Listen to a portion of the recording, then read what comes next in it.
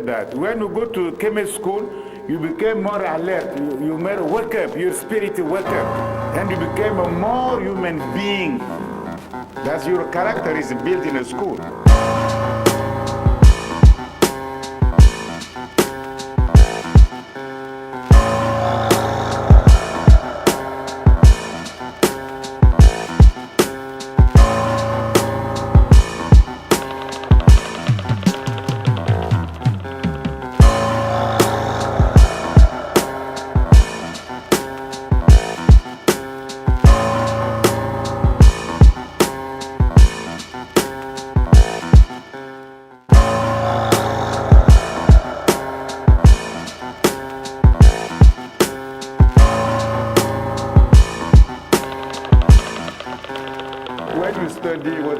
Classical studies, we must know Medew Netcher. You see, maybe in the future we need to know some heretic too. We need to know Medew Netcher.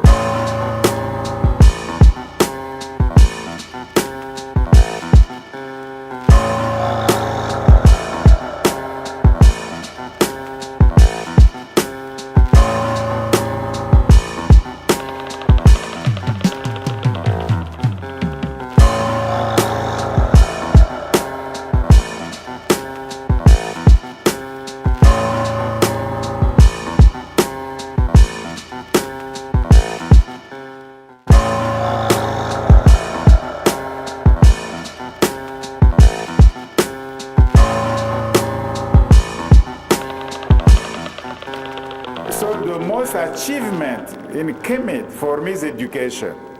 The way they think, they build, and they practice their education is very unique in history. Without education, I believe there will be no Kemet.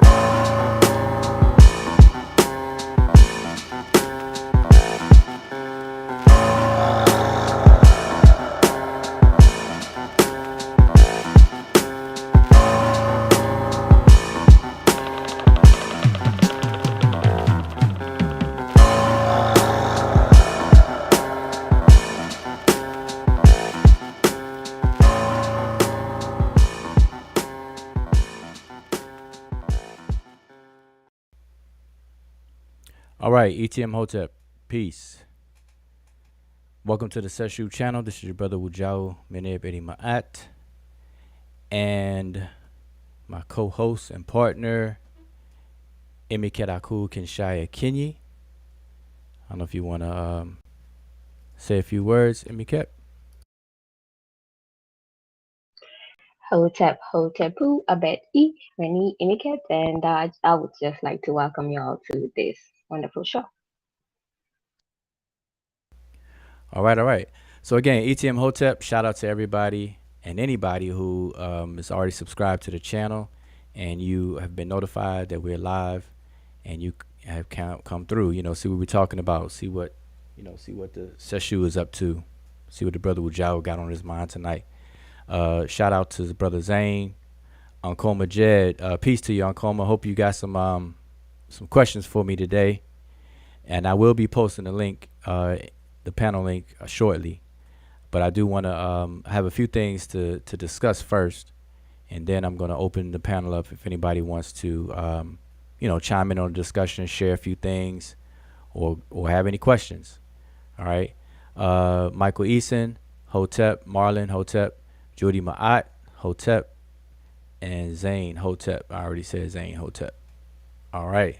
So, yes, indeed. Just trying to buy a little bit of time for anybody who will be tuning in to actually tune in. So, while we do that, just real quick, right off the top, let me put this big on the screen.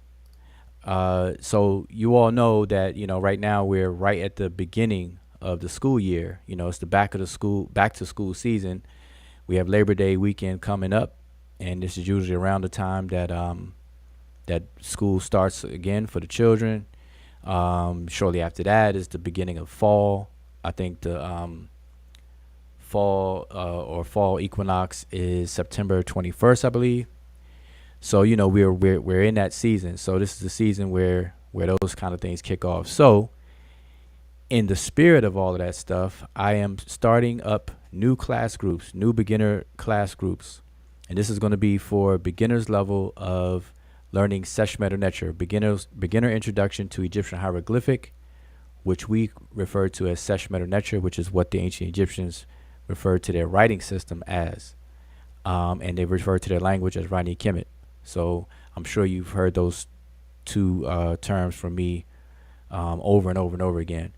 But I'm forming these beginners classes all through the month of September. So be sure to register and sign up. You can go to Sabre University. The website is on your left at the bottom, sabreuniversity.com. And in fact, Emiket, if you could put the link to register to that particular class, appreciate that in the chat. And the cost is only $100. The course, what you will learn, I went over this last time, but I definitely don't mind going over it again. You see a little bit of the bullets there on your left on that flyer. The history of the Egyptian language and writing, language family and divisions, types of scripts, direction of reading and writing, which is the aesthetics, pronunciation and ordering, the glyph types and transliterations, how to look up words in dictionaries, glyph lists and vocabulary, some grammar basics, breaking up words into sentences, numbers and dates, royal names, offering formulas, and deciphering the decipherment of temple wall scenes. All right. That's pretty much the gist of what you'll learn at a beginner's level. And as I explained before, when you're learning the ancient Egyptian language, because it is classified as a dead language, meaning there's no living speech community for this particular language, we have to approach it differently than how we learn living foreign languages. So if we were to go learn French or Spanish or German or Kiswahili, Luo, Twi, etc., whatever language we choose to learn by current and living speech communities, we would approach it almost the opposite way that we have to approach a dead language, meaning that when we grow up, for instance, when we learn English, we grow up in the environment where we're influenced by English speakers. So we actually learn the language prior to knowing how to read and write it. And so we're influenced to use it based on what we hear around us. We don't have that benefit for ancient Egyptian. We don't have a speech community to have that benefit. So we have to go into reverse. So the first thing that you learn at a beginner's level is the mechanics of the writing system, because you have to be able to read the language. And a writing system is the visual representation of speech. So this is how we have to approach the language, by way of the writing system and all of the documents that have been that have survived from ancient times until now. And so at the beginner's level, that is the focus, the writing system, a mastery of the writing system. Then the more advanced level would be to tackle the morphology and syntax of the language, where you break down all the grammar rules. You do grammatical analysis, morphemic, morphological analysis, syntactic, syntagmatic analysis, semantics, pragmatics. You get where then and only then you can see that language. So I hope you all are hearing me fine and everything. If someone can make sure that because I on my streaming it showed me a little hiccup here that I have internet connection. Just want to make sure I'm being heard, because I'm up here running my mouth, and if nobody can hear me, then that is a shame. I did a Facebook show one time, talking to myself, thinking that people are hearing me. It's crazy. So I definitely want to do that here. Okay, so we're back to this language. So that's the focus of any beginner's level. All right. If anybody tells you otherwise, run the opposite direction. All right. They're tricking you. So that's the focus of this beginner's class. You'll gain proficiency and competency at a beginner's level to where you will be able to read simple inscriptions. So you'll be able to go to the museum, Metropolitan Museum in New York, or what have you, even go on tour in Egypt, and you don't have to rely so much on the tour guide or whatever it is that you do over there, because you'll be able to read simple inscriptions, monumental inscriptions. All right, that's pretty much all they have in these museums, and all the time that you have to look at them anyway. So you'll feel comfortable. You'll be surprised. You'll walk around the museum. You say, "Oh, I recognize that name in the Shinu, aka Cartouche. That's Wasir Ma'at Rasa Tepinra. That is Ramses II." You know, and so on and so forth. You'll be able to read it. You'll be able to read, the offering formulas on different stelae and so on and so forth. All those kinds of things. And, you'll be able to pat yourself on the back. You'll be able to, show off a bit on a tour guide. Say, "I know what that means." Raise your hand. And then stand in front of the crowd, and then you take over the tour.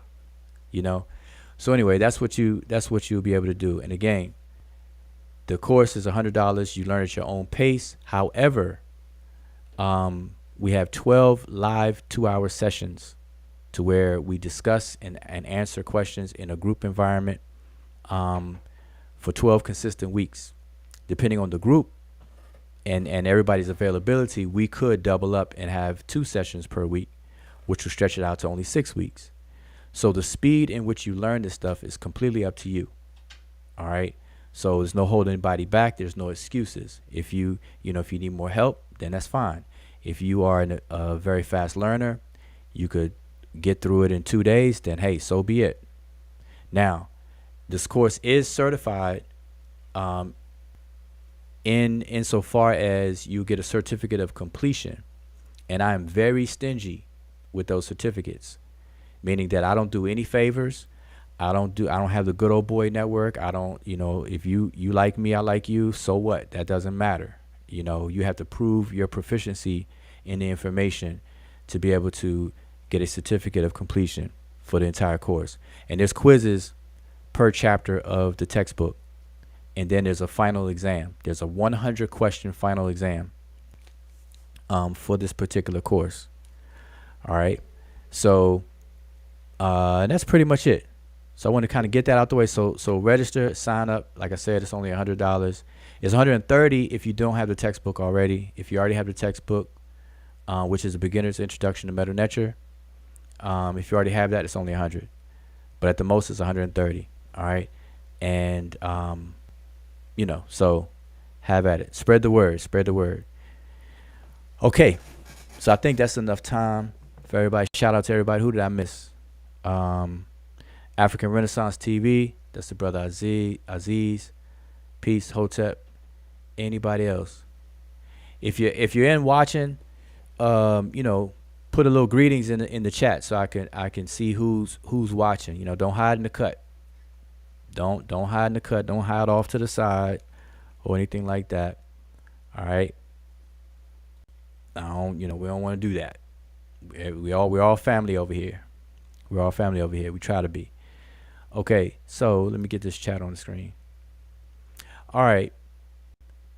I was trying to wait to see if anybody typed anything in the chat so I can shout them out.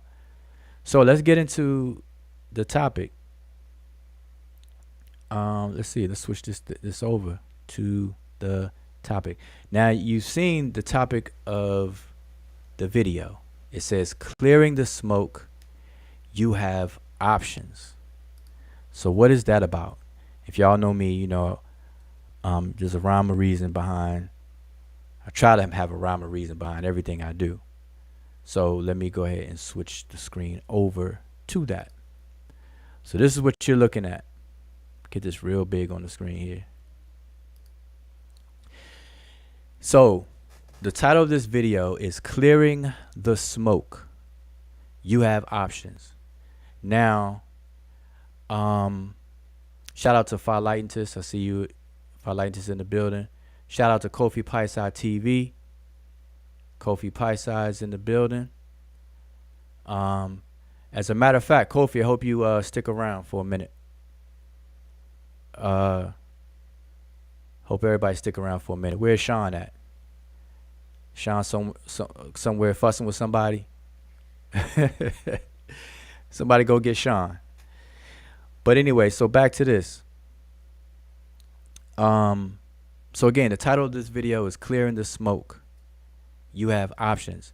Now, for years, I have been very forthcoming with my, my stance on pretty much anything that comes across my timeline on Facebook, come across, my sphere of awareness, with whatever, what you see is what you get when it comes to me, and my stance on things and whatnot.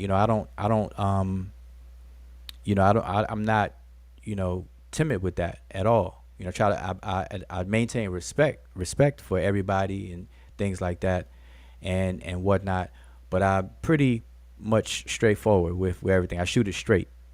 And so for years, I've always sort of condemned the way that we, and I say we with the air quotes, the way we have been conducting ourselves when it comes to academia, scholarship, information, the sharing of information, communicating with one another, and engaging with one another.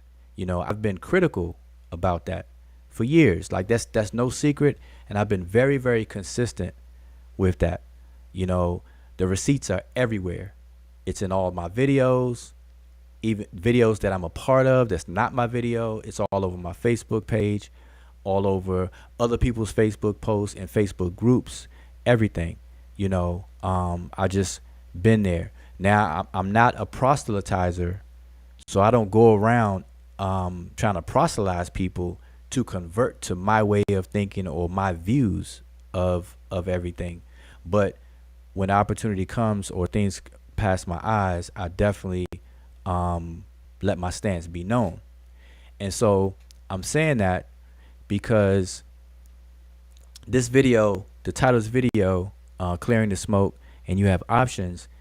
And what you see on the screen, you see the muddy, dirty glass of water next to the clean glass of water. So over the years, and obviously through my own maturity, I've realized that the saying, we have this old saying that if you do the same thing over and over again and expect different results, that is a definition of insanity, right? I'm sure everybody heard that before, right? So now how I am personally, I know people don't know me personally or whatever the case is. We all know each other by way of social media. But if you know me personally, you'll know that when I take a stance on something, if I am critical of it, but it's something worthwhile and meaningful, me, myself, and I will get involved in it to try to force change. So, for example, if there's a noble mission that's going on, or a stated mission that is a very noble idea, something that we all need and stuff like that, but there's some things that are broken in executing it. If I see that, I'm going to jump in and get involved and try to fix it from the inside, not from the outside. Not from the outside. I like to get, my hands dirty, get right in there, get my elbows deep, get my elbows dirty, and try to affect change. And then, but over time, when that's no longer feasible, I have to change up. If I don't, then I'm insane, because doing the same thing over and over again is a definition, and expecting a different outcome is a definition of insanity. And I'm not a person who's insane. I'm a very sane person. I'm sober. I'm very sober. So I recognize that. And so here's the thing. So the picture you have on the screen of the muddy, dirty glass of water and the clean glass of water is a visual representation of people's options. Okay, now, if you are thirsty and all you have is the muddy glass of water, then that's all you're going to know, and you're going to drink from it. All right? Because that's all you know. You're going to drink from it, and that's going to become the norm. All right. Matter of fact, I should have just had this on the screen by itself, just to emphasize that. Matter of fact, I'm going to do that. There you go. If this is all you had in front of you and you're thirsty, then you're going to drink. Hands down. I don't care what you're thinking in your mind right now. You be like, well, Joe was crazy. I would never drink from that glass right there that he got on the screen. Trust me, you will. Because human beings, we need water, or you die. You're going to die if you don't drink that glass of water. Now, you may not drink it all the way down to the very, very bottom where you see, that lump of whatever's in the glass, granted, but you're going to drink. Anyway, back to the point, though. If this is all you have, or if this is what surrounds you, or you put yourself in the middle of to surround yourself by, then this is going to become the norm. And this is going to become perfectly fine, A-OK. You're not going to see anything other than. All right. Now, so back to this picture. It's not until you have the ability to compare and contrast that now your thinking cap will come on. Now you'll start to be able to think critically. Now that discernment faculty within us will raise its head, and you'll be like, well, wait a minute, hold up. I've been drinking from that water all the time, and there's something over there that's clean and clear. Now I have options. And so the title of this video is Clearing the Smoke. You have options. So my job and what I've taken responsibility to do, and I've been doing this, is that I would like to advocate, promote, and condone the clear glass. All right. Now, I'm not going to condemn people or demonize people that drink from the cloudy glass. All right. Because whatever floats your boat, that's fine. And in fact, I purposely put this on the screen the way it is. Notice that the dirty glass or muddy glass of water is full. The clean glass is only half full. So on this screen, I have quantity versus quality. So there's some people out there that want to see a lot of things going on, or deal with a lot, the quantity aspect, and that's what they're attracted to, even though it's muddy. But they're attracted, and they're going to go to that. They're going to pick that glass up and drink from it. And so me, as you all hear me now say, that if that's your cup of tea, if that's your cup of water, pun intended, then drink up. Go for it. I'm not going to demonize people for doing that, because I get it. Everybody's not alike.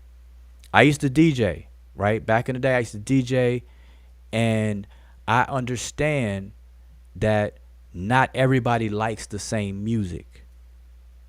And as a DJ, I played songs that I could not stand. I didn't like certain songs, but I played them. Because guess what? People on the dance floor, people on the floor, that's what they want to hear. So I understand that. So there's going to be people that are going to be attracted to quantity. They're going to be attracted to all that stuff. And everything. So, hey, whatever floats your boat, sail on, sailor. Okay? But now, when it comes to me, what I'm saying is that I've taken on responsibility. And I don't expect everybody else to either. But I've taken on responsibility to prop up next to that glass a clean glass of water. Now notice that it's half full, which means that there's room to grow. But the focus is on quality and not quantity. Only quality things get put in this glass. And it's always going to be less than the dirty glass. Okay? So what you're looking at is quantity versus quality. And it's going to be some people who agree with that. They would rather have quality over quantity. And if that floats your boat, sail on. That's where I am, where I happen to fall. And if you feel the same, then hey, more power to you. I mean, welcome. But if not, no love lost at all. But there's consequences to these things. Okay, and that's what I want to get into. So I hope y'all are following with what I'm saying. I'm not saying anything out of the ordinary. All right.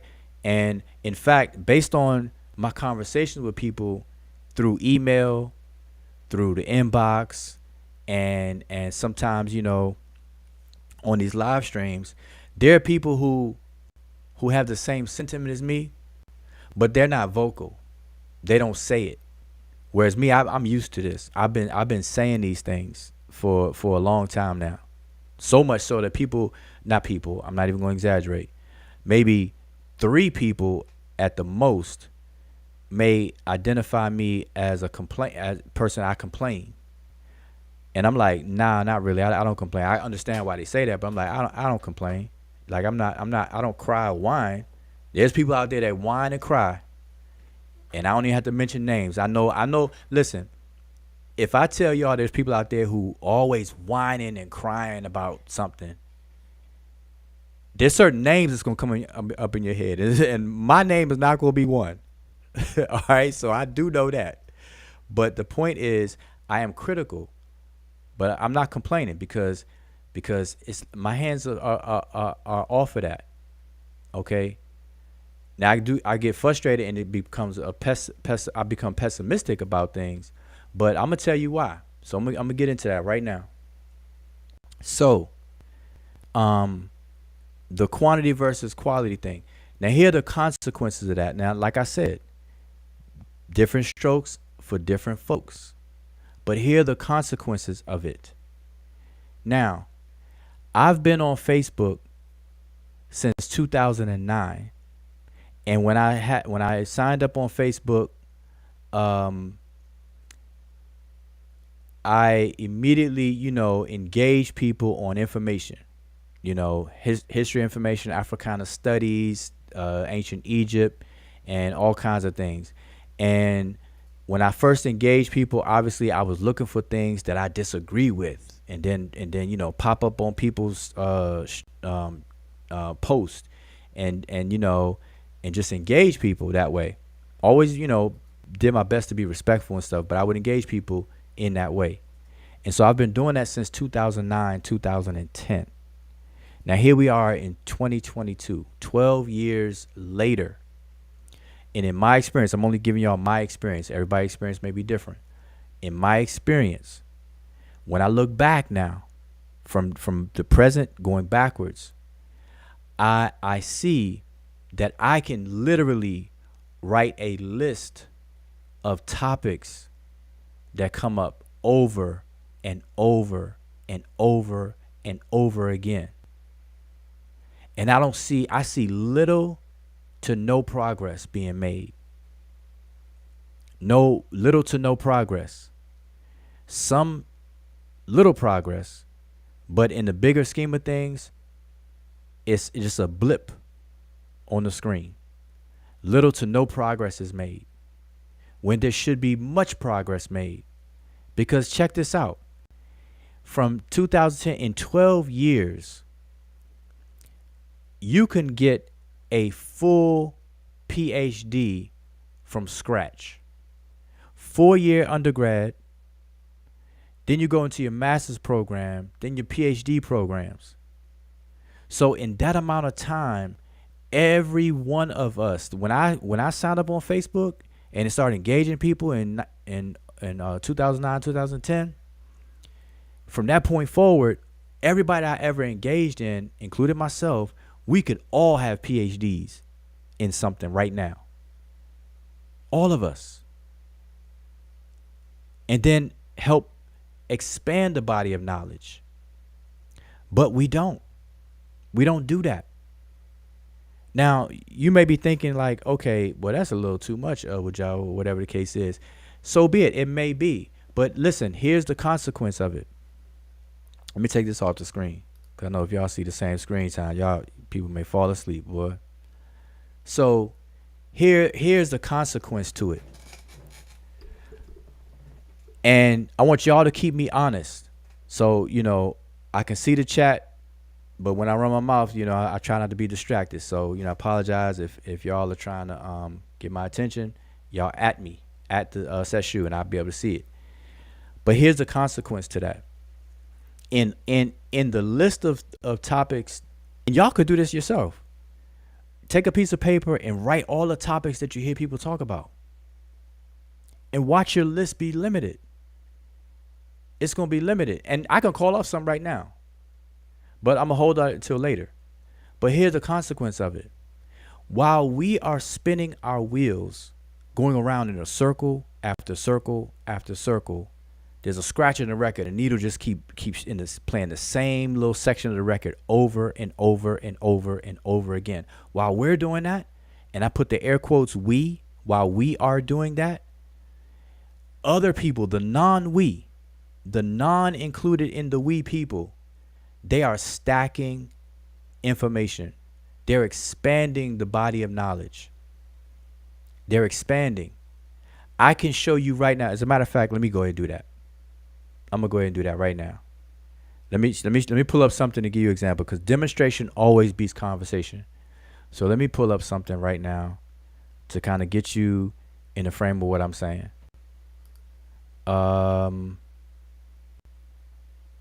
Let's see. Is this it? Okay, this is good enough. This will serve my purpose. All right. So just remember what I'm saying. Remember what I'm saying. All right. I want y'all to see this. Okay. So right here is a website, and I just pulled this up.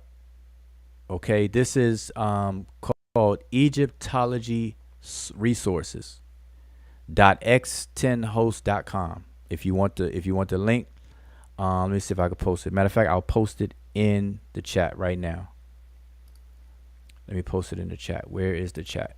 Where's the chat? All right, so y'all can see what I'm seeing. There you go, right there. Now follow what I'm saying now. It's not rocket science. So look at this. Now as I scroll, I want you to see the scroll bar to the far right. If anybody knows, web browsers, when you scroll down, there's a scroll bar on the right hand side where you can grab with your mouse and then move down, up and down. Now look, I'm gonna start at the top. And I'm not gonna scroll too slow because I don't want to bore you all to death. But I'm gonna scroll down. So we're at the top now, and this is in alphabetical order. And these are all, not all, but everything on this page is related to Egyptology in alphabetical order. So I'm gonna scroll down. See this? A's. I'm scrolling. I'm still in the A's. I'm scrolling. I'm still in the A's. Still going. I'm in the A's. I'm still in the A's. Scrolling. I'm still in the A's. Look at this. In my Kevin Hart's voice. Look at this. Would you look at this? Look at this. Now I'm on B. This is B. Now look where my cursor is. I don't know if y'all can see where my cursor is on the far right bar of where I am. I'm over here. If y'all can see my cursor right here. This is where I am on the scroll bar. I'm not even halfway down or whatever. I'm on B. So I'm gonna keep on scrolling down. Keep on going down. I'm still in the B's. Look at this. Look. But look, I'm still in the B's. Oh, y'all see Budge right there? Budge name sticks out. You see his name right there on the screen? EA Wallace Budge. Anyway, so I'm going to scroll faster because, like I said, I don't want to bore y'all. Now I'm hitting the C's. I'm on the C's. So I'm making a point here. I'm going to keep on scrolling. I'm going to scroll faster. Look at this. I'm still on C's. D's now. Let me get halfway. I'm halfway down the page, about right here. What letter am I on? J. I'm only on authors whose last name begins with J. Okay, that's halfway down. Anyway, so I'm gonna scroll down to the bottom. Here the S's, T's, V's, and I'm down at the V's now. We're gonna get to the V's. We're gonna get to the W's. Probably a lot of W's, etc. What's my point? The point I'm making here is that none of these authors are part of the we. Let me repeat that. None of these authors in Egyptological analysis of things, in Egyptology, all this other kind of stuff, none of it is the air quote us, the air quote we. None of them. None of them. I repeat, none of them are us.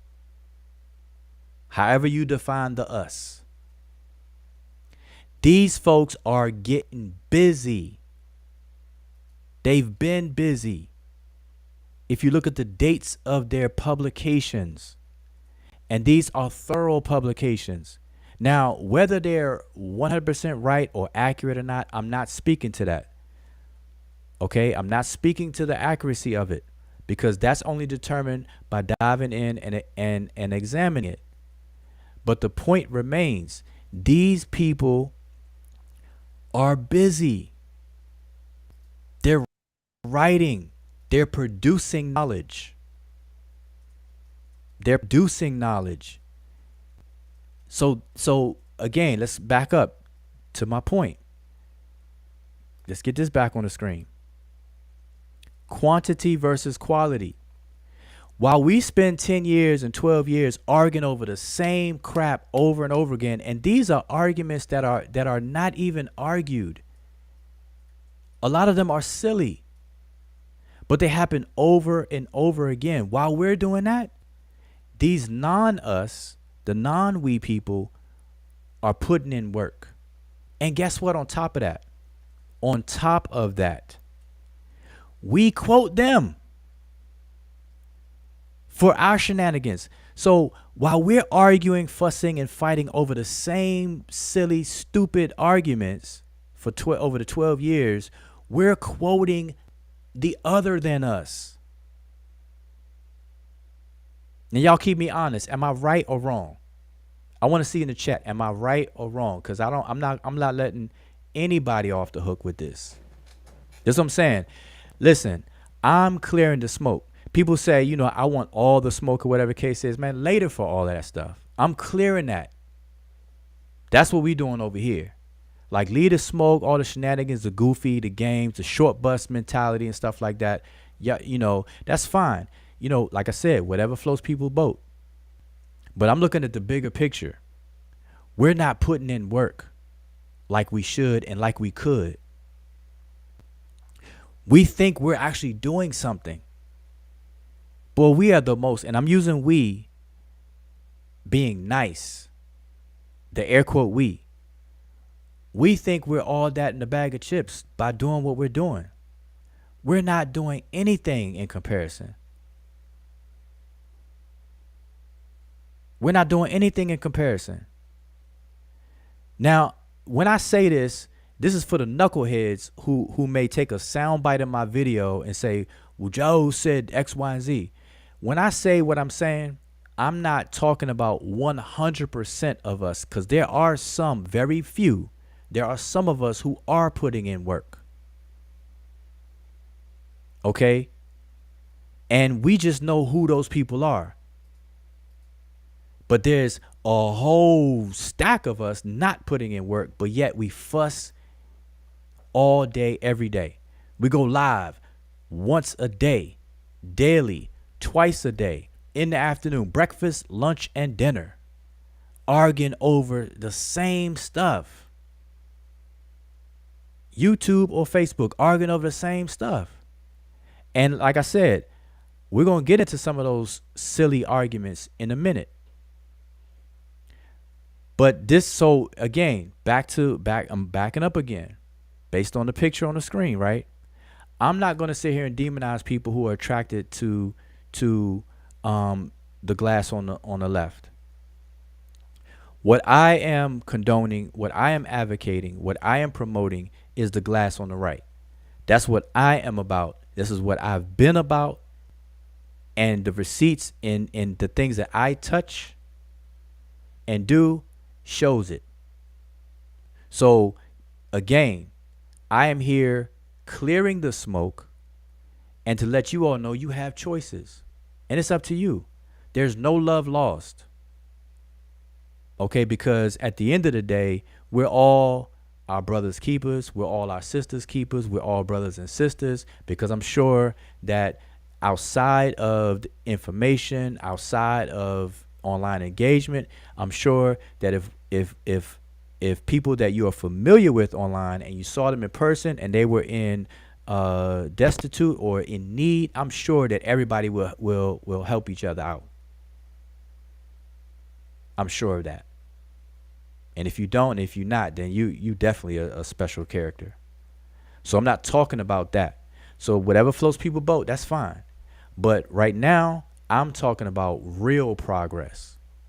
I'm talking about making things really happen. I'm talking about putting in work that we are capable of doing. I'm not going to tell you what you want to hear and be an enabler and just let everything slide. I'm not built that way, never was, and that's me. And I know that this is not popular. I know that every parent experienced this. Every parent experience. If you have children, you know what I'm talking about. When you have to wake your children up early in the morning so they can get up and go to school, and they don't want to get up. Oh man, 10 more minutes, 10 more minutes. Nope, get up now. At that moment, guess what? They hate you. They look at you, be like, what? Oh man. They hate you in that moment. But you got to do it. So anyway, that's where I'm at with it. I've been at this point for a long minute, but I just want to make it very crystal clear to everybody that you have options. And I'm not going to be the one to demonize a person for wanting to be entertained. Because, I understand we all need entertainment.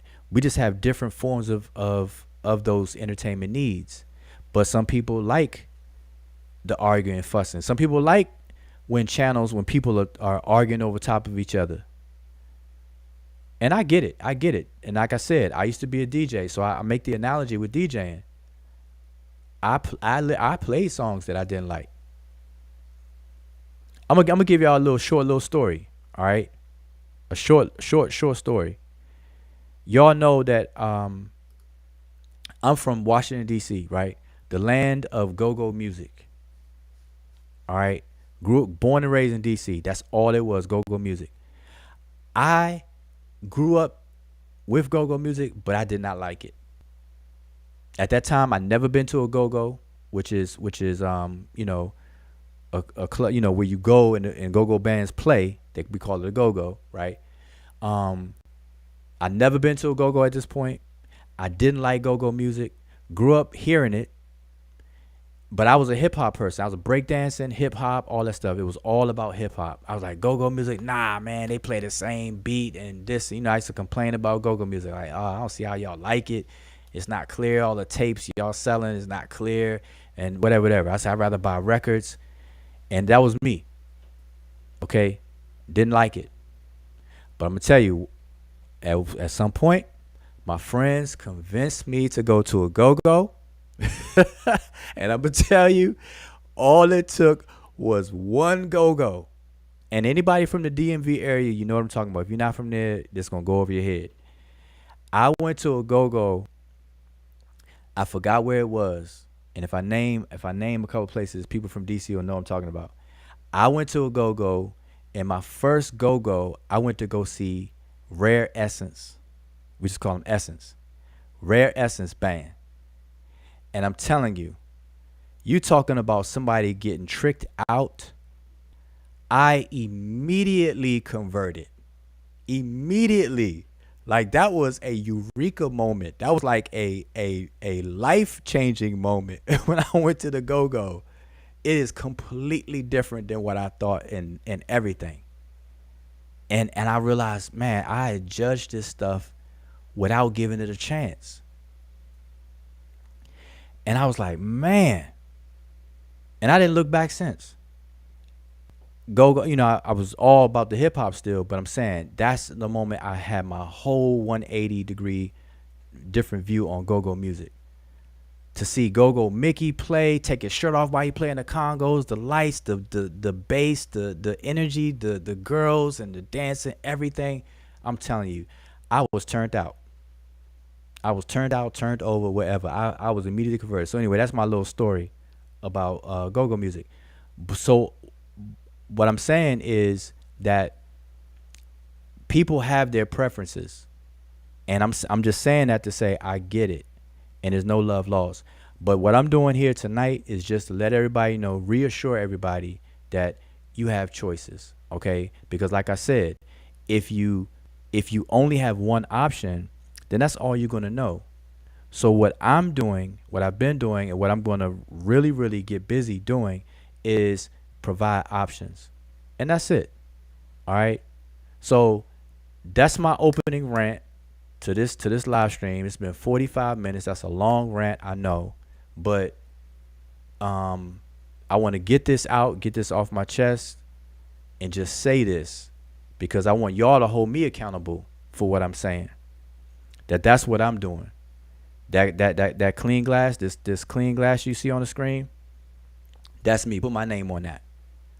Put my name on that. Now, the muddy glass, you put whatever names and stuff you want on that side. I'm not gonna go there with that. I'm gonna be responsible for this clean glass. And those of you who agree with what I'm saying or feeling what I'm saying, help me feel it. That's what I'm asking for you. I'm challenging people, you all, like-minded people, help me fill the glass up. Help me fill it. That's it. That's all I'm asking. Work with me and help me fill it up. All right. So anyway, that's my opening rant and so on. So I'm gonna post the panel link.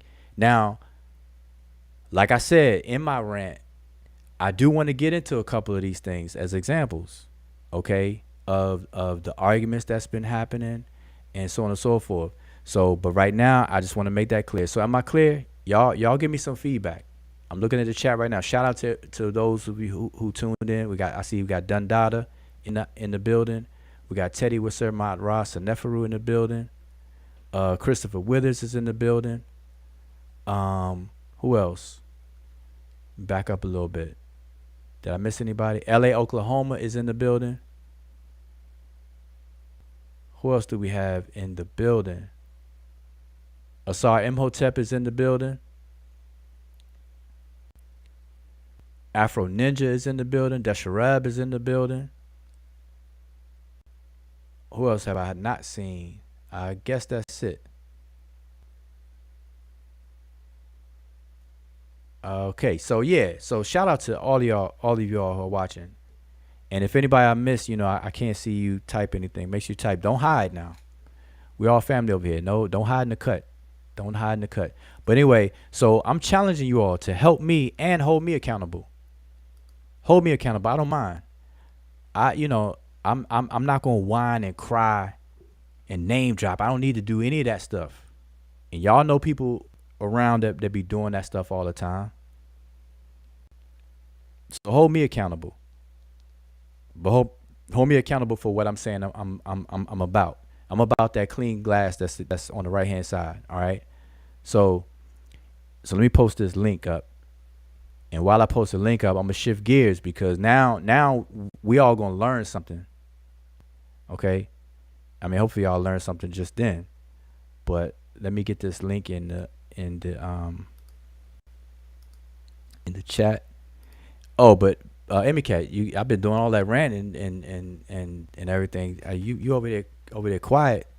You are you straight? You good? Hold up. Wait, we got 30 people watching. If y'all like anything about this video, and I say this all the time, I don't care if you could not like me, but you could like the glyphs in the background, thumb up the video. Find something to thumb up the video. We got 31 people watching. At the very least, we should have 31 thumbs up. The The thumb up should match the viewers. All right. Find something to like. Don't be a 100% hater. Goodness. Thumb up the video. But MK, yeah. I'm up here running my mouth. Are you good over there? I ran you off the panel? Like, what happened? Whew. No, I'm good. I mean, you did say a mouthful, but they were all facts. And yeah, if you're thumbing up the video, please don't sit upside down while doing that. But no, you said everything that you said was actually, it's actually the truth. Like, that's the point. Like, we are just with the weed that you talk about is we are definitely consumers as always. We do not produce our own stuff. So, and we keep recycling stuff. I've seen a lot that has been recycled, but I would just like to emphasize when we say we, what we try to do, with the Seshu, and there's also a few other channels like you talked about, is because a lot of people actually sleep on our archives, and it's not that a lot of people sleep on our archives. People get to watch our archives. It's just that people don't want to share our archives, and we understand why, because we do get straight to the point. I said last week on this channel, we are actually known to be problem solvers. We do not. Nobody wants to sleep with a problem and raise a problem until a problem becomes an adult, until a problem it goes into old age and things of that nature.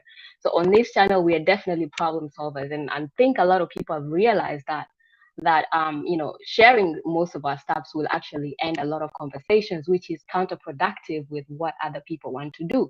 Because for the life of me, I do not understand how somebody would actually feel comfortable year after year on their channel talking about the same thing and not even actually trying to organize the truth. Yeah, you understand what I'm saying? Organize the truth. And the only way you can organize the truth is actually to document stuff. We've tried as the best we can to document our stuff, whether we are doing it as publications. We were the first people that came out with, even because some people, you can have an excuse that, hey, writing a book on my own is kind of difficult. Writing an article on my own is difficult. You can write it in teams. This issue was one of the first, actually was the first. We actually had the first book, published as a team. I know you did the same thing again with the Shemsu Heru, research team. You have PPASI, publications. Those are teamwork. So you don't have any excuse like I can't write. Like, you can actually collect yourself together. People like to collect themselves together, 10 people at a time on a panel, and just yell and scream.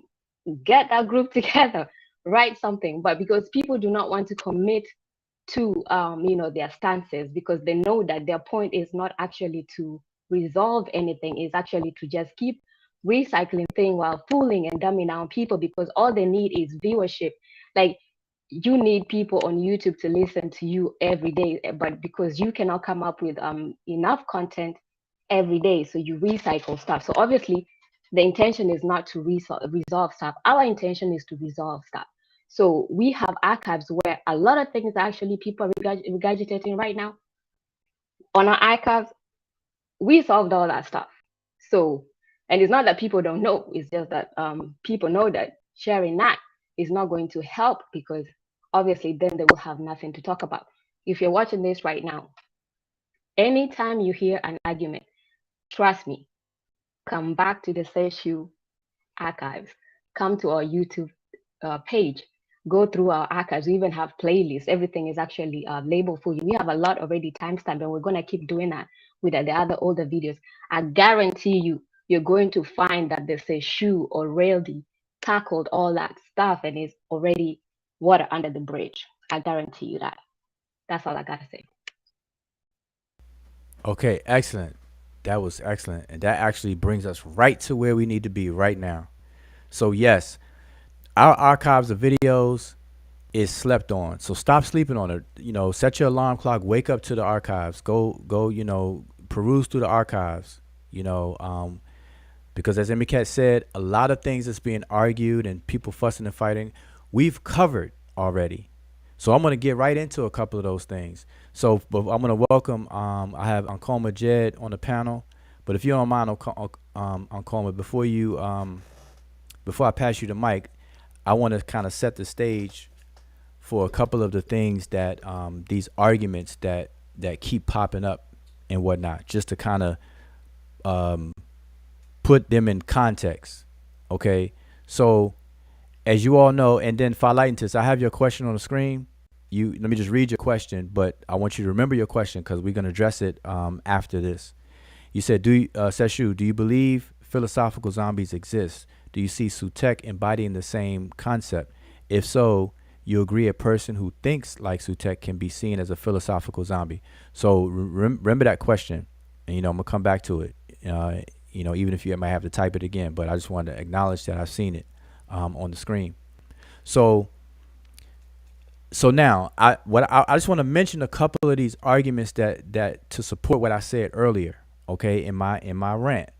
All right. So like I said, I'm not demonizing people. Like I said, whatever floats your boat, sail on, sailor, right? But there's consequences, and we have to keep this in mind. The quote unquote we're not producing knowledge. We're not expanding knowledge because we're too busy arguing over silly crap. Okay, so here's some of the things. Now, and some people may not see this as silly, and I understand that as well. I'm calling it how I see it, and I don't expect everybody to agree with that. Okay, and if you disagree with me enough to have a conversation with me about it, I'm perfectly open for it. I'm perfectly fine for that. But here's some of the things. Whether the Egyptians are black or white, okay, that whole that resurge of that conversation, there's a couple of people's names we could mention that's responsible for that, for that gaining attention again and spiraling into what we see. For example, Chief X is one of those people.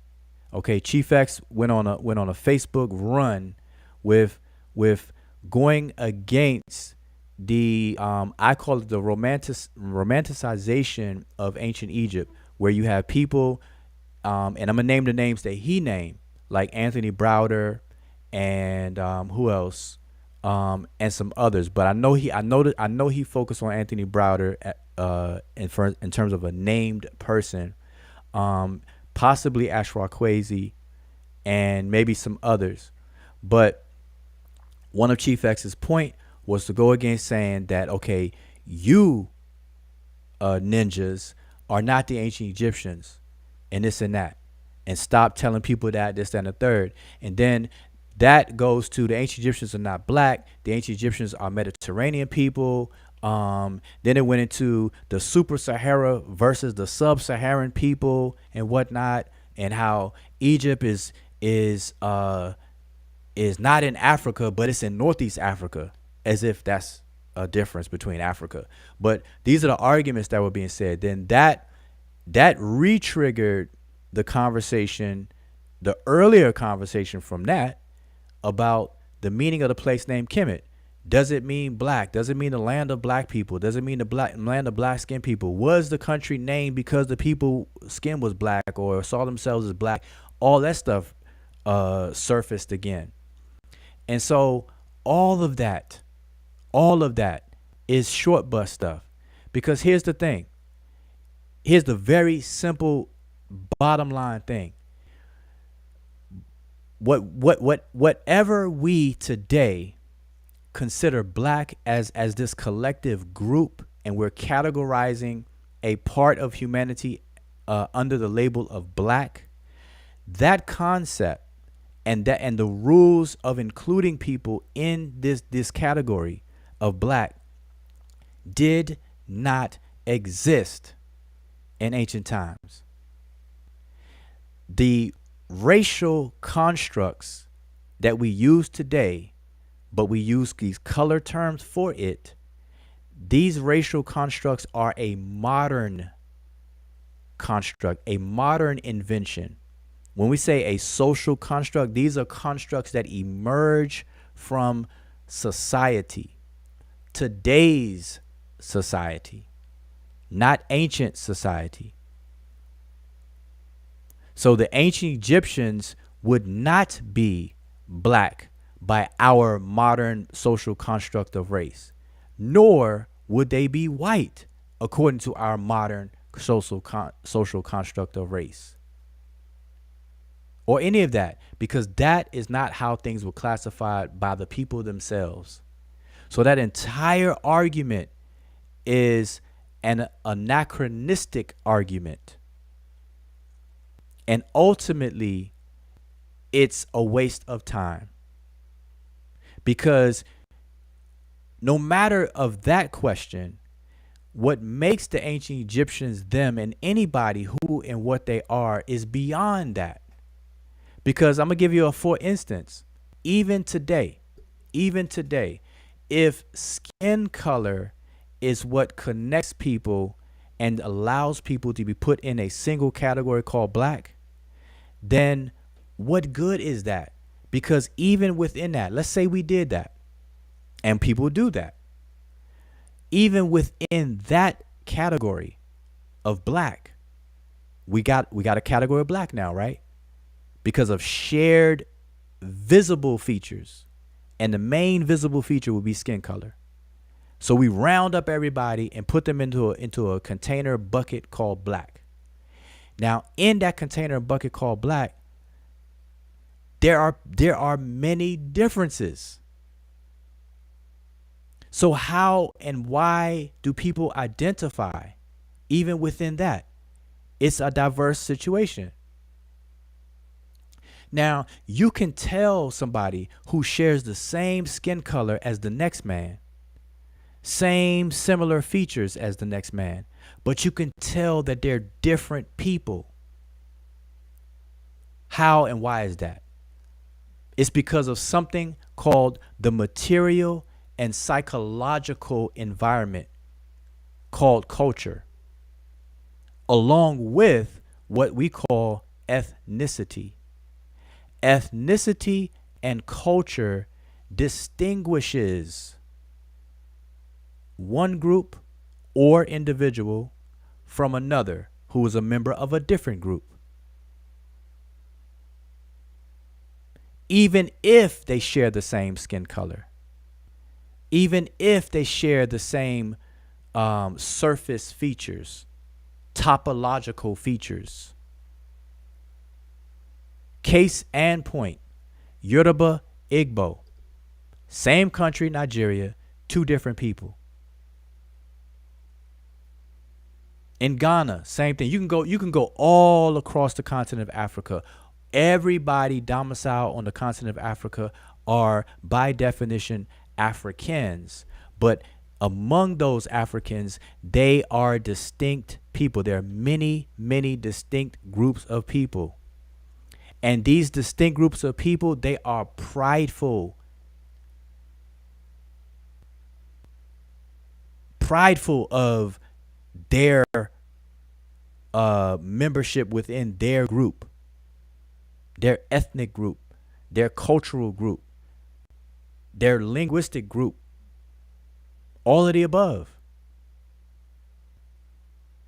That's how it should be measured. And if we were to approach all of Africa the same way, that way, we can learn a whole lot more than to sit here and argue over silly stuff over whether a country was named after the skin color of the people. Even though they didn't draw themselves that way. They draw themselves reddish brown, but we say the country name is black.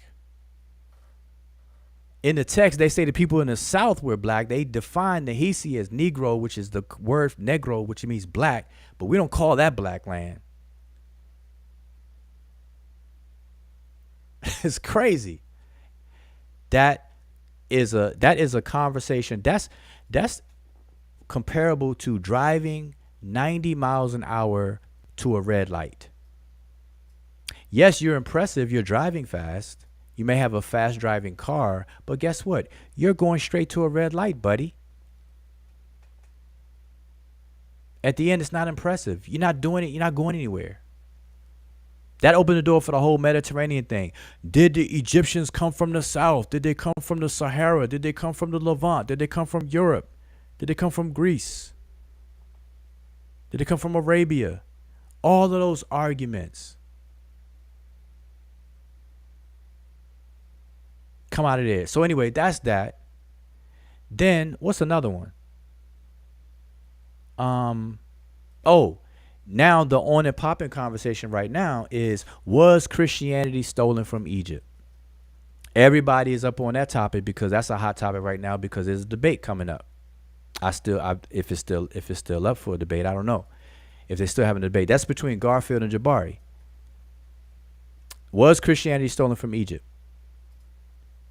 Now, my argument on these examples I'm bringing up is that what we're doing, we're missing opportunities to really advance the knowledge by the way things are set up and the way people are arguing these stuff. It's backwards.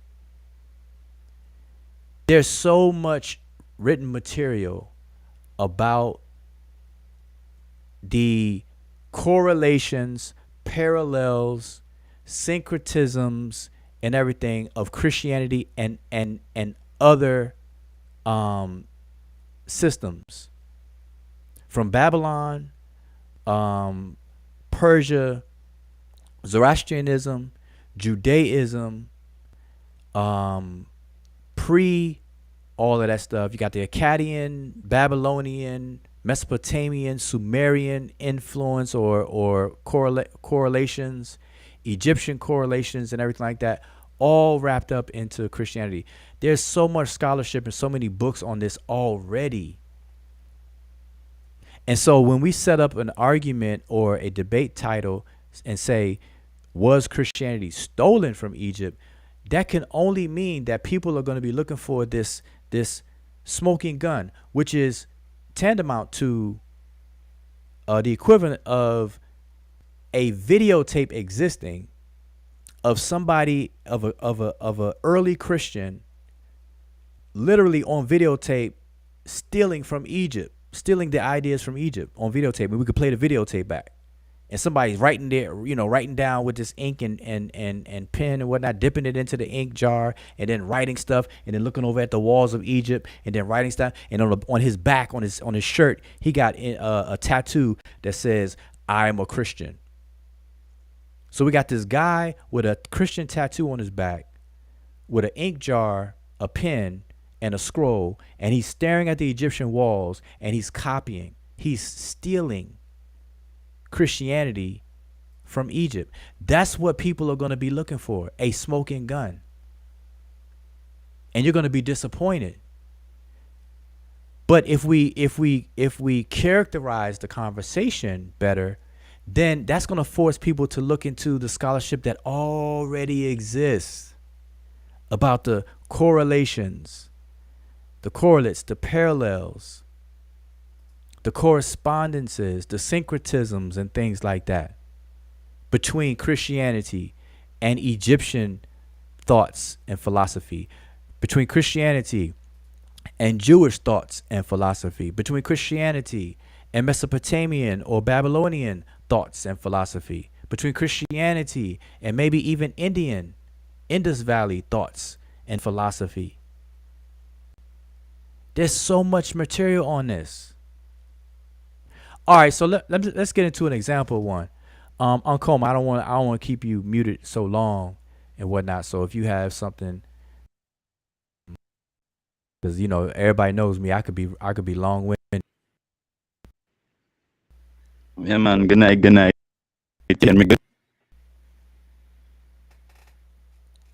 Oh man, please don't tell me your video's gonna be choppy, boy. Cause it's choppy right now. Can you hearing me good right now? Yeah, I can hear you as far as volume. I hear you well, but you were coming in choppy. So maybe if you keep talking, maybe it'll change. All right. Well, I'll just mute back into your examples, but I had some. I was looking into the text which put up for us to download last video, the ancient Egyptian facts, and it have some importance. So I wanted to talk about that a little bit. Yeah. But Okay, fine. listen And to and that's some I'm glad you brought that up because That's an example of what I'm saying right now. There's a lot of literature about that. Ancient Egypt and Christianity, facts or fiction, or whatever the case is. But so look, let me show you all what people do. And this is the difference between the smoking gun that people are trying to look for that you're gonna be disappointed about, which I'm comparing to a guy with "I am Christian" tattooed on his back, with a ink pen and a papyrus scroll, staring at the Egyptian walls, literally stealing from Egypt. That's what people are really looking for. You're not gonna find that. So I'm sorry to disappoint you, but things don't work that way. But what you can see and what you will see and what has been seen and what has been talked about, what has been written about, are all of the correlations, parallels, syncretisms, and stuff like that with Christianity from Egypt, from Babylonia, from Zoroastrianism and Judaism, and you name it. And I can say the same thing about Islam. Pulling things out of Judaism, the Judeo-Christian, because they're the last of the Abrahamic chronology. They got the same characters: Abraham, Moses, Adam, Eve, David, Solomon, Lot. All of the biblical characters are found in the Quran. Did Islam steal from Christianity? Like, why? Nobody really asked that. Why? Because it's like it's obvious. It's already known that there's the influence. And that's where we are with this whole Egyptian thing. But we're making a fuss about it because people are looking for this smoking gun. You're not going to find it. But this is what people will do and can do and have done. So, okay, so let's go through one example, right? One of the hot topics within that topic. So now I'm drilling down some more. One of the hot topics within that topic is concerning Mary, Jesus, and Joseph on the Christian side, and on the Egyptian side, it's Osset, Wasir, and Heru. So people are comparing Mary to Osset, Jesus to Horus or Heru. And Joseph is iffy. They comparing Joseph to either Wasir, kind of, sort of, or Geb, kind of, sort of, or whatever the case is, depending on who you talk to. So let's see. Go ahead. Mm-hmm. Yeah, Go ahead. pertinent, very pertinent. Inside the ancient facts and fiction, in the chapter where he talking about saying if Christianity get and whatnot, right? He one of the primary it show inside it this the spell 1/4, right? How to become a falcon. Yeah, you know that one day. All right, I tell you what, let's do this. All right, so for you, Ankoma, let's do this. So listen, I want everybody in the chat to thank Ankoma for this teaching moment. So Ankoma, we're gonna use that. Say it again. What was it? What was it again? What was the primary that was there of what? Of the Book of the Dead, or pyramid text, or coffin text, or what? It's the coffin text, Gardener, Volume 2, spell 148. All right. So let's do this. So we're gonna. All right. So we're gonna bring this up. So this is a good opportunity for us to show this right here. The clean water on the right versus the dirty, muddy water on the left. All right. So on Coma, I'm gonna take your cue, and we're gonna do this. So let me see if I can find it. You said spell 148. Because you said the coffin text. I have the coffin text, the actual facsimile of all of the coffin text. So let me find it to share with y'all. And indicate if you want to kind of speak while I pull this up. Find this. Yeah, Koma always coming in with the good questions. I would just like to remind everybody on the chat that the panel link is actually pinned on top of the chat. So please feel free to, join the panel and have a discussion. Give us your 2 cents about, what we've talked about, what you'd like to see and whatnot. But yeah, so while you're finding that, I would just like to say that I've noticed actually, especially since we're talking about this whole theme uh, uh, between Christianity and Kemet. And I remember there was last time where there was slavery, and you notice that with these topics, they're never really, really clear. And the intention why they're never really, really clear is because this is not something that the intention is actually to find a solution. I'll keep saying this. These people are not problem solvers, you know. And the people who jump on this kind of thing are not, they do not intend to actually solve the problem. When you do intend to solve a problem, I'll tell you some of the things that people do. It will take time to actually, you're not going to solve it over a debate, especially a debate that has no clarity, where the topic is not clarity, because if it's not clear, it's going to be, you're just not going to solve anything. But people who do want to solve something will actually take the time off to actually research stuff and even work together behind the scenes and whatnot. And then, later on come and give their findings. And only when there's some issues with their findings at some point is when a debate might ensue. But mostly, even before the debate, individuals who actually looking for those research on their own, separate, might actually contact each other, network with each other, and try to see where they have differing research and findings. And then only when that cannot be solved, then it goes to a debate. But what we see here is usually a point where first you don't even have a topic, so it starts off with person A, can we get person A, and can we get person B to get in a ring, and then we try to find something after that, depending on which two parties people decide, settle on to have the debate. So if it's something, then be like, okay, what does this person do and what does this person do? So let's get some together, and then that's gotten together, and obviously it's unclear.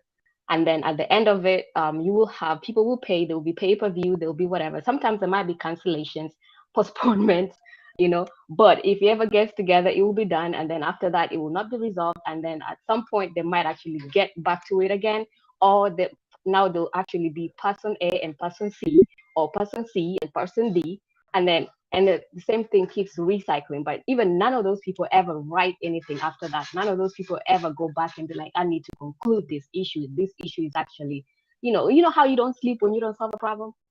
Those people sleep easy after not solving the problem. And then they just jump to the next thing.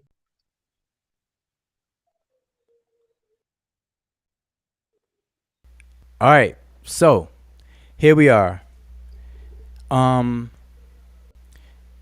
So this is gonna be. I'm gonna use this. I'm gonna take advantage of this to use this moment as a teaching moment. And so Ankoma, as we can go over this, then I'm gonna try. Hopefully you'll allow me to also use this as a teaching moment for everybody.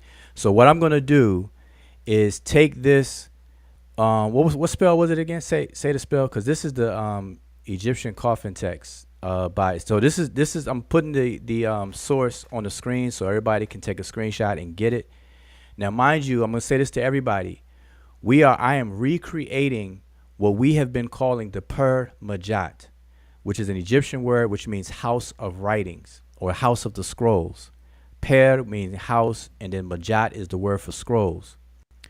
So Per-Majat will be the house of scrolls, will be equivalent to what we call libraries today. And so on our website, seshmetanetcher.com, I had a digital library called Per-Majat, and I discontinued it because there was so much space for so many documents. But I'm in the process of rebuilding that, and I'm gonna make all these things available. All those different resources I showed earlier and stuff like that, everything I have, I'm gonna make available. And I have gigabytes upon gigabytes of resources, and I'm gonna try to organize it to where there's a rhyme or reason to it, so people won't be just caught out there downloading any and everything.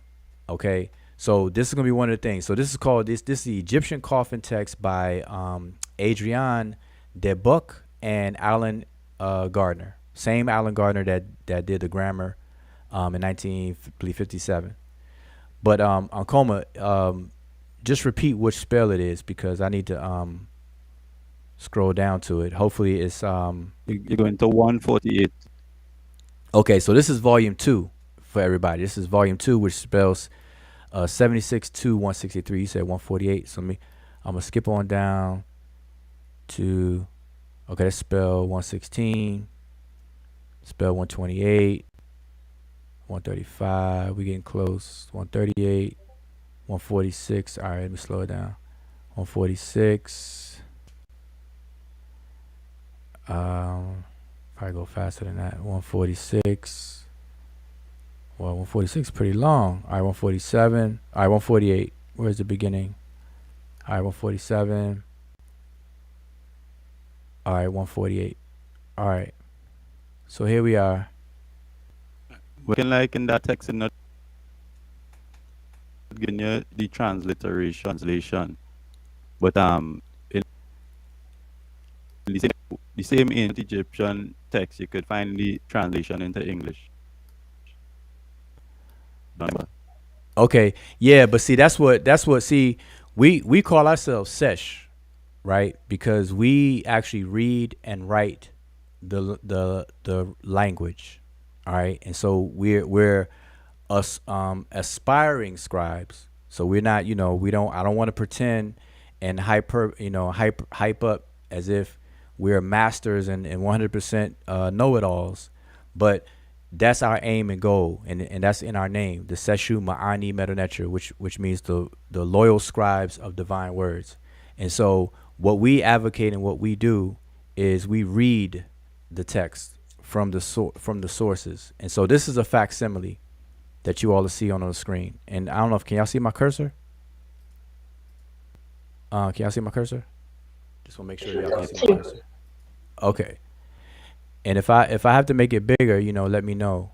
I think it's as big as I can get it on the screen. Maybe not. Maybe a little bit bigger. A little bit bigger? Okay, let's see if I can. How's that? Did it stretch out? Yes. Okay, because I can't see what everybody else can see. How about there? Even better. Yes. That's better? All right. Okay, so this looks like the beginning. Okay, spell 147. This is 148. Okay, now, just to give everybody some context of this is in this facsimile, what you see inside this large rectangle is the same part of the spell, but in different sources. So these are different coffins. Okay, so this column where it says Sick A, S2P, SIP, SICB, S2CB, S2CA, etc. right here at the top, if y'all can see my cursor. They represents different coffins of the same spell. So for those who may not know, just like the Book of the Dead, so-called Book of the Dead, it's available in many, many iterations because it was reproduced for many different people. Same thing with the coffin text. Okay, so spell 148 is spell 148, but we can read it from multiple coffins. All right, and so when they transcribe it from the coffin to record it, for this book or whatever, they're showing the different coffins. Now, the reason why scholars do that is because some coffins are damaged. So, like for example, in this column S2CA, this line right here is damaged. But do you have the other coffins to line up with it to compare and see the other glyphs for them and whatnot? So what we do is they take into consideration all the coffins and then reproduce a master line for this particular line. Okay, so I just want to give everybody that heads up. All right, so now in the coffin text, most of the coffin texts are written in what we call retrograde fashion, which means that we always read into the glyphs. But when we say retrograde, the columns are read in the backwards order. but you always read into the glyphs. So these glyphs are facing to the right, so we're always going to read them from the right to the left. But the columns or the way that we travel is going to be in the opposite direction. So this red part is the first part. Okay, so so I'm gonna kick this off and read this portion here, and then this next rectangle. This is all the same line. It's just like I said, different coffins, but obviously I only have one coffin for the very beginning. And make sure that it doesn't fall off here. So that's 147. Oh, that's the end of 47, and this is spelled. So this is the beginning. All right, and we know by the Book of the Dead, the red paint versus the black paint. The red starts the register off. Okay, so this one here. So I'm gonna read it, and then we can because I don't want to take too long, because let me see how long this spell is. 148. You got that line, that line, that line. Oh boy, it's quite a bit here. Quite a bit. Yeah, it is quite a bit. So blame on Coma for this one, y'all. This is quite a bit here. All right, we're not gonna read all of this. We're not gonna read all of this. We're gonna read. All right, let's just start. That's a lot to what saying is now. Yeah, In that's the same text what I download from off here, the man ran the attention, so I know it, you know.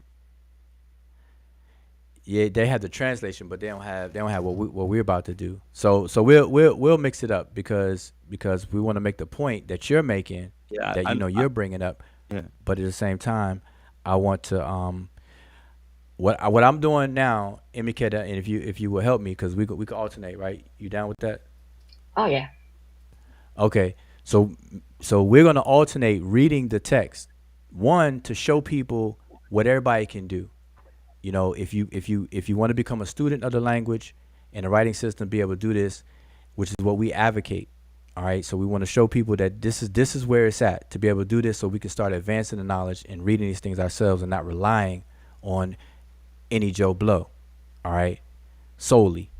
So anyway, so the spell starts off with over here in the red, and it reads Eret Keperu Im Bik. Eret Keperu Im Bik.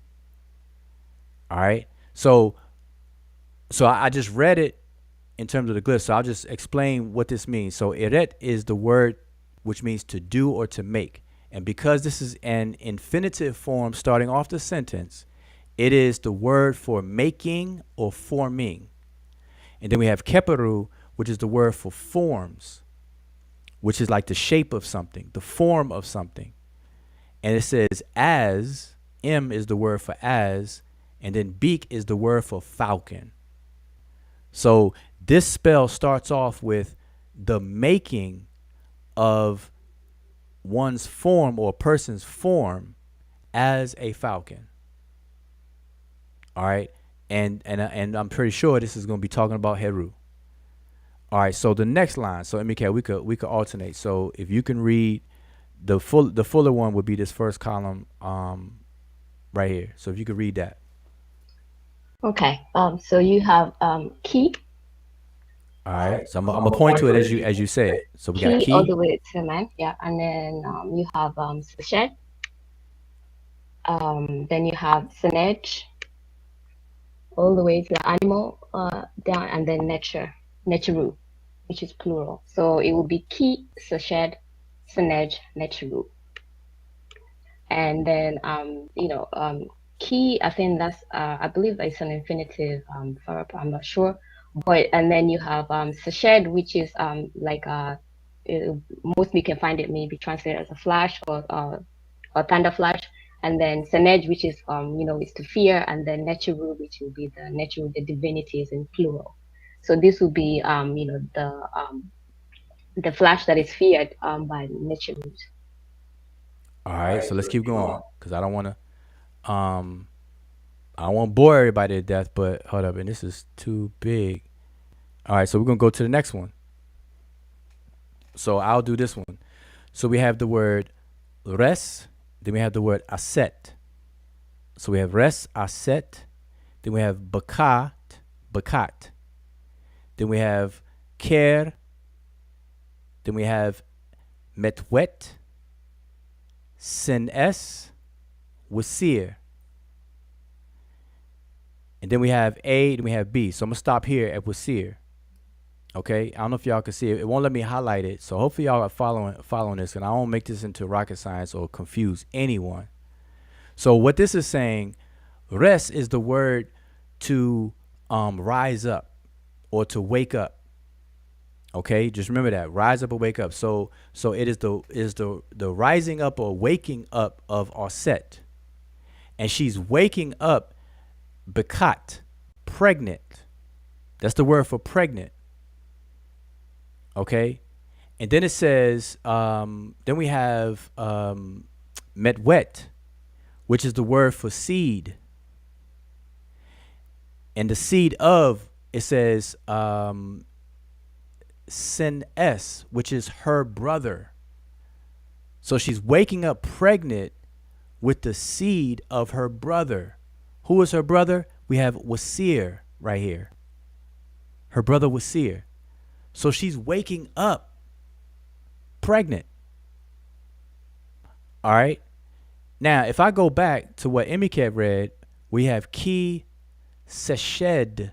That word seshed is often translated as like a flash, but because of the word ki here, determined by the man with the stick, is talking about force. We understand that the hand with the stick or a man with a stick is the classification of words dealing with force, some kind of force.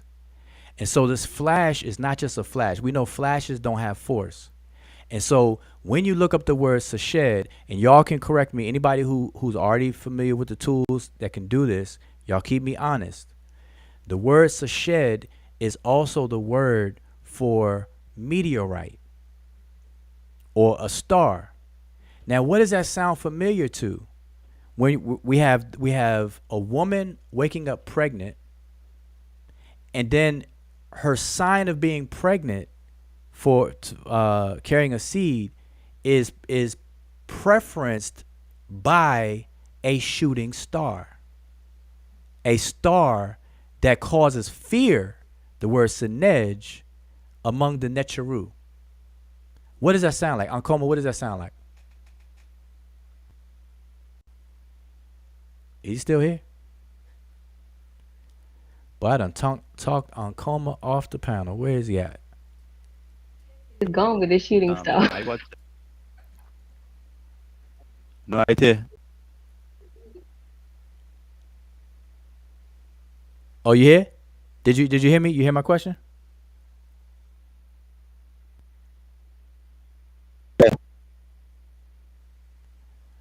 No, I'm saying, so I'm asking you, Reading along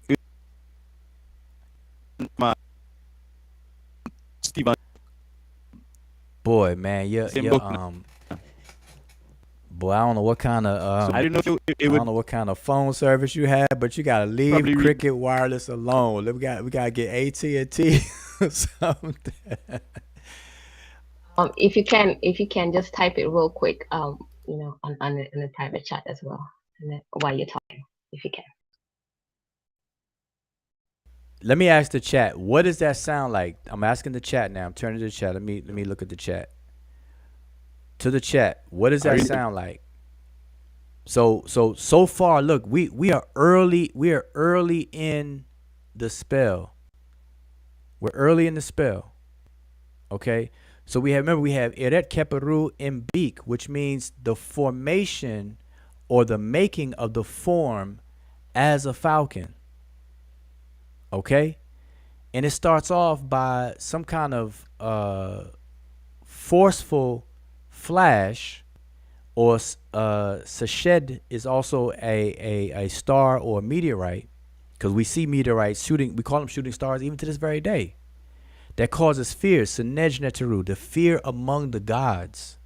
And then after this event occurs, we have Res Aset, she wakes up, Bekat, pregnant. With what? Medwet, seed of who? Senes, her brother was seer. So she's waking up pregnant after a shooting star. What does that sound like? I'm asking the chat. What does that sound like? Does that sound familiar with something in Christianity? Yes or no? Now remember what I said. If y'all are joining this late, I'm saying you're gonna be disappointed for looking for a smoking gun where you're gonna find some Christian with a tattoo on his back saying "I love Jesus," where he got an ink, paper, and copying the walls of Egypt. You're not gonna find that, but you will find similarities in what's going on. These things will be similar. You have correspondences, parallels, syncretisms, similarities, all that stuff. And everybody talks about this all the time. There's a lot of books that already written about this. There's nothing to have a debate about. Look, I'm only in 3 lines. I'm only in 3 lines of the coffin of this spell, thanks to Ankoma. Ankoma, did your audio clear up?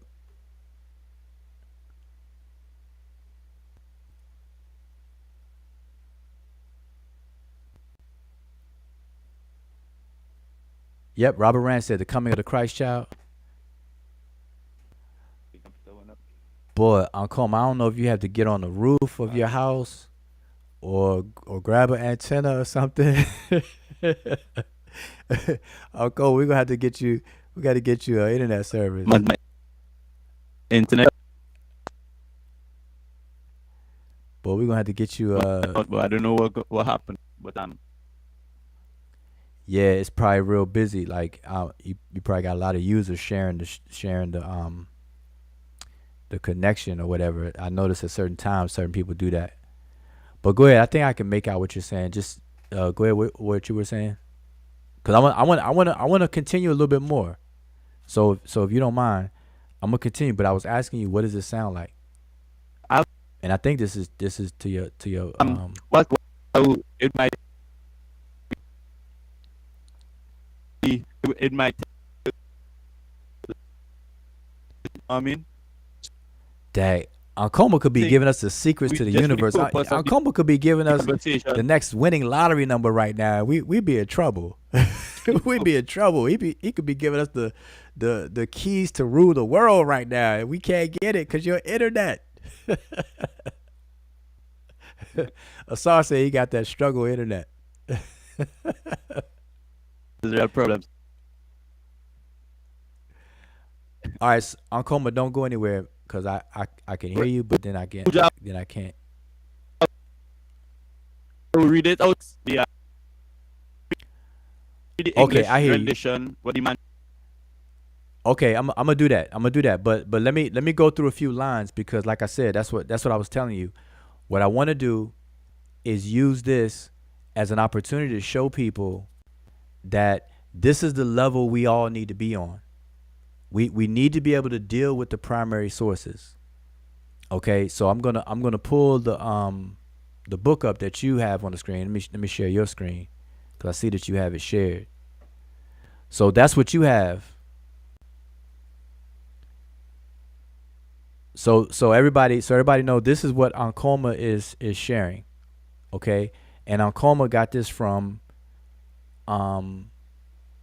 my recommendation the other day, where I provided this book for everybody. It's called Ancient Egypt Facts and Fiction.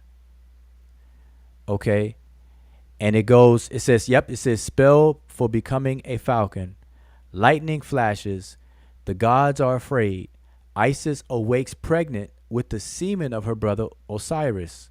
She raises herself up, the woman hastens, her heart pleased with the semen of her brother Osiris, and she says, "Ho!"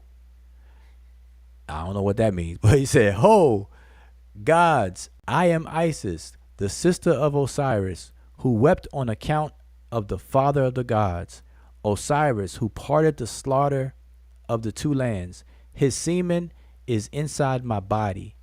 I have knitted the form of a god in my egg as my son, foremost of the Ennead, who will rule this land, who will inherit from Geb, who will speak for his father, who will slay Set or Seth, the enemy of his father Osiris. Hold on, let's stop there for a second. Let me back up and let me read where it says, I have knitted the form. This is Isis speaking, y'all. I have knitted the form of a god in my egg as my son. Now, I was inboxed a couple of days ago, 3 days ago, 4 days ago. The days are blurry to me, but I was inboxed and somebody asked me to translate, or what did a certain image picture say. So let me put this on the screen. So Ankoma, put a pin in that. Put a pin in that. Keep that on your screen. All right, keep that on the screen. I'm gonna take it off the big screen for a second, but keep that up. Keep sharing that. I want to share something else real quick for you all. Give me a second. I'm gonna show y'all what a person sent me to ask me to translate, or ask me what was it about. So we're gonna step through this for real quick. Give me a hot second, and let me share this. All right, so hopefully you all can see this now. Can y'all see that? Two. Okay. Now, somebody had asked me. Well, actually, they only had a cropped version of this, but I have this whole sheet. Now, for those who want to know what this is the so-called Book of the Dead, a part of the Book of the Dead of Henut Tawi. The word Henut means mistress or wife. Usually translated as mistress, and then Tawi is two lands. So mistress of the two lands. Henet or Henut Tawi. This is one portion of her Book of the Dead. And on this, you see some crazy things going on that people, I know the Hebrew Israelites used it to say Egypt is gay and this and that, because you have two ithyphallic figures. Let me blow it up. Okay, so right there in the middle, if I could scroll over, right there in the middle. Now, the reason why the person inboxed me with this picture is because they heard the brother Reggie make a claim using this picture, saying the Egyptians believed that a full human being came from the man into the woman. That's what they believed. They believed that babies were born by way of a man giving a woman a full-grown human being. A full-grown human being. So let me tell y'all this right now. That is absolutely false. I don't know where. Now, I didn't hear Reggie say that myself. So let me put that disclaimer out there. If the brother Reggie said that, then he is absolutely wrong. Or whoever said it, they're wrong. The Egyptians did not believe such a thing. That's why they used the word peret or metwet, which is the seed or semen. And the semen incubates in a woman in her egg. That's why they used the egg as a determinator or classifier for some feminine words dealing with women. Okay? They knew about the semen, and they knew about the egg. The Egyptians knew about this stuff. Okay? And then what we just read, Isis said straight up and down that the seed of my brother is in me, and I'm the one that shapes the falcon. I'm the one that shapes the baby in my egg. All right? So I want y'all to remember that. Now, another thing that the person asked me was this person, who are these people? So real quick, and I know this is a little slight detour, but I want to straighten this out, because remember, I'm here to clear the smoke and to let people know that you have options. You could choose the muddy glass of water or choose the clean glass of water. This is how we get down over here. All right. We encourage people to be able to read. And if you want to learn it, then come on board. We'll be glad to teach you to be able to do all of this kind of stuff. But this figure at the top is not Geb. This figurine at the top here is the night sky. He's in the position of Nut, which would normally be Nut. Matter of fact, Nut is over here on the right hand side. That's her normal position where she's stretched or arced over the sky, creating the arc of the sky with her feet on one end and her hands on the other. Okay? And usually her feet are in the east and her hands are in the west. All right? Now, that's Nut. How do we know this Nut? Nut there.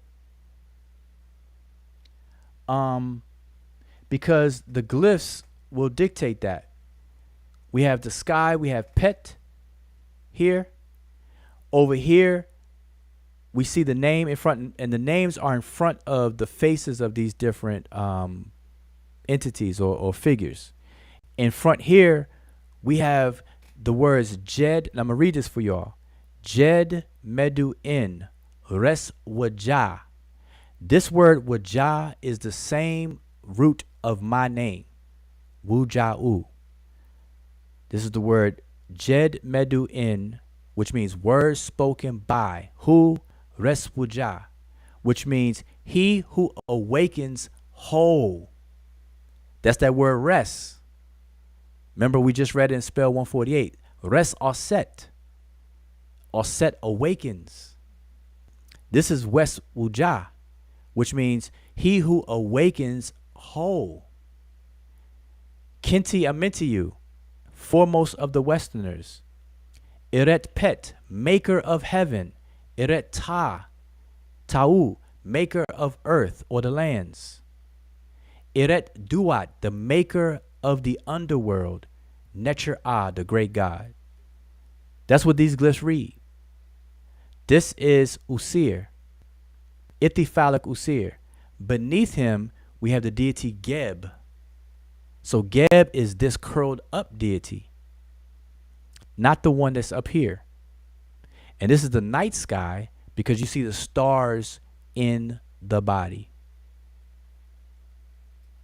And I can go into more about this, all the symbolism and things like that, but that's for a whole nother video. All right. So I'm not going to get into that today. I just want to clarify of who we're looking at. This is Geb performing autofellatio. This is Ithifalic Usir.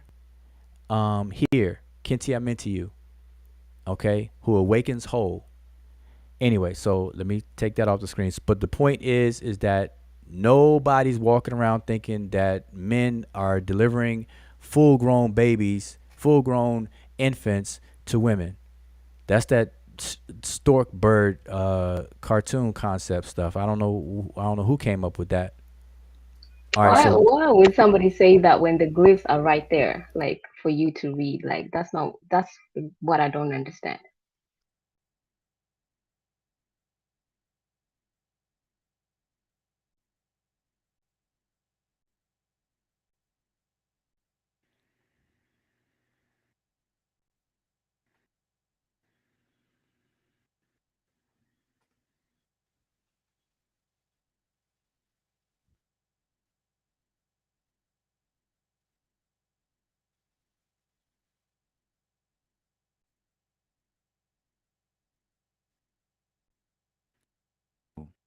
Holiday.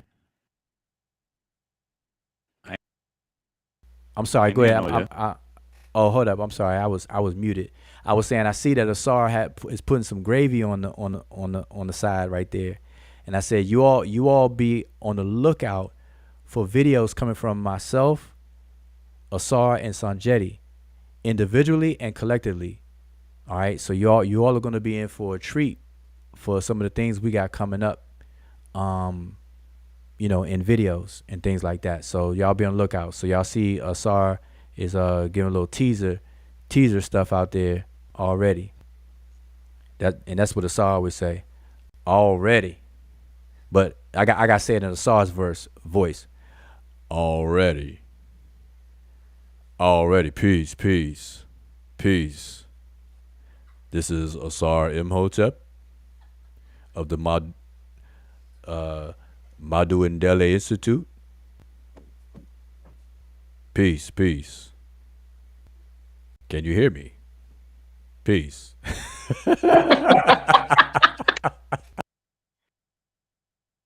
I can hear you. Now I'm just messing with the song. I'm just messing with the song. All right. Real quick, could you put back the glyph that you had, the inscription that you had? Because Firelight into ask he wanted to see the glyphs for Netcher R.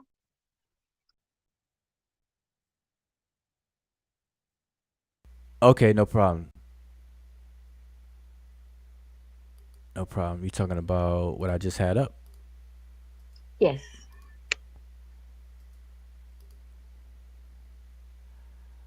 Right here. If y'all can see my cursor. Yes. So hopefully Firelight into you can see that. Okay, Firelight this. Yeah, let me blow it up. Let me blow it up, blow it up, blow it up. There you go. In your face. And here it is again right here too. Netcher Ah. We got Eren Ta, and we have as well as we have Neb or Shin Neb Ra, which means everything that's encircled by Ra. Down here at the bottom, we have Netcheru right here. We have Geb. We have It, which is Father. So let's read it. Let's just read it. Might as well read it. Geb, who is the father of the Netcheru, the great God, the maker of earth and all that Ra encircles. That's what this is saying. And again, I paused to do this because I wanted to show everybody that this is what we advocate people doing, and we are sharing this. We want everybody to be able to do this. We don't want people to be dependent and have a crutch and lean on the other than. And remember when I started this whole broadcast, I was saying we're not putting any work relative to anything. I showed y'all a whole big screen of works from other people while we sit here and argue over silly stuff all the time. Whether the earth is flat, whether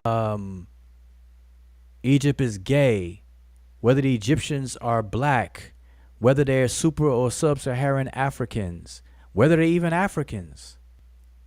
Come on, man. We could do better than that, y'all. All right. So anyway, let me take this off the screen. So Firelight, just hopefully you got that. And so let me let Jehudi. We got Jehudi in the building. Let me see if Ankoma's internet is acting right now. Ankoma, are you there?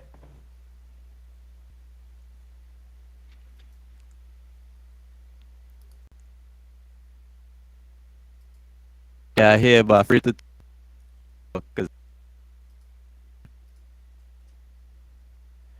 Wait, man. I'm seeing the comments. I'm seeing people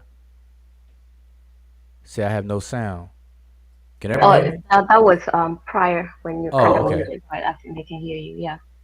Oh, and Firelight is yeah, that's the standard, and then it's a wooden stick, a plank. I think it's 030, 029, one of those. I'll link up. We have a sign list on our main page for Sesh Netcher. That's seshmedonetcher.com. So I'm gonna put it on the chat so you can see the glyphs. Yeah, Netcher I is the Netcher standard and the column. Just so you know, we could show you in the more formal glyphs. All right, we could do that later. Just remind. So, but Ankoma though, did you have? What were you saying? See if it cleared up. See, Firelight this is trying to get to the whole details. I He give wants it to do the whole like learning lesson. in real trouble again, me real trouble. So I kind of free to chop. Oh, but I see you in the chat. You said I wanted you to compare this to passage to Luke 128 to 35, the Annunciation in Christianity. Oh, okay. All right. So we'll do that. We'll do that. We'll do that. So let's get back to it. Let's get back to it. So I wanna because we're doing two things at one time. But before we get back to it, Judy Mott, ETM Hotel, welcome to the panel. What say you? What you got to say? What's good?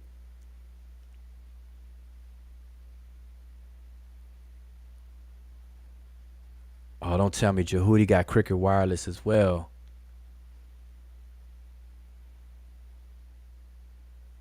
Jehudi.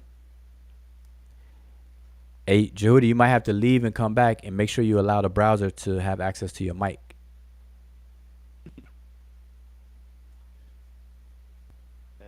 I think he's gonna do that. Okay, all right. So we're gonna get back to the program. We're gonna get back to the program here. So I'm gonna share this again. We were on this page right here.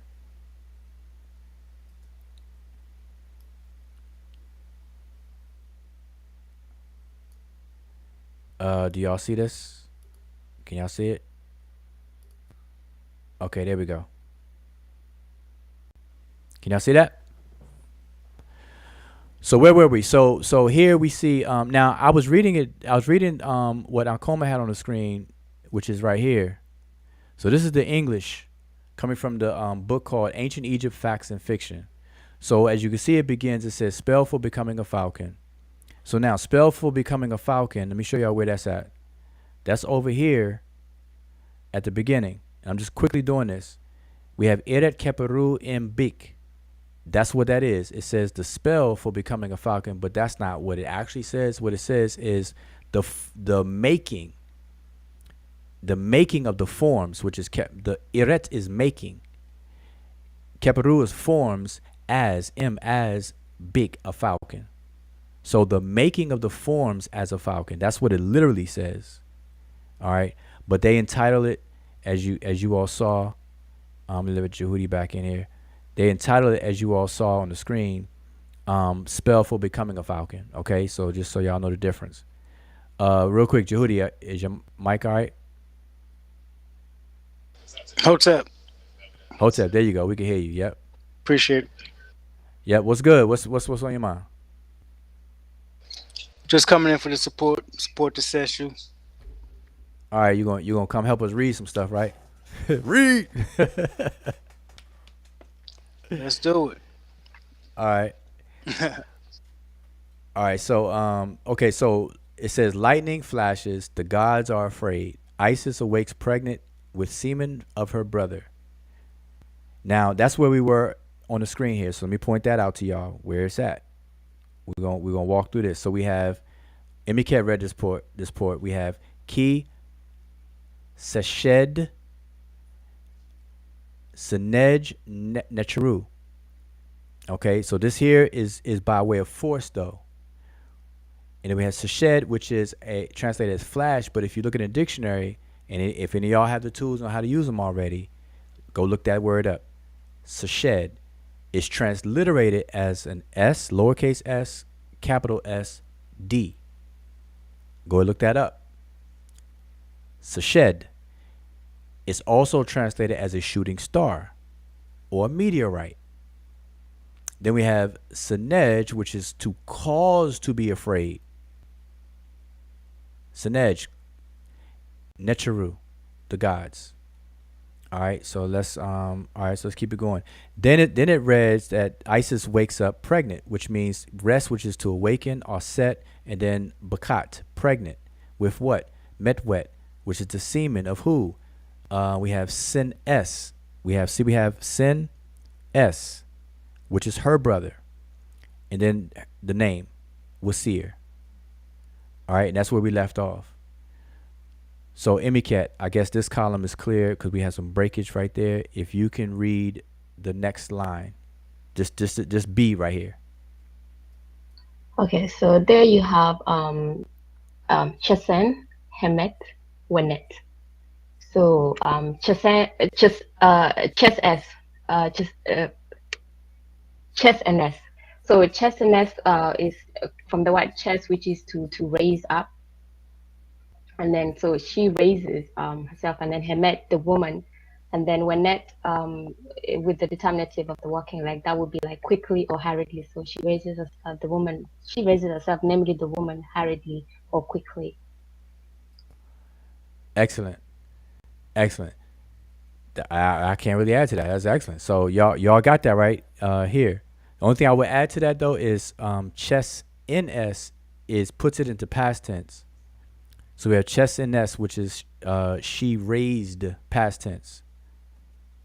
All right, and then hunut, which means the wife, the woman, and then everything Emicat was saying. All right, so y'all get that. So let me switch over to the translation, and we'll see.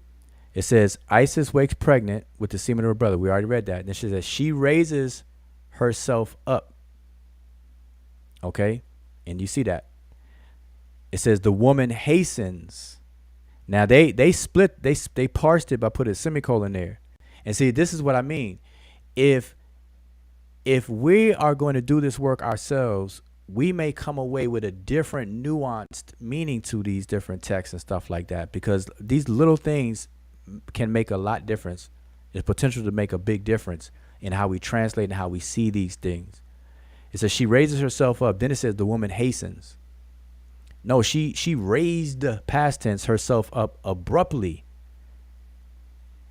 All right.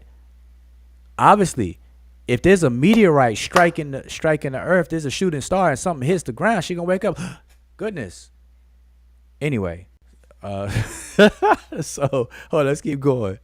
Then it says her heart pleased with the semen of her brother Wasir. All right, so let's find that. Let me switch over. We're gonna find that. Get my cursor. So we're gonna read this next section. So now we have. I guess we could read it from this, but this column has some little damage. It doesn't matter. We could read it from here. So we have, first we have Ibs, which is her heart. Nejim, which is to be pleased. I'm going to read it word by word. M, which is, so we have Ibs. Okay, that's her heart. Nejim, and I'm trying to stop. Hopefully y'all can see my cursor, which is to be pleasant. Okay, M. With metwet, which is again the same word for seed or semen. Okay, then we have Senes again, her brother. We see her brother there. And then we have Wasir. So now notice that in these other renditions or other coffins, it ends with Wasir, Wasir, Wasir. Here it looks a little funky. So this is why when scholars do this and compare coffins, we're able to clarify and confirm. So it says Sin S, which means her brother. Sin means brother. S is the feminine third possessive pronoun, her brother. And then it says Wasir.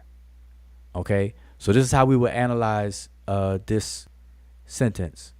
Her heart is pleased with the seed of her brother Wasir. All right, let's go back to the other thing. Now I don't want to bore y'all and do this whole thing this way, but we may do a couple more. So let's switch over here, because I know ultimately on Coma's question, we're holding him up really, because he wanted to compare this to Luke. So we're gonna do that in a second.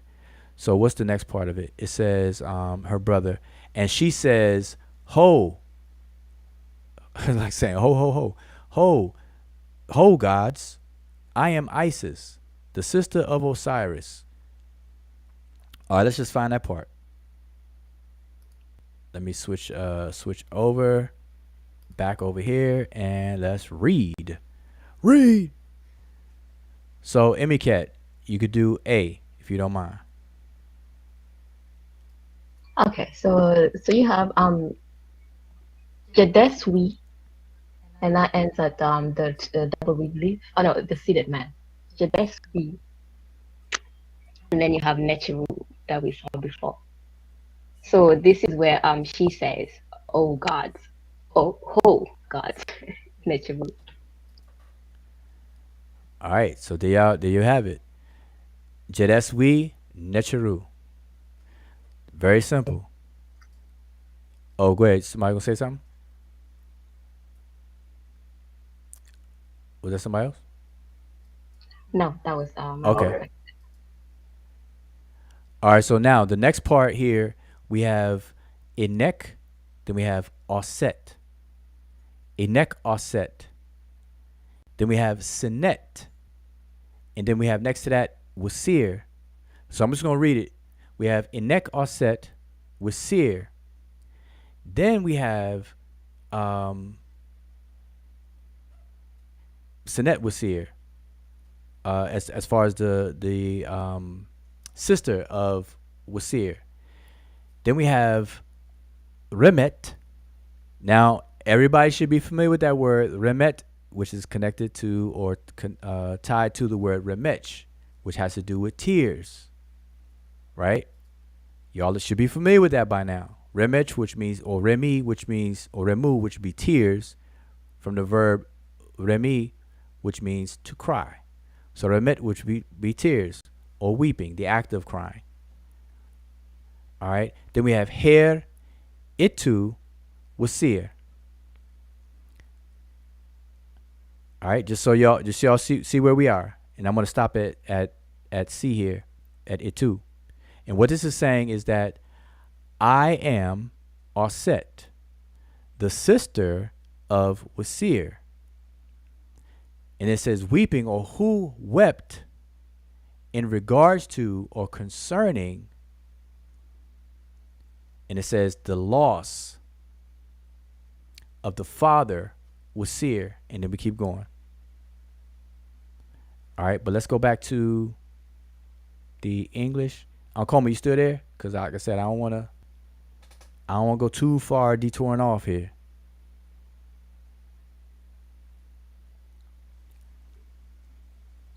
Uncle, your internet, how's your internet? Yeah, man, yeah. Okay, so let me know when to stop though, because you said you want to compare it to Luke. You said you wanted to compare it to Luke, right? Well, of the Amen. Okay, yeah, you're breaking up. So yeah, we pretty much read that English. I'm just, I guess right now we're just pointing out a couple of things in the actual glyphs so that everybody can follow along with the glyphs, the actual primary. All right, to know that these are not made up. All right. That would be actually this, but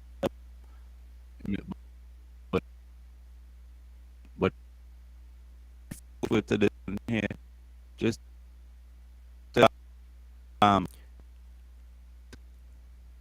certain sentence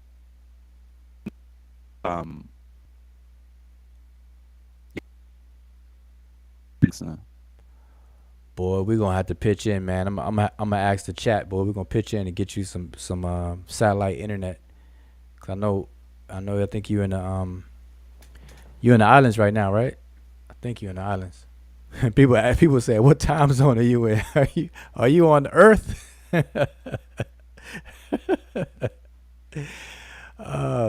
No, but hang in there. Oh, you know what? I think it's actually good that Malcolm actually put this, because see the next part where it says Osiris who parted the slaughter of the two lands. So if you're reading this from just from the translation, you can be confused a little bit, because I looked when you're showing the other glyphs, and I think I know why the word parted was used. But if you just to use that, just the translation, it might give you some trouble trying to understand what is actually meant. All right, so Emicat, we're gonna allow you to get explain it. So I'm gonna put the glyphs up there since you want to go ahead and get all fancy on us. All right, so let me put the glyphs on the screen again, and I hope y'all can see this. So let's start back. So we have Inek Aset, Sinet Wasir, then we have Remet, then we have Her It or Itu, then we have Usir again.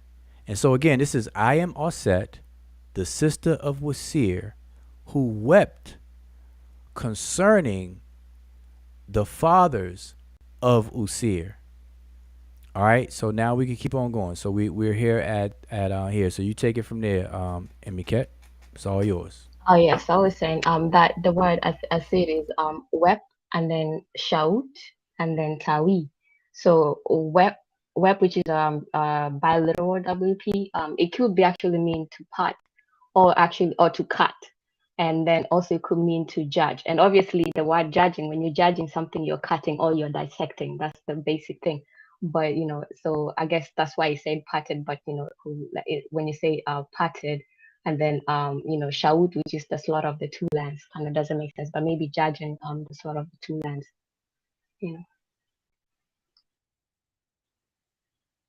All right. So hey, you got the cockpit, Captain. Go to D. Okay, so then you have ew, and then you have the same word that we've seen a couple of times, which is metut, F, and then you have M, and then henu. So in this section is talking about metut F, which is his seed, and then M, which is like a preposition in, and then henu, which is in, within, the interior or the insides of.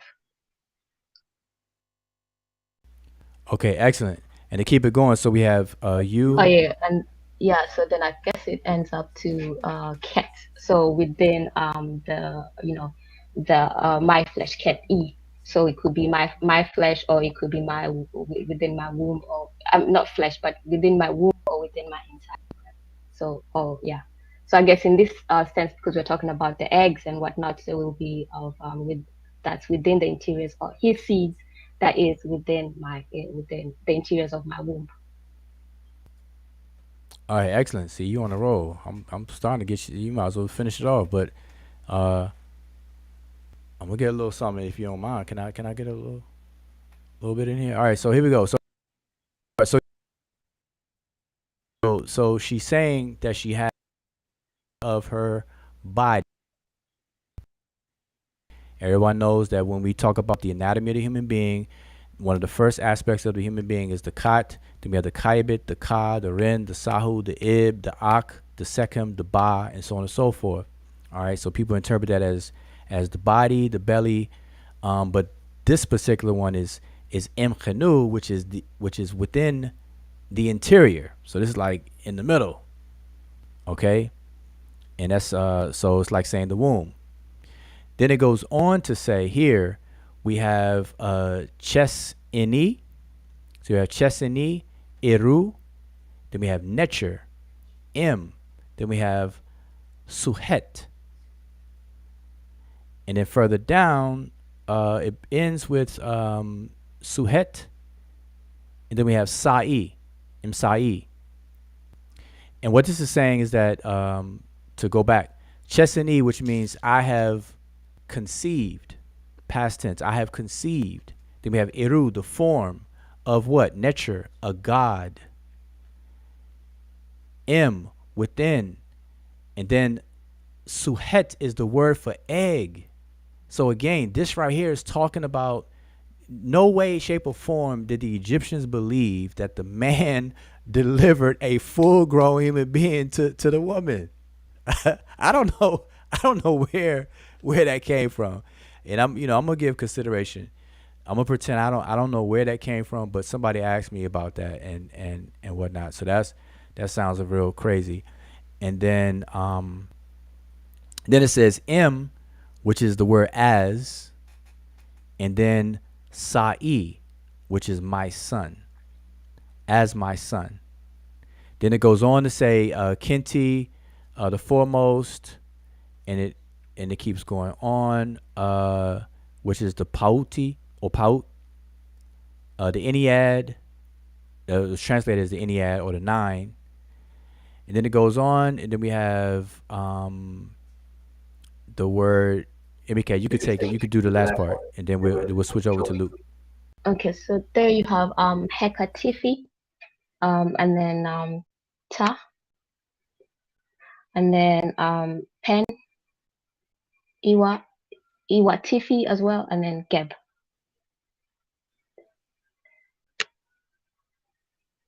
So this is Hekatifi. That would be who. This is a past tense, so it will be who will rule, and then Ta, this land, and then Iwatifi, who will be who will be the heir, and then get two get after get or two get. Excellent. But just as an add-on, real quick, when we say Heka Tifi, that's future. Sorry. Yeah, I'm saying who will be future. I don't know why I say possible. I say you. Yep. So no problem. But see, okay, but that's good. Excellent. Anyway, so we're gonna cut off the slow down more dealing with the actual text and stuff like that. I did that. I only want to do that because Ankomo brought this up, and because I have this particular book with the coffin text, we could look at the glyphs and actually break it down.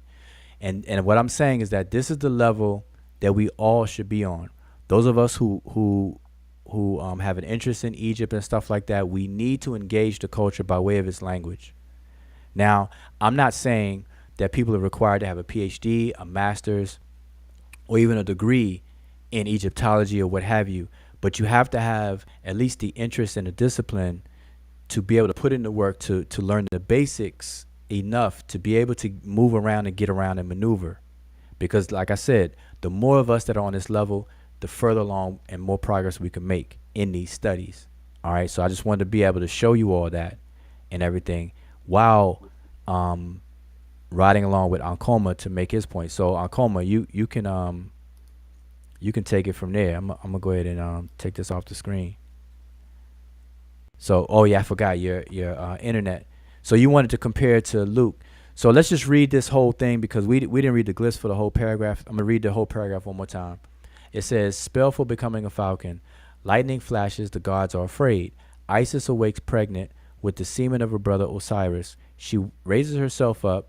The woman hastens. Her heart pleased with the semen of her brother Osiris. She says, ho, gods, I am Isis, the sister of Osiris, who wept on account of the father of the gods, Osiris, who parted the slaughter of the two lands. His semen is inside my body. I have knitted the form of a god in my egg as my son, foremost of the Ennead, who will rule this land, who will inherit from Geb, who will speak for his father, who will slay Set, the enemy of his father Osiris. Come, O gods, may you provide his protection within my uterus. Know in your hearts that this God who is in his egg is your Lord, the blue-haired one, the form of the Lord of the gods, who are great and beautiful, adorned with two plumes of lapis lazuli. All right, so we're going to stop there. And so, Ankoma, you want us to compare it to Luke 1:28 and 35. So, MK, you said you'll do that? Will you be able to pull it up and share that? And Koma, how, Judy, what say you? You all right? You over there chilling? Yeah, the chat was wondering about the use of brother and if that was an instance of incest. No, okay, I'm glad somebody brought that up. Okay, we have to remember, number one, that none of the Netcheru are actual sentient human beings. So the concept of incest, now why did the screen do that? Give me 1 second, I'll make sure. Yeah, Ankoma's internet is really acting up. Okay, so the concept of incest in that sense was not conceived or conceptualized in the minds of the Egyptians. Okay, these relationships between the various deities was what we call familial relationships. They were relationships to show how the form and function and the jurisdiction of these different deities, how they related to one another, how they overlapped or interconnected with one another.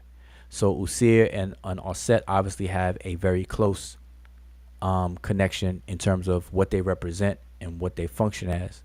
They're brother and sister. So we have Geb and Nut giving birth to Usir, Sutuk, Osset, and Wasir, and Nebet. I said Nebethood, didn't I? But what people forget now, this is something that I don't hear too many people talk about. Remember, there's two Herus. There's Heru the elder, and then there's Heru the son of Osset. And y'all have to remember that Heru, the elder, is older. And I don't hear people talk about him or that particular deity. And then there's a deity before Usir called Kentia Mentiu. That Usir comes later and then takes over that role and that name. It becomes one of Usir's epithets, but it was a deity separate of itself called Kentia Mentiu. Likewise, I'm going to tell y'all this one. Likewise, Auset takes over a lot of the roles of Het Heru, which is why she inherits the cow horns and the sun disk. Because Het Heru was the wife of Horus the Elder, Heru the Elder. Her name is Hut Heru, which means the temple of Horus. Hut Heru. We just say Hathor, but her name is Hut Heru. The temple or the palace or the place of Heru. So y'all keep that all in mind, because I'm sure people may have some questions another time. But keep all that stuff in mind, because everybody just focuses on, Osiris, Isis, and Horus, and they're forgetting about the other Horus. They're forgetting about the role of Hut Heru. They forget about Enpu being another son of Wasir. Wasir was, kind of getting busy a little bit. He had Heru and he had Enpu, the jackal deity, by way of Nebethut. But anyway, all right, let's keep going. So do you have it up? If you could share, Emicat, if you have it up, if you could share it on the screen.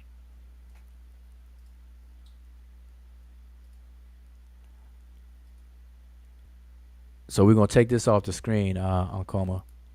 Get out of break. But as far as the incest thing, no. All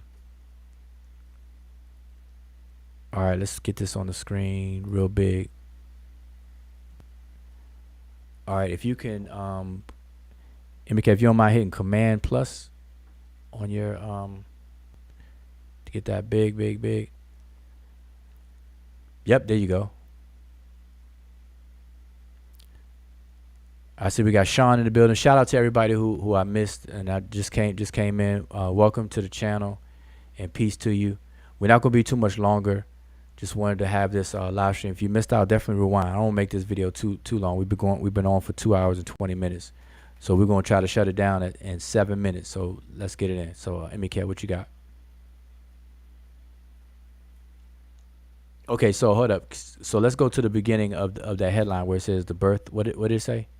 If you can scroll. Okay, here's where it says. So this is Luke 26. So let me back up. Why are we doing this? This part began. So Ankoma came on the panel. Ankoma Jed came on the panel. But earlier I had said that these arguments that are constantly being rehashed, I'm saying that we missed the opportunities to really, really advance the knowledge, to really build on it. There's so many books and stuff out there that have the correlations, comparisons, the parallels of Christianity, Egypt, with Babylon, with Zoroastrianism, and even East Indian aspects. There's a lot of material out there. So if somebody's going to claim or even stylize a conversation whether Christianity is stolen from Egypt, that's kind of sets up a disappointment, because people are looking for a smoking gun. They're looking for some dude with Jesus tattooed on his back, with an ink pen and a papyrus, looking at the walls on videotape, stealing from Egypt, literally. And you're not going to find that. You're not going to find somebody like that. So, but what we will find is what everybody already talks about. And so this is an example of what people do. They can show these kind of comparisons to see, similarities and stuff like that, the innuendos, the implications, the inferences and stuff like that. And that's what we're doing. So if y'all just joined in, that's to catch y'all up. So, Emiket, if you want to read that, it says Jesus' birth foretold. Okay. So Jesus' birth foretold. And in the 6th month, the angel Gabriel was sent from God unto a city of Galilee named Nazareth, to a virgin espoused to a man whose name was Joseph, of the house of David. The virgin's name was Mary. And the angel came in unto her and said, Hail thou that art highly favored, the Lord is with thee. Blessed art thou among women. And when she saw him, she was troubled at his saying, That and part, cast. Go ahead. I'm sorry. Continue. Uh, Having a bad delay, so oh, I'll just try to talk. okay. And when she saw him, she was troubled at his saying, and cast in her mind what manner of salutation this should be. And the angel said unto her, Fear not, Mary, for thou hast found favor with God. And behold, thou shalt conceive in thy womb, and bring forth a son, and shalt call his name Jesus. He shall be great, and shall be called the Son of the Highest, and the Lord God shall give unto him the throne of his father David. And he shall reign over the house of Jacob forever, and of his kingdom there shall be no end. Stop there.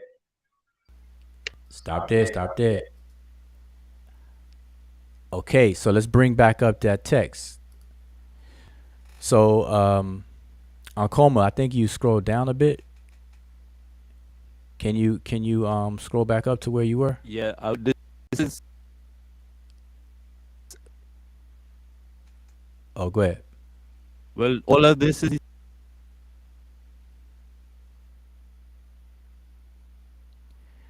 Boy, your internet is, man. Make sure you call your internet provider right. and get your bill prorated. This is when it counts, boy.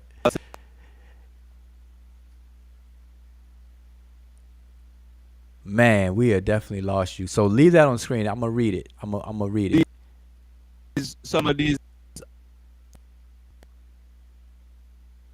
Yeah. Okay, I'm gonna read it. Okay, and they even give the source debug. And that's what I'm showing. I'm actually showing that source, but the source has the glyphs, only the glyphs. But can you scroll back up though? Can you scroll back up? Scroll back up to the paragraph we were, and we're just gonna read forward. Scroll back up. Some more. top of it. The top of Okay, it. right there. Yeah. Right there. So remember, so we already read that paragraph. We already read that paragraph, right?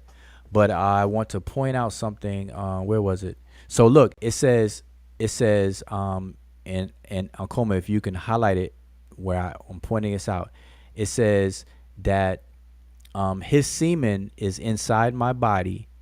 I have knitted the form of a god in the egg as my son, foremost of the Ennead, who will rule this land, who will inherit from Geb, and who will speak for his father, etc. So notice that there's an inheritance there.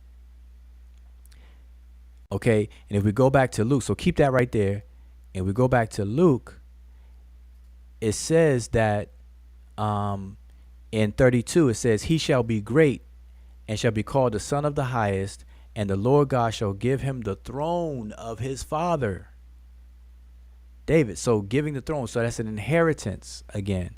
And see, this is what the scholars would how they would compare and show these things. Now, is there a direct copying? Can I show somebody with a Jesus tattoo on their shoulder copying this from a wall or from a coffin? Like somebody sat there at the coffin in a tomb in the dark copying this? No. No one will ever be able to show you that. But what can be shown, and this is what people do, and what we're doing is an example of it, is you can make these comparisons though. You can do that, and this is done all the time. This is not debatable. This is already done. Like I don't see how an event could be made out of doing this. To debate, you know, But hey, it's all good. Okay, so let's go back to the thing. So back over here, so on Coma, highlight the next thing you were trying to illustrate, because I know your audio, but if you could highlight where it goes down into One thing I did notice, I'm gonna say it on the chat because I know you can speak, with microphone network issues, is that I said it's speaking, but in the Bible it's Gabriel.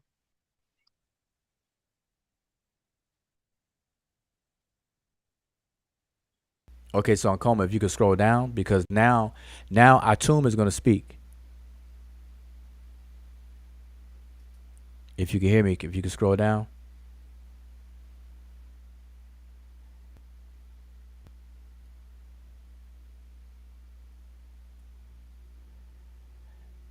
On Coma, everybody gonna turn your internet into a debate. You see it? we gonna turn. No, you gotta scroll down. Scroll down to where Atum speaks it, where it says Ho says Atum. And it's really, I think, Ho. Let's see what the text says about that, where it says Ho. Yeah, you gotta scroll down though. I don't see it. It's cut off. It is cut off. If you could scroll down. Boy, your internet is definitely. There we go. There we go. Oh, you went down too far. I was just trying to go down to the next one. Scroll back up just a little bit. The paragraph before the one you're showing, where it says Ho Atum.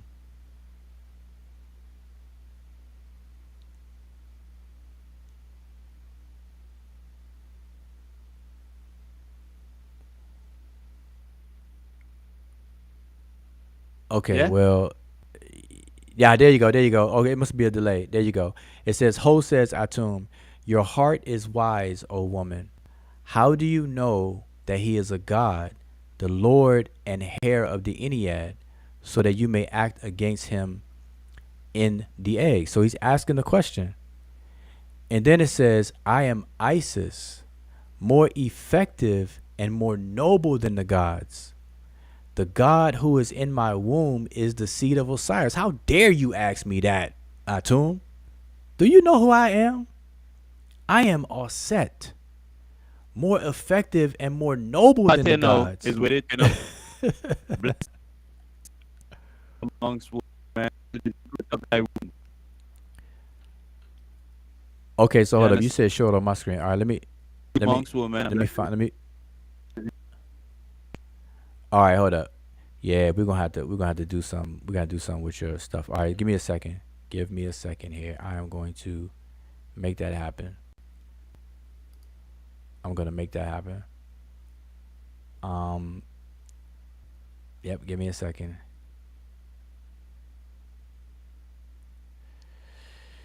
And this is for anybody who downloaded the book that I told them to download. I am going to pull it up. See, now I'm gonna be swimming and lost in my own library here.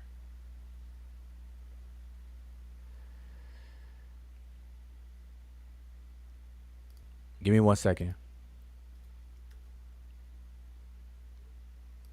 Pull up on my screen, boy. We got to bypass your internet. We're gonna create a debate topic out your internet. All right, listen up, y'all. I got a new debate topic. Is Ankoma Jed's internet stolen? Did he steal his internet connection? Oh man. All right, so let me show this book. All right, what page are you on, Ankoma? You said page 228. All right, let me share my screen. So I'm gonna take yours off and share mine. See, I was trying to not do that so I can go back and forth to the glyphs, but that's fine. we can make adjustments. So this is the book, y'all. This is the book that you all should get. I recommended it before, and this is it. It's called Ancient Egypt Facts and Fictions by Stephen Thompson. All right. You can download it on Sabre University. I think Emicat, if you still have that link, and post it there to be able to put it in there.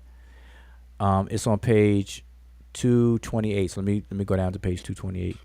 That's where he was reading from. So let's go down 228, further. And here we go right about. I went too far. Wait, you said 228. Can't be 228. I'm on page 226 Ancient already. Egypt.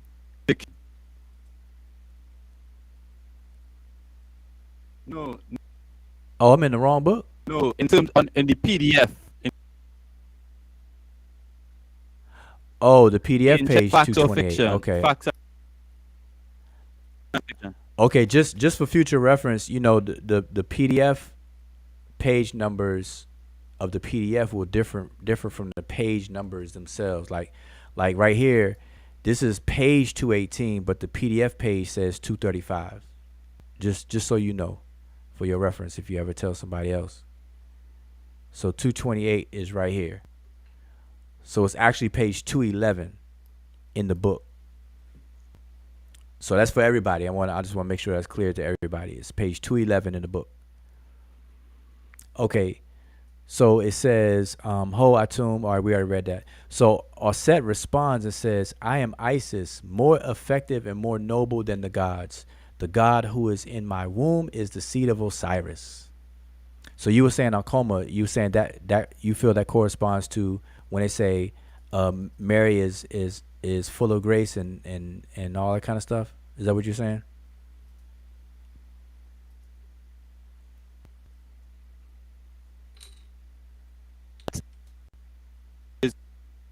Correlated to in the Bible where this blessed are you.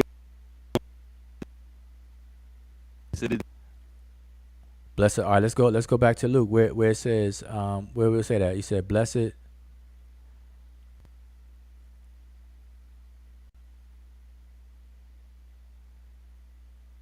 Where it says the angel, I think you're skipping around. It says okay, I think it says an angel came. You said angel came in unto her and said, Hail, thou art highly favored. The Lord is with thee, and blessed are you, thou among women. You smell that?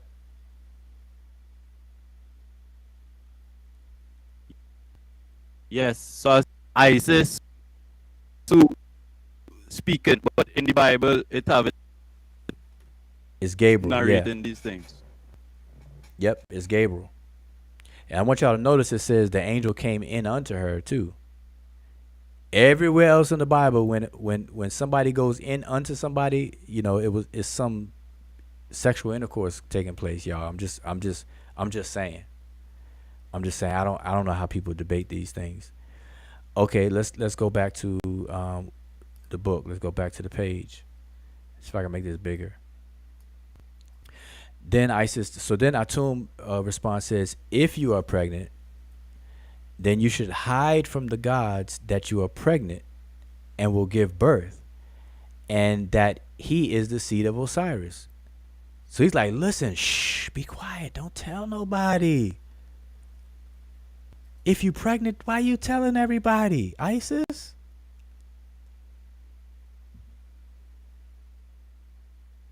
Hide it. Don't tell nobody you got the seed of Osiris in your belly. And then he says, so that the opponent who killed his father, talking about Satuk, will not come and destroy the egg in its infancy. The one whom the great of magic is afraid. We all know who the great of magic is. That's Osset herself. She's called the great of magic. All right. Hikau Waret, the great one of magic. Anyway, we know this kind of parallels to or sounds very familiar to Mary who had to flee King Herod to protect the baby Jesus.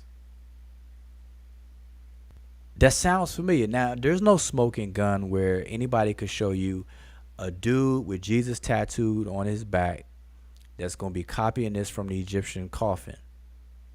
Nobody's going to be able to show you that. I see we got Dundada in the building. Dundada, you got any words?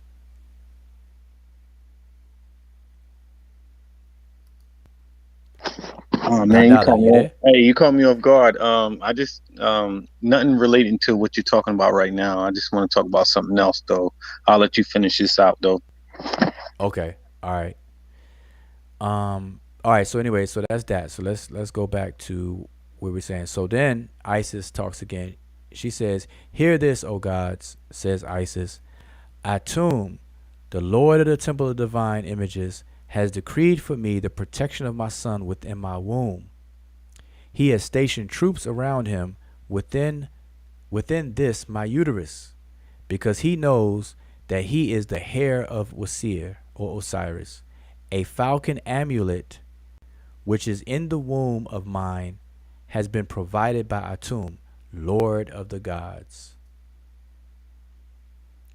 Now, I'm not gonna go any further because I don't want to take up too much time on this topic, and I'm not pulling an all-nighter or anything.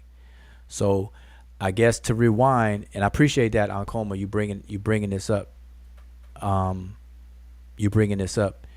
This just demonstrates my point, which is that a lot of these things that we just now went through is already written. I'm reading from a book that's already published. How many pages this book has? This book has 260 pages. It's written by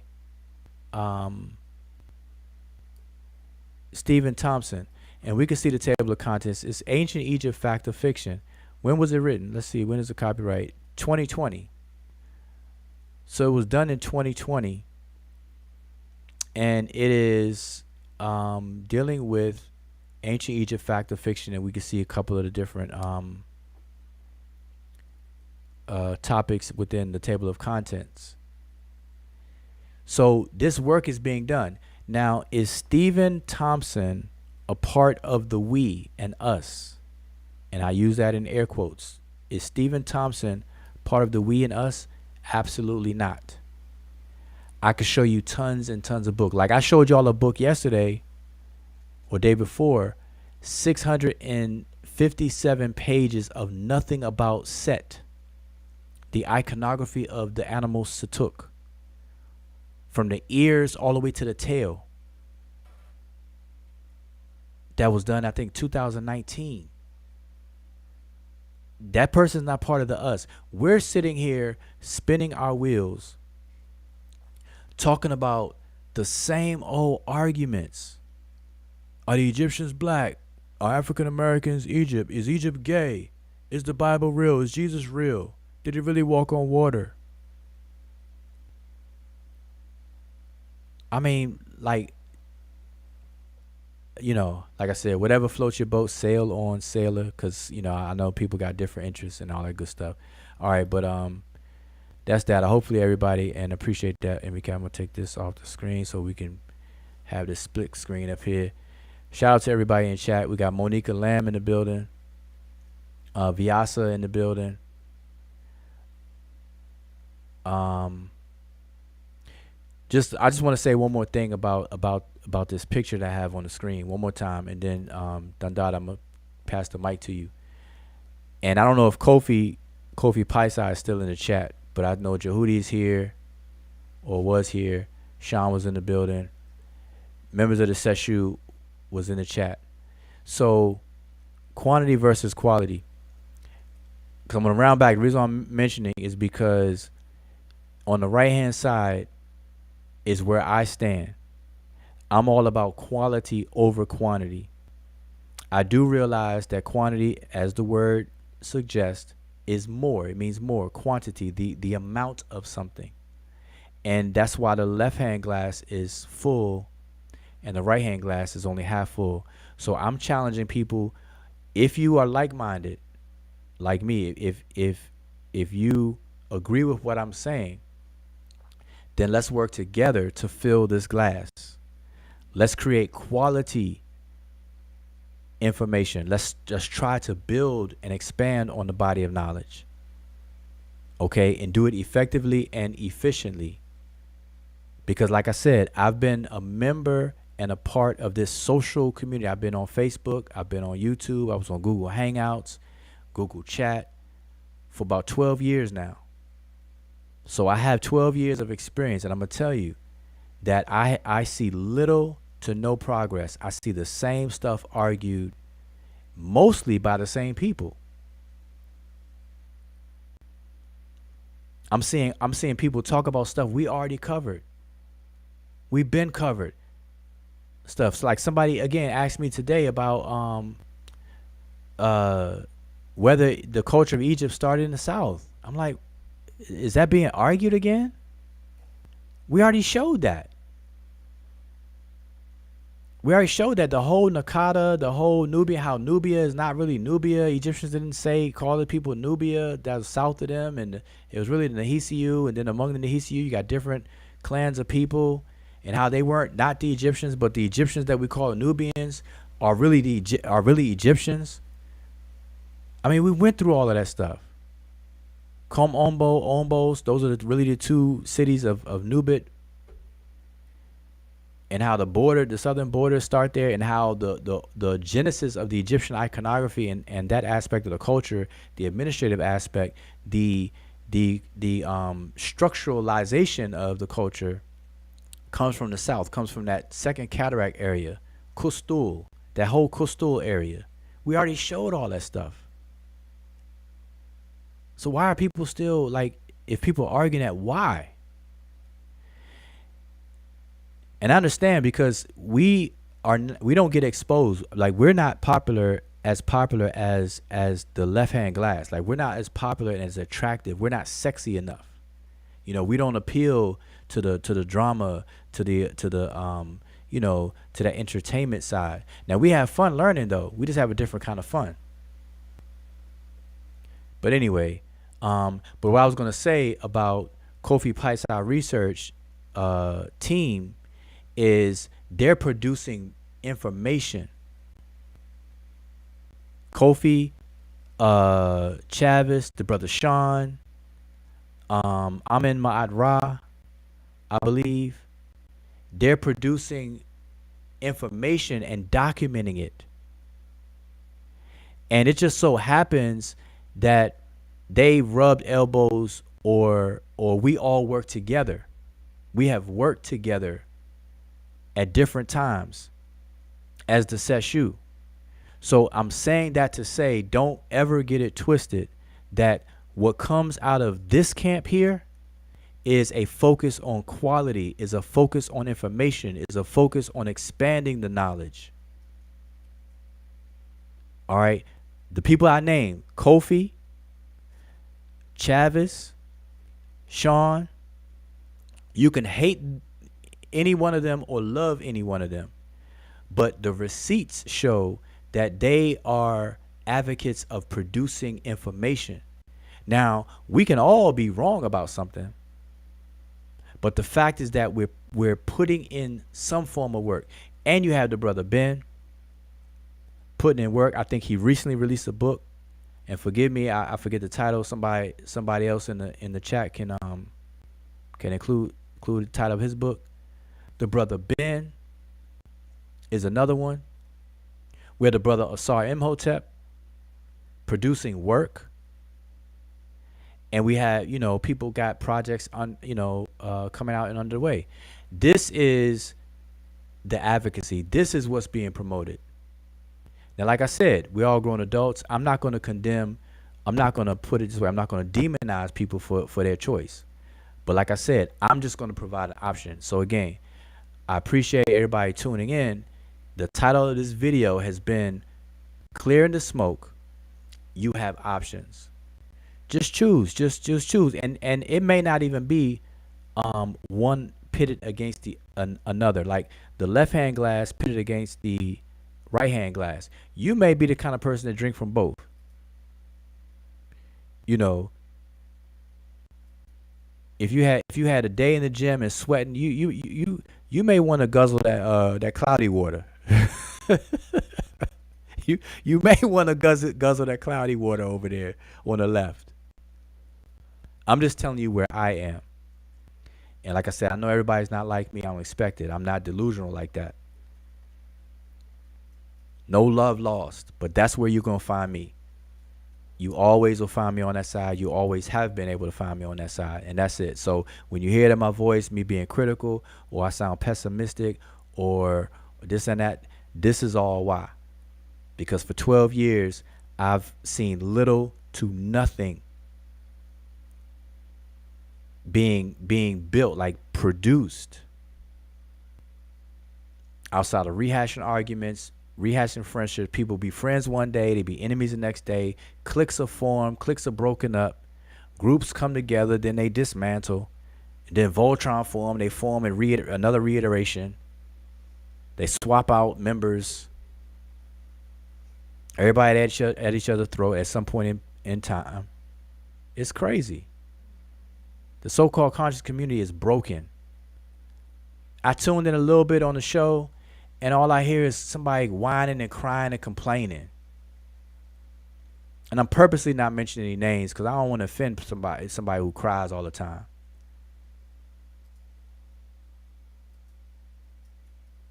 Like, y'all got to be tired. I'm tired of it. I'm like, come on, man. We got to do better. So that's me. So Dundada, I'm pass you the mic, man. So we got a little bit of time. I was trying to end this. So I'm going to end it at 3 hours exactly. So we got 8 minutes. I thought you was going to let Sean and them rock out. I'm just humble, man. I'm just letting y'all do what y'all do. But I just want to address some things that I think that I feel should be, on the forefront. But, Sean and them is on here. So let them go ahead and talk. Oh, no. Sean is in the chat. He's not on the panel. Oh, okay. Sean's scared to come on the panel now. I don't know. I doubt that. No, I'm just playing. I'm just playing. I'm just so get him on here.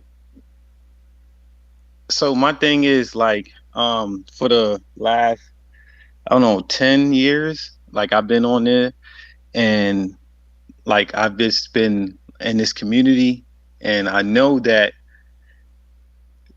going from the Sinettas to the the Garfield platforms, the pseudo killers, all that good stuff. And what I've done was I came to a conclusion that like logic always like play a big thing into where I lean towards. So which your platform, man, y'all be on point, and I don't really like listen to like a lot of, I'm not into the Egypt stuff, but I listen to it because it makes sense, and it's like logically played out.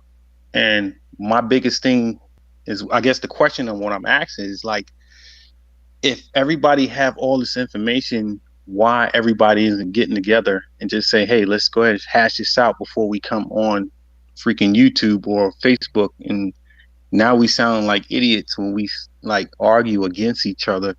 And that's the biggest thing that kind of frustrates me. So I kind of tune it out. But I kind of lean towards here's someone who's actually spelling it out and actually taking their time to do such things instead of arguing, going back and forth about like small bit tips, or what I'm saying, like small, what do you call it, bites. Tidbits. Yeah, exactly. So, and what Emiket said earlier is like 10 years, like 12 years, I don't know how long it's been going on, but come on, man, we ain't going nowhere, and we arguing the same thing. You know what? You bring up a very good point.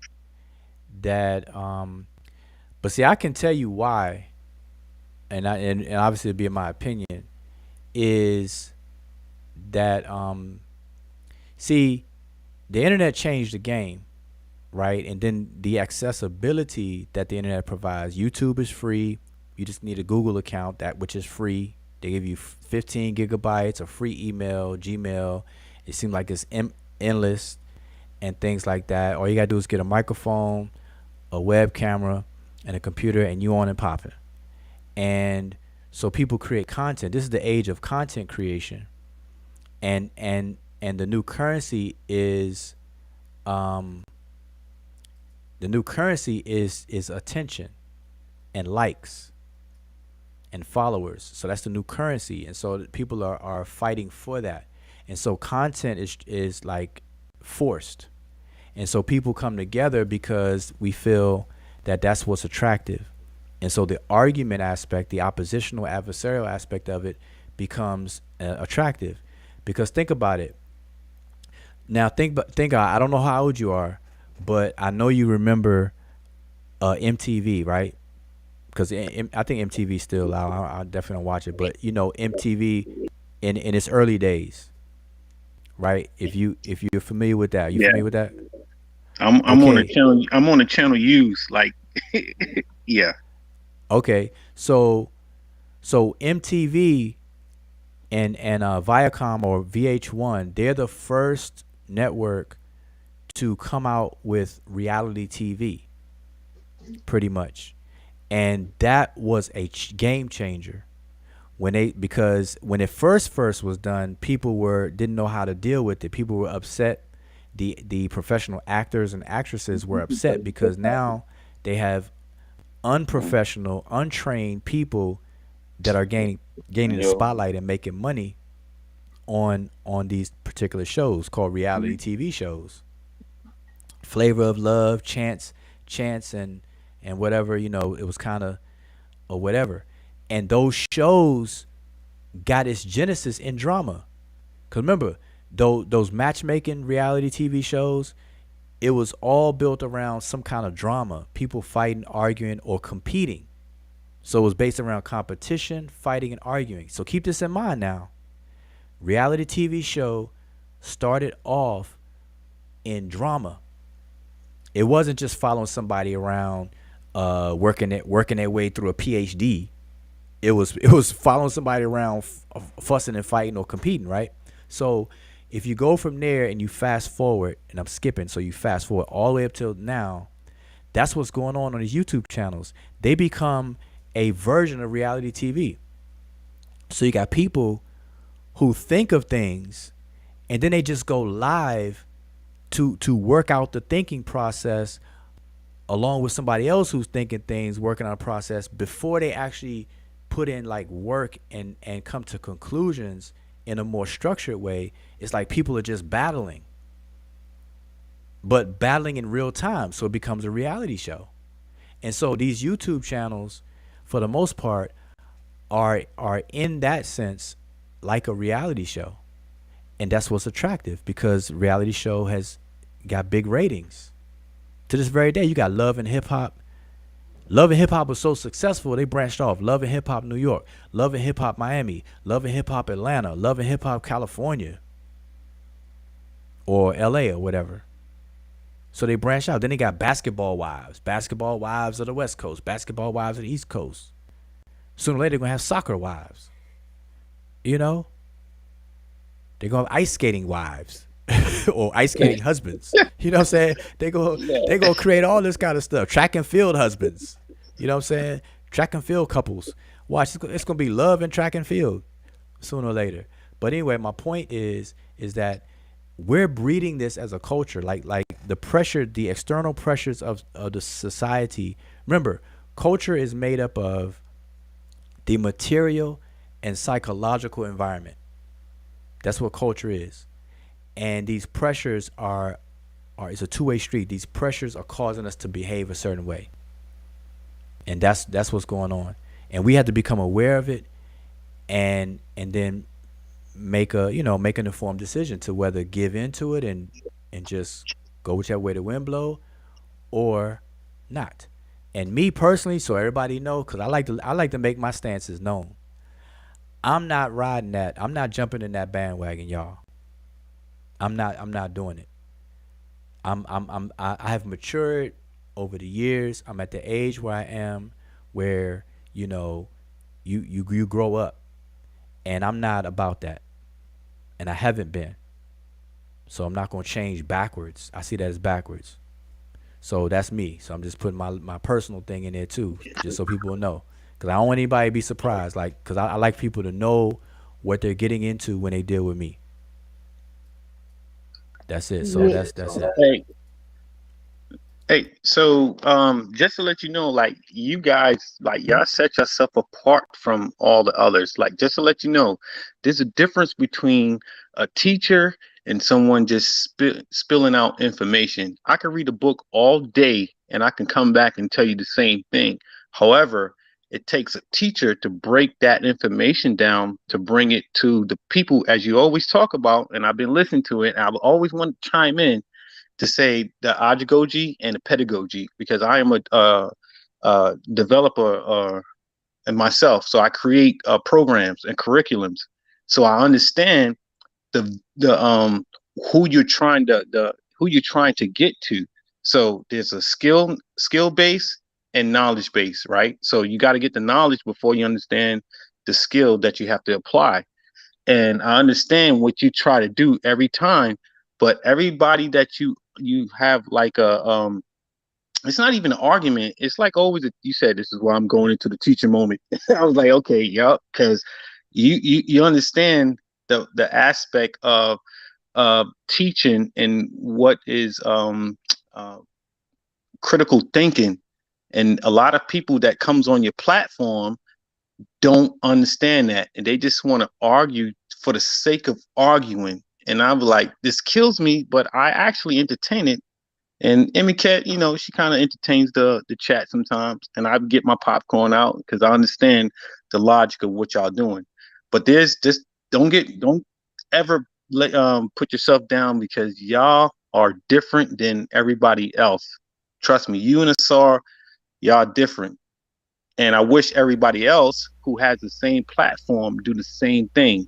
When I say agenda, everybody think I'm crazy when I say, hey, why don't y'all just come up with an agenda to have for your platform, so this way that the flow can be a little bit more even. But when I say it, Yeah. they laugh at it. Yeah. Well, I really appreciate you saying that, because I don't want to be lumped in the same category. I like I'm friends and friendly with any and everybody, right? And if I met people in person, I'm all good. But in terms of what I put my hands in and what I put my hands on and what I advocate, I don't want none of that to get misconstrued. So I don't want to be included in the shenanigans. I don't want to be included in the goofy. I don't want to get included in that stuff and whatnot. And sometimes it's hard to chime in or engage that stuff without looking like you're a part of it.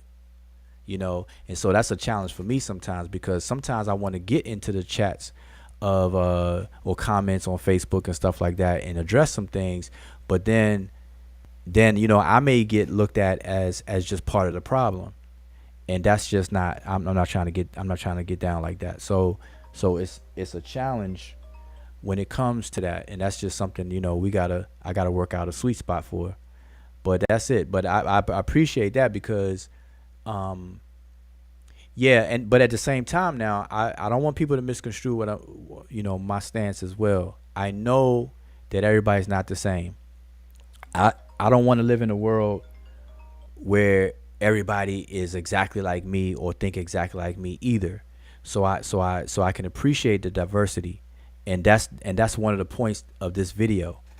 All I want to do is to provide an option for people so that they can choose, and then there's no love loss if they choose other than. Like, I'm on the side of the clean glass, and if people choose the other glass, hey, that's fine. That's fine. I'm not. There's no love loss, and that's Hey, and that's Woo, and that's the point I want one to make. question. So do you think majority of the people that listen to you are in the pedagogy or andragogy stage of listening or learning? Well, that's a good question. Now, see, I studied andragogical methods and pedagogical, and one of the biggest things, and I mentioned this to somebody else earlier today, is that one of the difference between first of all, people who don't know what that is, andragogy is the science of teaching children, and adults, and pedagogy is the science of teaching children.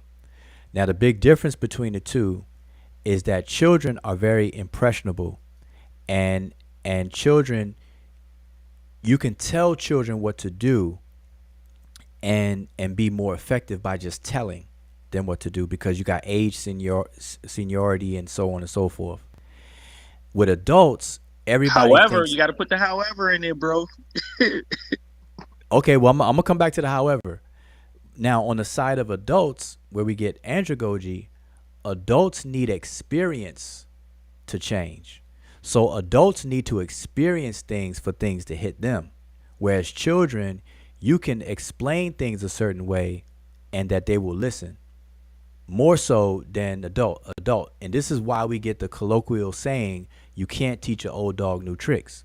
Because adults get set in their ways. And this is a psychological observation as well as physiological, where as the brain develops, we fully develop our frontal lobe by the age of 21 to 25, and then at the same time, psychologically, your brain, or your mind, I should say, it starts to crystallize and harden over time. So we say hard-headed. You become stubborn as an adult, and so these things in consideration goes into the factors of andragogical teaching, methods, and pedagogical. So the however is, go ahead. Now you can explain the however. I just wanted to lay that out. However, if someone doesn't understand or know a subject or anything that they're trying to talk about, they still have to go through the pedagogy stage of the knowledge base. And this is what I was talking about.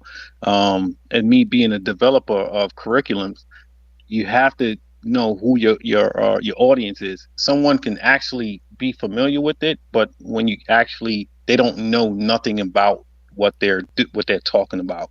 So you have to give them the definitions, like you've been doing. And I love this. And this is why I'm like, man, I ain't even trying to learn this shit, but it's definitely it's understandable. I get it, and how you breaking it down. So, and when someone trying to argue a fact, you be like, bro, you got to go back to understand. You got to go by what is this before you go to this and try to apply it. So I don't know what this means, and I can't apply it to try to read the Netcher, whatever the case may be. You feel me? No, yep, 100%, and I agree with you 100%, and that's lacking. And see, what you just described falls under the umbrella of character. Because it takes people with good character to be honest with themselves and know their strengths and weaknesses, and to deal with it accordingly. But then we have the ego, and then the climate, this adversarial competition climate, where the ego can't appear to be soft. You can't appear to be soft or up under somebody's wing. Like, everybody knows I teach the language forwards and backwards, and I've been doing it for 10 years. Everybody knows that. But people who may disagree with a stance I take, at that time, they will not take a class from me because of that, and that's ego. Because I have literally offered to teach people free who may have disagreed with me, but I know why they disagree with me, because they don't know enough to understand why they're wrong. So I'm like, all right, listen, I will teach you. You can learn from me free. You know what I'm saying? I will, I ain't gonna charge you nothing. And they refuse.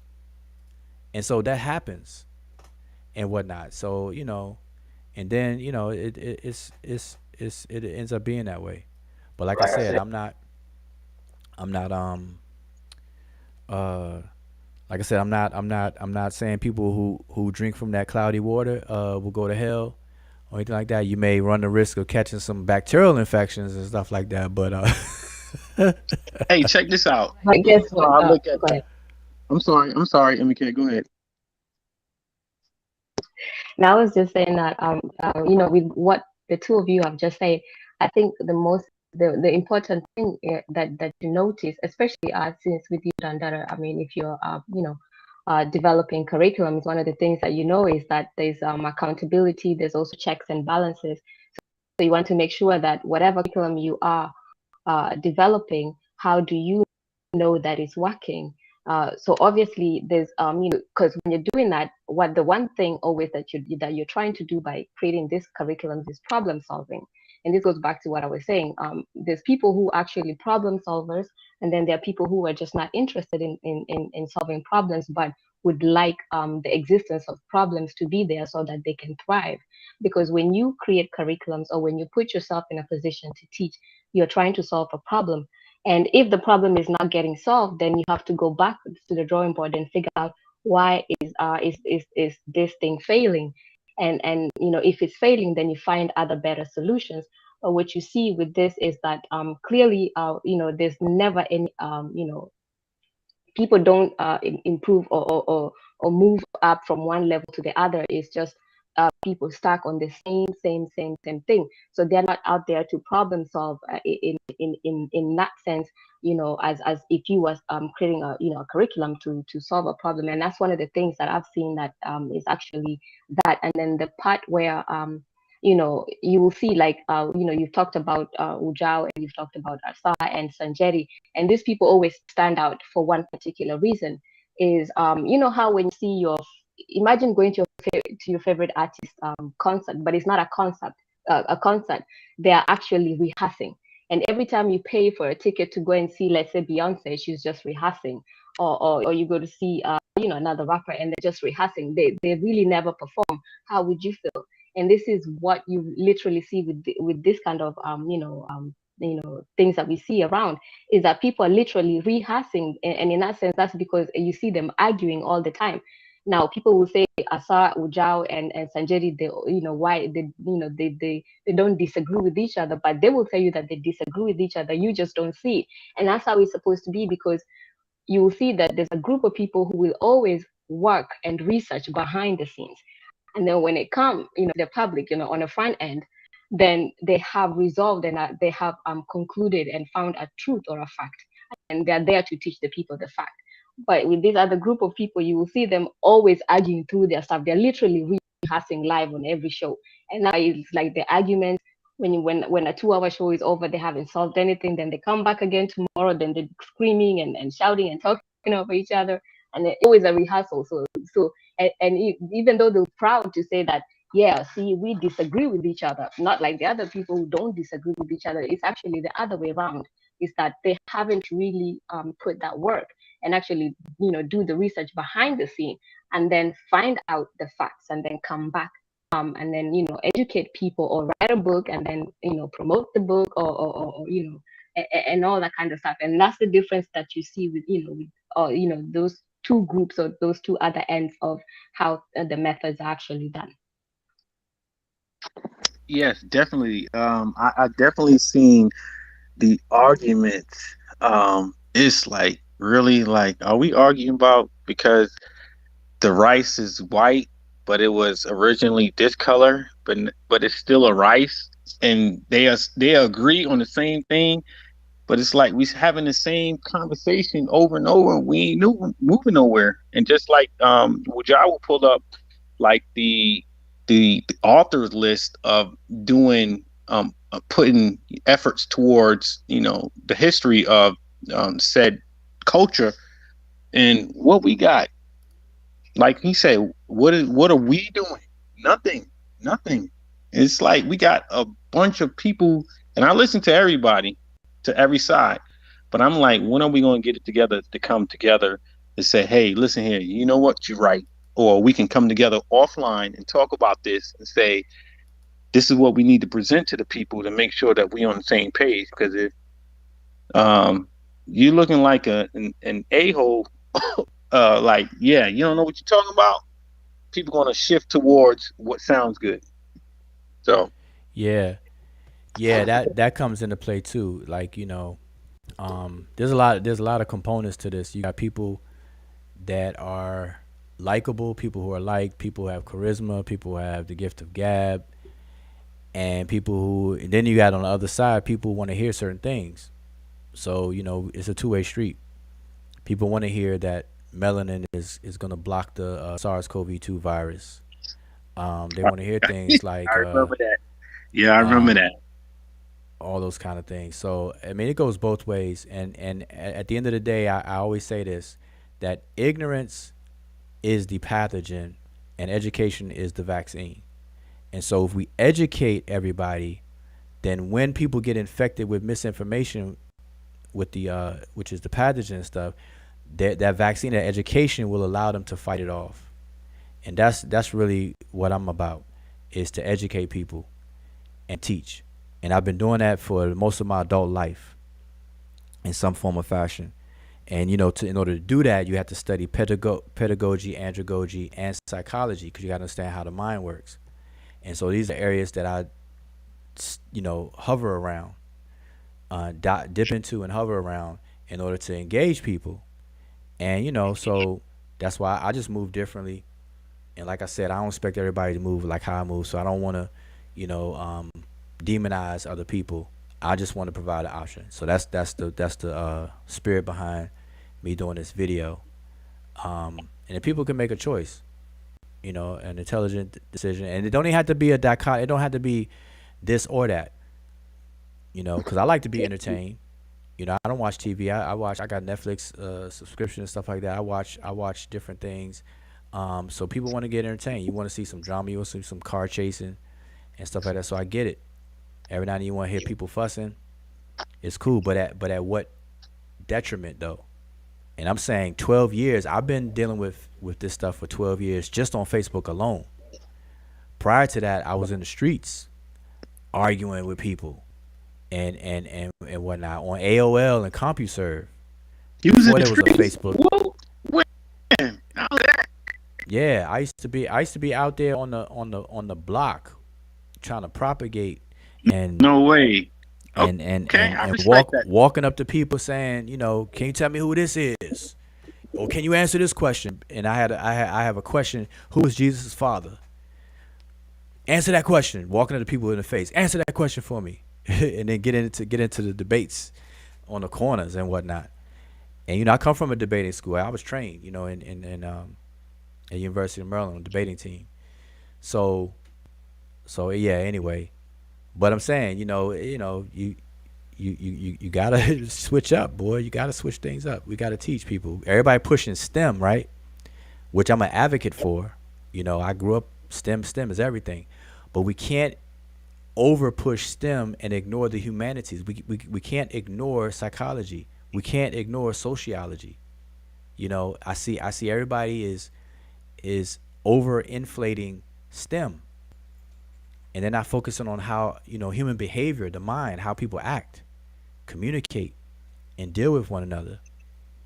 So people are missing out on that and everything. Yeah, So exactly. So STEM, it goes long, man, and also we have to understand that STEM, when you're dealing with STEM, it also goes in other parts of like in the environment, not just for being selfish. So like me, I'm studying urban planning. So I'm not urban planning, urban planning. So I'm dealing with the psychological, the environment, and how everything works with. But at the same time, um, the STEM is a big part of the economy. And like I mhm. said, everybody talking about, they talk some good stuff and how the man is holding them down. And what, like you said, it's a class. Hey, people gotta pay attention to what's going on, man. Like it's not all Yeah, about your color, man. It's all about class and what you can pay for. So that's just, I know yeah, that's on another subject, but yeah. just saying, We I could. pay Nah, we attention could to you, talk about man. that. I'm gonna talk about that too. But something you just said though, STEM affects the economy and everything like that because of technology and the innovation, the innovative part of STEM, what it produces. But at the same time, the bigger thing that people sleep on is advertising and marketing, which fuels the innovations and stuff. Like in order for people to know on a widespread basis, you have to advertise and market and convince people to spend their money. And that's where psychology comes in, because the entire advertisement and marketing space is rooted in psychology. At the base of it is psychology. You have to understand how people behave, how they act, and so on and so forth, to get and manipulate people to buy a product. That a product itself could be produced through the efforts of STEM, science, engineering, technology, all that stuff. But to get people to buy it and the market of it, that's psychology and sociology. So again, people got to keep it balanced and got to understand these things. So, and that's what I see doing. People are not doing, which is what I'm trying to keep reminding people. But listen, it has been over 3 hours. I wanted to end it at 3. We're at 3:21. So, I want to get some last words. Ankoma came back in. Ankoma, did your internet? Did you switch over to AT&T, man? What you got going on?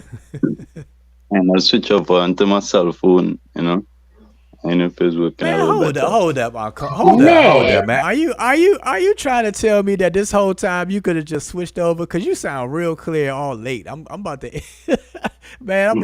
I'm gonna tell everybody to email bomb you, man. Cause you come on here real clear now, and we about to shut it down. My phone working much better than the laptop now. Come on, man. You that's backwards. You had all the trouble. Nobody could hear you. People complaining. Now you come on the cell phone. Let's start over again. You sound crystal clear now.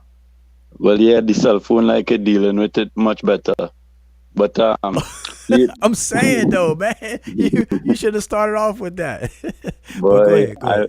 I was real struggling trying to like show the little information and thing, But probably in the future we could talk about some of these things and thing a little better, All right, yeah, man. But next time, man, come on with your cell phone first.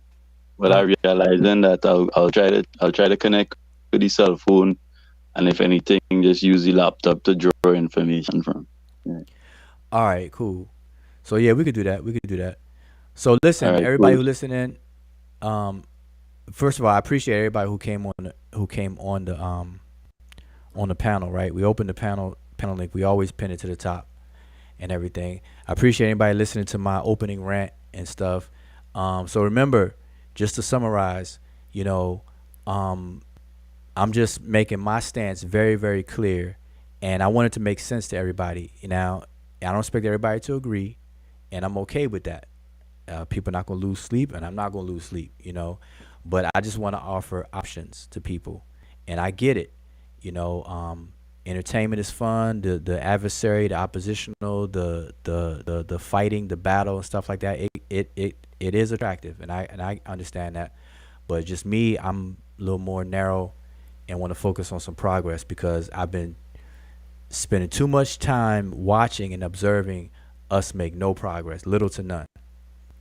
For the most part, we're not making progress. I showed a list earlier of Googobs of scholarly works, and none of them are coming from the quote unquote us.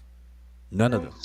Now we do have Sheikh Anta Diop. We do have the people who people name drop all the time: George G.M. James, Dr. Ben, Sheikh Anta Diop. We got Dr. Theophilo Benga. We have even Ankh Ra. We have the mother of Medew Netcher, Medew Netcher, which is Dr. Raketi Amen. We have Anthony Browder. We have Ashra Kwesi. Who else? We have Muada Ashby. We have Round the Fear Amen. And there's names, I'm missing. But we have people who are documenting things, who have published works and stuff like that. But in comparison, we can't even touch the other stuff that's out there. Now, let me say this too. I forgot to say this earlier, and I hope everybody's still listening. This is just an FYI. When it comes to ancient Egyptian dictionary and language, right?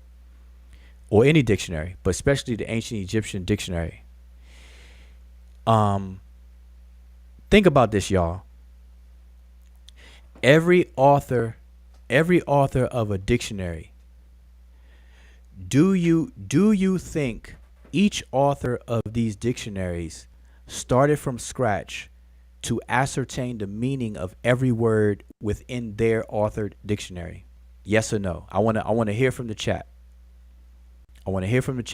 Do you think that the authors of all these Egyptian dictionaries, do you think that they put in the work themselves and have investigated the meanings of every word in their dictionary? So Monica says no. I want to at least get 3 answers from 3 different people. So Monica says no. Who else? While I'm waiting, I'm gonna name some authors of dictionaries. We have Afro Ninja said F no. Dundada says no. All right, so that's 3. All right, so all I need is 3. And Pianki says no. So listen, these dictionaries. So the reason why I'm saying this is because I've seen people put up several dictionaries or look in several dictionaries as if these dictionaries do not parrot each other and not put in the work. Like, for example, James P. Allen, which is a well-respected Egyptologist and teacher of the language, he has his grammar out. All right, 2000. His second edition is out. Middle Egyptian Grammar. So he is known, and he has great work out there. In his book, he has a vocabulary list. Same thing with Alan Gardner. They have a vocabulary list, a large vocabulary list of words and what those words are translated to. Does he give the source for all those meanings? No. Did he do the work to ascertain the meanings of those words? No, he did not. So all of these scholarly works, we have to be mindful, and anybody who's really into these studies know this, but we understand that a lot of this stuff is parroted. The real work has been done already. I mean, the foundational stuff has been done. This is why, we go to the Wörterbuch, the German Wörterbuch, because the German School of Egyptology, they put in that work early. Herman and Grandpa and Maspero and so on, Lepsius and all those folks, going all the way back to the days of trying to prove Champollion correct and all this other kind of stuff. Those are the days where they went to Egypt, they sat there in front of these temple inscriptions and copied down by hand. The German Wörterbuch dictionary is handwritten. Raymond Faulkner's dictionary is handwritten. But guess what? Like Mark Vigas, for example, that's a dictionary I recommend beginners. I recommend every beginner to use Mark Vigas. But guess what? Mark Vigas didn't write that. He consolidated meanings that are that's already done. Faulkner did not investigate the meanings of all the words in the Faulkner dictionary. So when people put up multiple dictionaries, this word means this in this dictionary, and it also means this in this dictionary. Duh, no, of course it's gonna say the same thing, because they parrot each other. Same thing with Egyptian grammars. You go to Allen's grammar, you go to Hotch grammar, Gardner's grammar, Budge's grammar. I have all the grammars. I have all the dictionaries. I know what I'm saying. And I'm working on a grammar to publish, hopefully by the end of this year. So I know what I'm talking about. But a lot of people don't. So we get miseducated or misled to believe that people are doing things when they quote all this stuff. And so when we come along and we challenge the dictionary, we're doing so on the basis of something that we could stand on. It's not some willy-nilly, we just challenge it because we feel that white people can't get anything right. Just because Sir Alan Gardner is a white man, we're going to challenge him. No. The only way that now we can confirm what was originally done to ascertain meaning of these words is to confirm or deny them is through historical comparative linguistics. That's why you see the brother Asar Imhotep diligently in that lane. He can verify, any historical comparatives can do this, but among us, it's Asar Imhotep. He can verify if a word is valid, means what they say it means by doing the comparative work. All right. So we have tools that be able to do this stuff. And when we do it, people who don't know any better, they're like, oh, the dictionary don't say that. Show me where Egypt is riparian. And I heard people call me and Asar and Sanjeti riparian knights. I'm going to start calling people who call me riparian. And I don't mind that, by the way. But I'm going to start calling people dictionaryites, because they cannot break down the morphology and syntax of the language. They just go by dictionaries. And even people who are up on the tools, like the TLA and stuff, don't really know why certain dots are put in words in the lemmas and where dots are not put in words. I've seen people try to use a TLA and they have a hard time finding words because they don't know that these dots are separating morphemic endings or morphological endings. In the German school of Egyptology, the way they do it, they broke it up with dots. So when it comes to gender and number, they broke it up with dots. So when they try to look for a word in dictionary, they can't find it. So they got to resort to the English. They got to, look it up in English and put the check mark and find words. So I'm saying all this to say is that we have a lot of work to do. We got to stop being on this little high horse thinking we're doing something when compared to the world stage of all this stuff. Nah, we're not doing anything. I rub elbows with college students of Egyptology at Brown's University and other places all the time.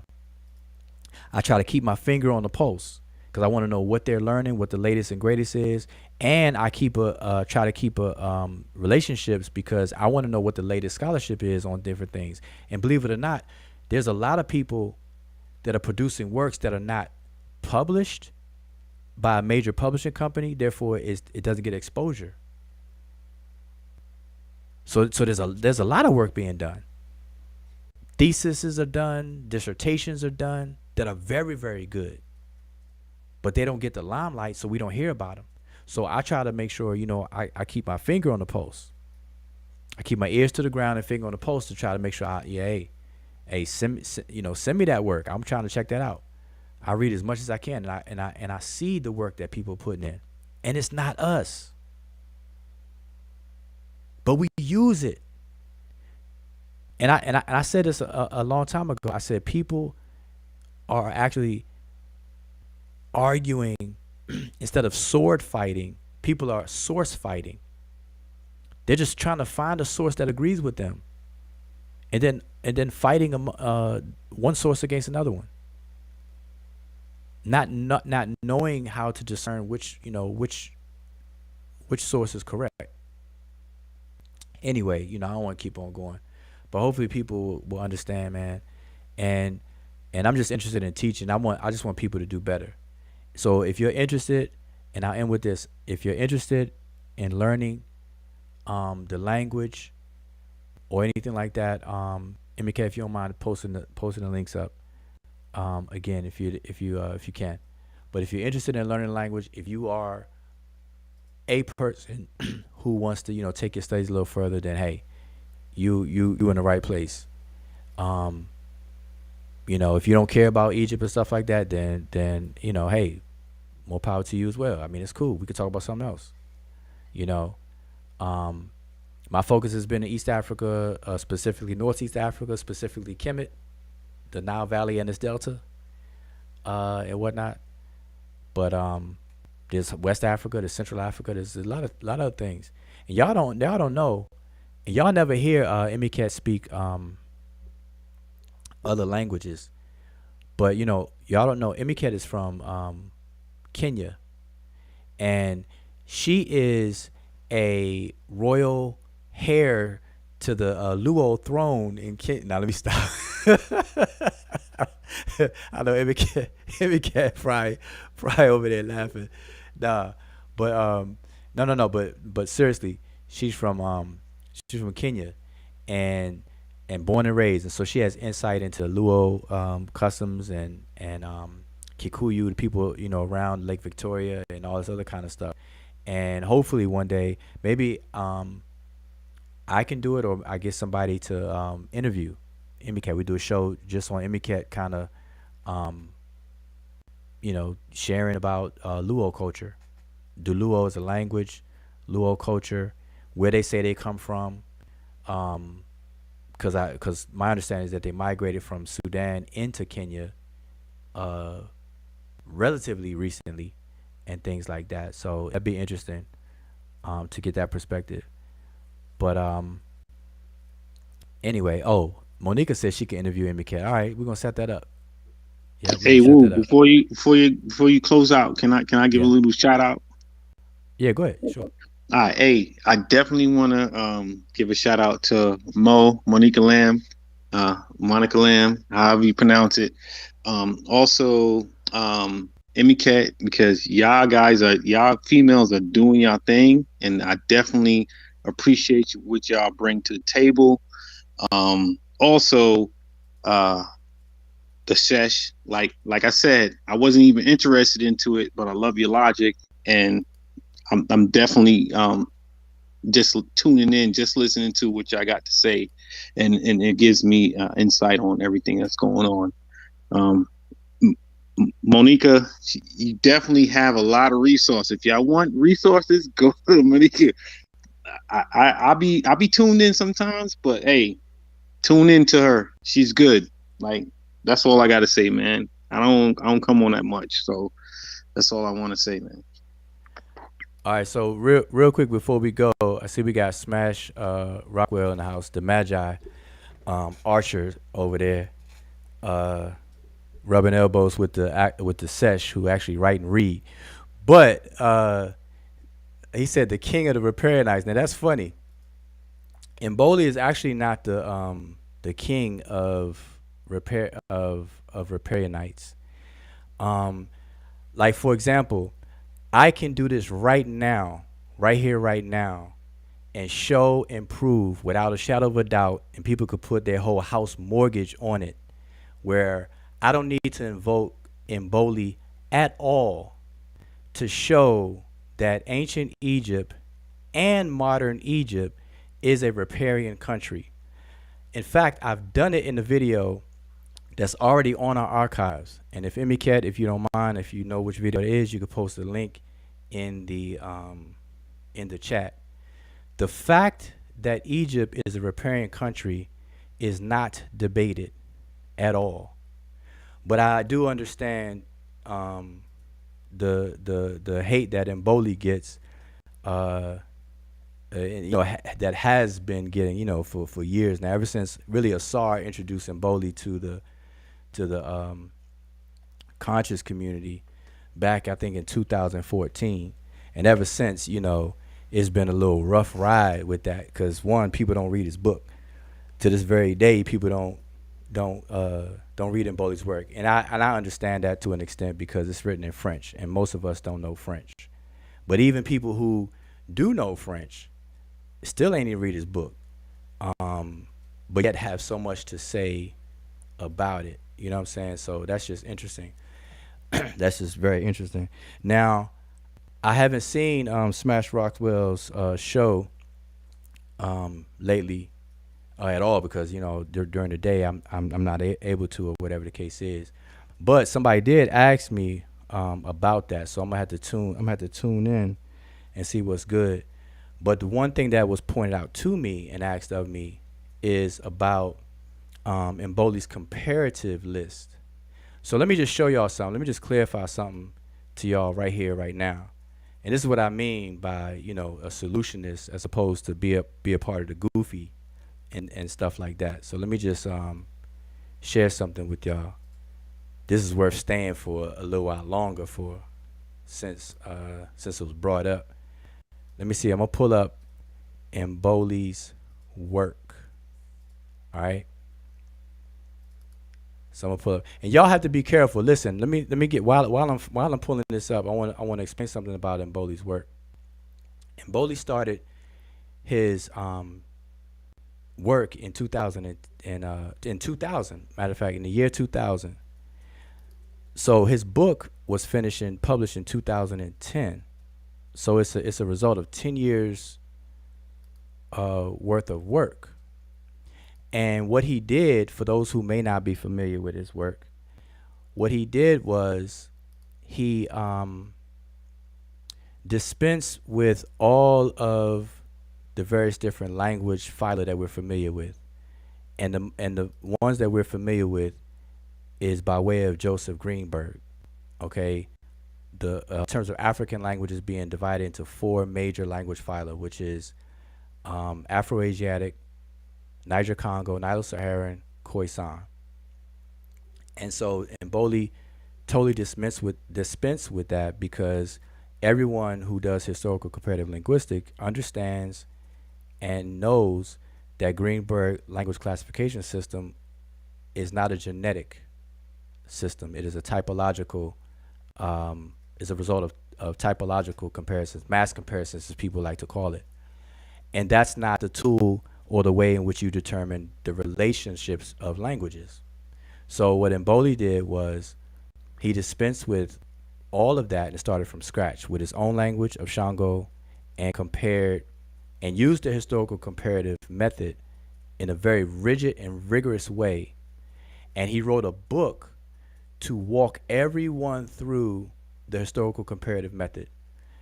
And for those who don't know, the historical comparative method is comparable to the scientific method of the hard sciences of physics and things like that. And so, without getting into details about the method itself, his book is written in a way where the reader can follow the process in real time. So as Mboli is doing these things, you as a reader, you're actually walking that walk at the same time. He's going through the process. And so he starts off with 6 languages, his own Shango, and then 5 others. Then he establishes observations and so on and so forth. Then, in order to test his hypothesis that he develops within the book, to test them, he adds 8 more languages. Then he compares all aspects of language, not just vocabulary or lexical inventories. He compares the morphology, the different morphology of the language, the semantics, and so on and so forth of the language. And so as a result, he's able to tease out the language relationships and their proximities. And so what people took offense with, or what people have a problem with, is really what begin with is the name that he gave this umbrella term, which is Negro Egyptian. And so some people think that all the languages come out of Egypt because of that name, or the whole thing about that. But that's linked to Dr. Theophilo Benga. So Mboli just kept that label and used it. That wasn't his invention as far as the label is concerned. But the actual languages themselves and their relationships and the proximities are based on sound methods. And to this very day, no one has shown those methods to be inaccurate or wrong. All right. So my understanding is that, and like I said, I'm gonna have to check out the show, the previous show, and whatever show that's lined up about it, about Mboli's comparison list. So I'm trying to pull this up. I want to show y'all something here, and maybe I have it pulled up already, which is why it's taking me a while to find this.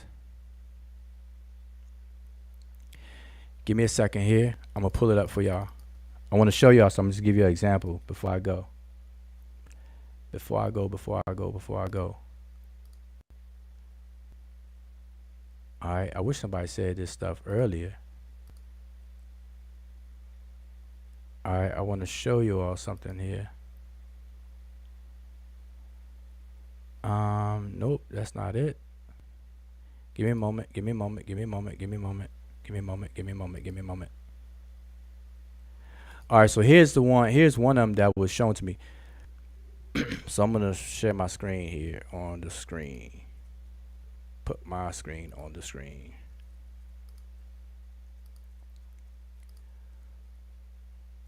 All right, bam. Let me take this comment off the screen here. All right, so this is from page 144 of Mboli's work. As you can see, I have Mboli's work. I'm one of the person that got his book way back in 2014, 2015. Whenever Asar introduced him to the and you know, I'm in communication with Mboli. So Mboli, Mboli, you know, be kind of laughing at all this other stuff. So one of the correspondents. So let me explain something. So what Mboli did was, with the 6 languages. So we got Middle Egyptian, Coptic, Shango, Zande, Hausa, and Somali. Right? Those are the 6 languages that he started with. At this point in his book, he's assembling a list of words to be compared, to compare. Okay, and he has let me see. Let me go down. This is comparison 117. All right, so let me go down. I forget how many there were. So let's go to. I'm trying to go to the bottom, see how many it was. Okay, that's 221, 225, 232, 233. All right, let's see the last one. Okay, 234. So he has the phonetic constructions and reconstruction of the phonology, but prior to that, he has this list. So there's 234. So this is what I want y'all to do, right? So 234 correspondences between 6 languages. So we multiply 6 times 234. What do we get? What's the math on that? Somebody can do that in their head real quick. It is 234 times 6, which is 1,404 words. Okay? So now, out of 1,404 words, anybody in their half a brain that knows about the comparative method, you do not need 234 list of words. All right? Now, I want to ask somebody in the chat, anybody in the chat, how many words are required to set up a comparison list for the purposes of historical comparative linguistics to establish regular sound meaning correspondences? I want to know if anybody in chat knows that answer. And while I'm waiting for somebody to answer that, I'm going to continue to make my point here. Let me go back to the word. It was 117. I think I said it right. That's 4866. Did I miss it? It's 87, 89, 99, 108, 117, and 118. Okay, so one of the words that was shown to me was the word Tim, right? The word complete. Right? Now, mind you, his book is written in French. If y'all could see it, y'all could see the commentary right here is written in French and so on and so forth, right? This is correspondence number 117. Middle Egyptian, we have the Egyptian word Tim, which means end or complete. To end, to complete, or to end, right? And then we have the Coptic Tim, which is the same thing, to finish, to complete. Shango, we have Zu, and Zande, we have Nzu. Hausa, no correspondence, so 0. Somali, we have Tam. All right, so these are the comparisons that he's making.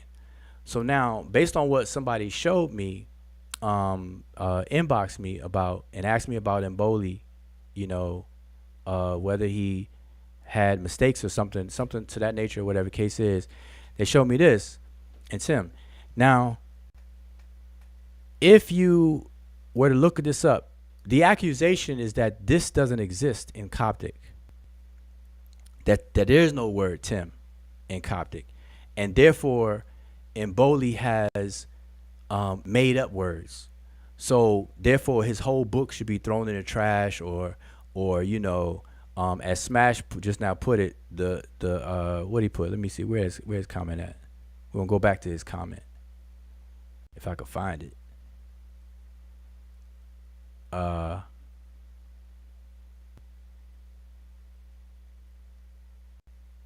anyway, y'all saw his comment.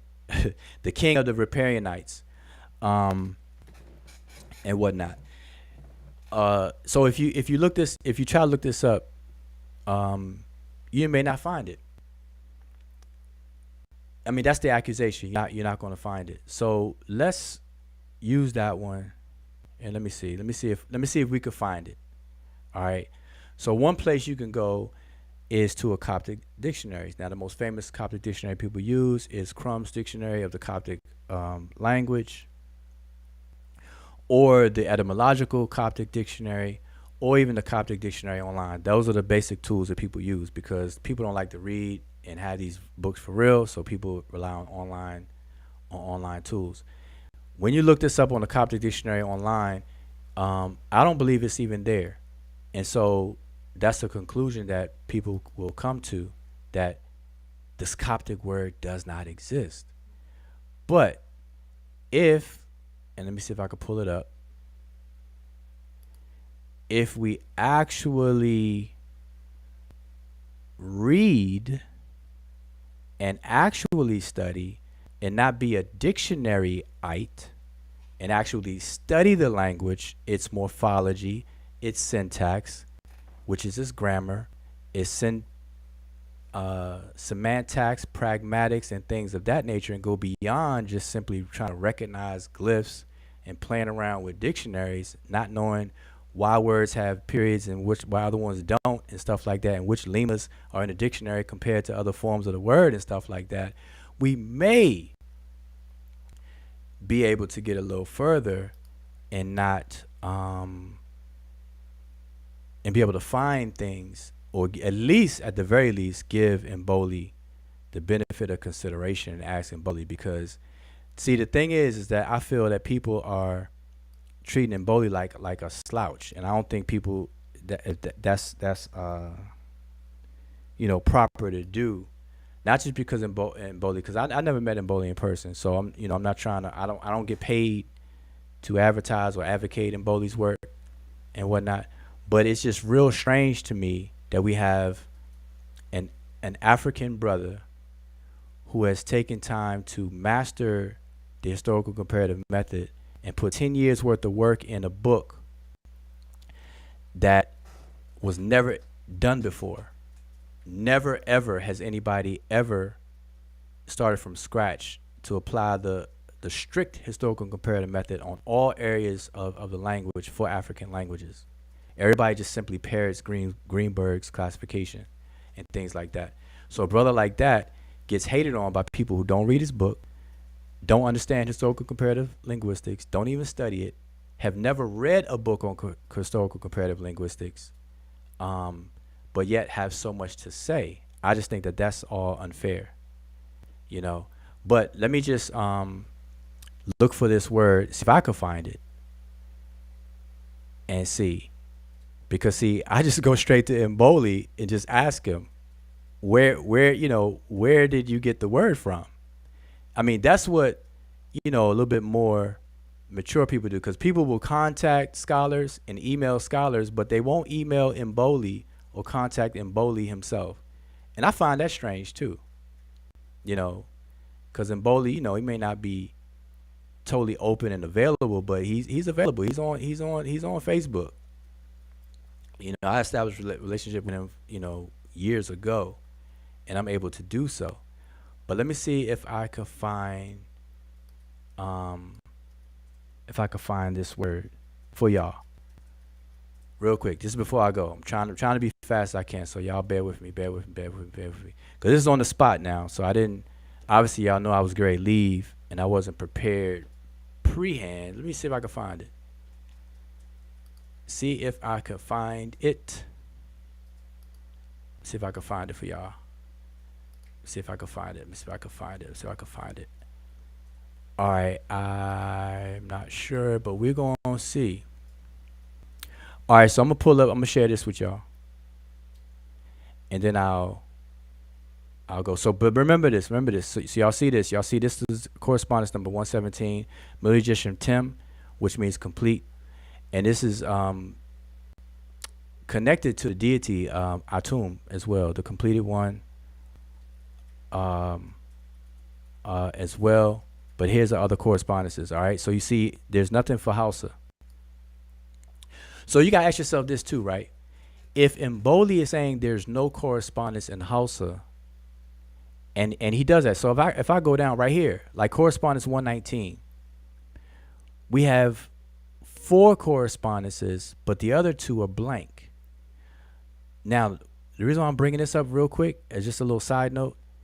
Mboli has no motivation or agenda to make up a word, because all throughout this correspondence list, he shows when there is no correspondence by keeping it blank.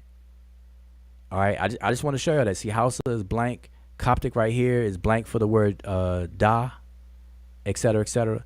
So there's no intent to make up something or whatnot. So benefit of consideration should be afforded to the brother Mboli.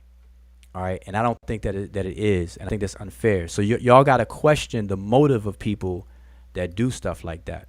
And I'm saying it because I've seen it for too long. People giving Mboli a bad rap and talking loud, but ain't really saying nothing. All right. And see, this is not even my forte. Historical comparative linguistics is Asar's forte. So Asar can do a better job dealing with it than I can. But if I were to, then, people would really be in trouble with it. But I'm going to show y'all this one. So let me switch my screen over. So I'm going to unshare that one and share this, because this is the one that was given to me. So if there's others or whatever. But let's look at this right here real quick. I want to show y'all where you can see this. Now, it was claimed that Mboli made that up. All right. But I'm going to show you all this right here on the screen. This is E.A. Wallace Budge, which is Ernest Alfred Wallace Budge Hieroglyphic Dictionary, which Mboli has an extensive bibliography at the end of his book. He tells you where he gets all the stuff from, by the way. All right. But people don't have his book. They don't read. But you can go right to the bibliography and the references in his book. He lists them all. All right, so let me show. So we have Tim here in, I don't know if I can see my cursor. Tim right here.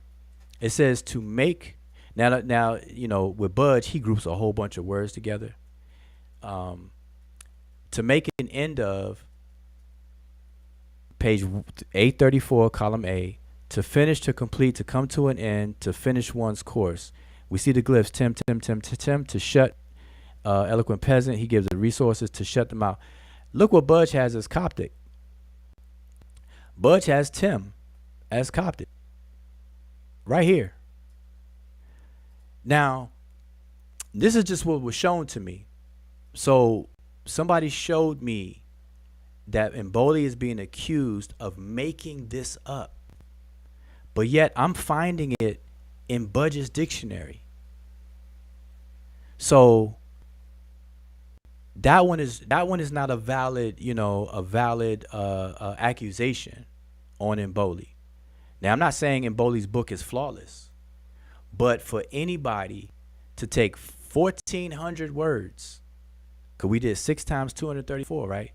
1,400 words, and to point out, now I don't know how many was pointed out, but whatever it is, when you don't even need that many to invoke, to deal with the comparative method, to me, it's really just goofy stuff going on. But anyway, this right here is where I found the Coptic word Tim, according to Budge. Now, if I were to look this up on CopticOnline.com, I'm not going to find it actually, because I did that before I pulled this up. So if I share my screen to go to Coptic Dictionary Online and you put in the Coptic characters, it's not going to come up. It's not going to pull up. And so if that's what somebody uses, then they're going to be like, oh, and Mboli made it up. Now in Chrome, I didn't even check Chrome. It may be in Chrome. But this was just my second stop to check. Why? Because Mboli said so. Mboli said he got it from there. It's like, God dang, can you at least try to correspond with the brother? Anyway, so I just wanted to show that on the screen real quick before I go, because I know, people like the drama. So Smash gonna go live, and he probably gonna have about 1,000 people watching. To what end? At the same time, all the different European scholars, all the different other scholars of the things I shown, we champion behind them. We definitely champion behind them.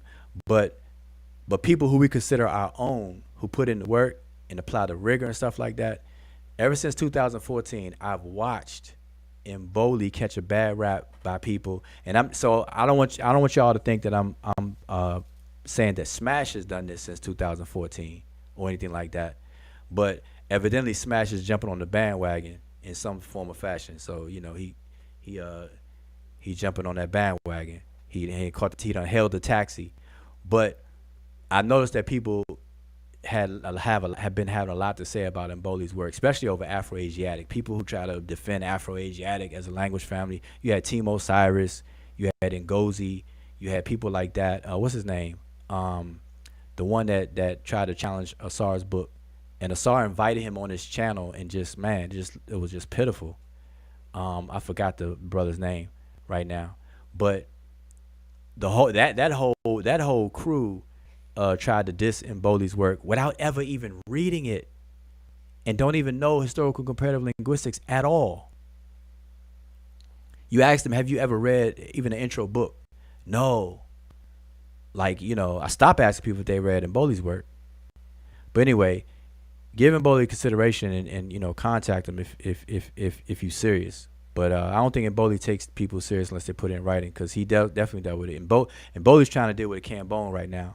Cambone don't want none, because Mboli met Cambone in person, and Cambone refused to engage.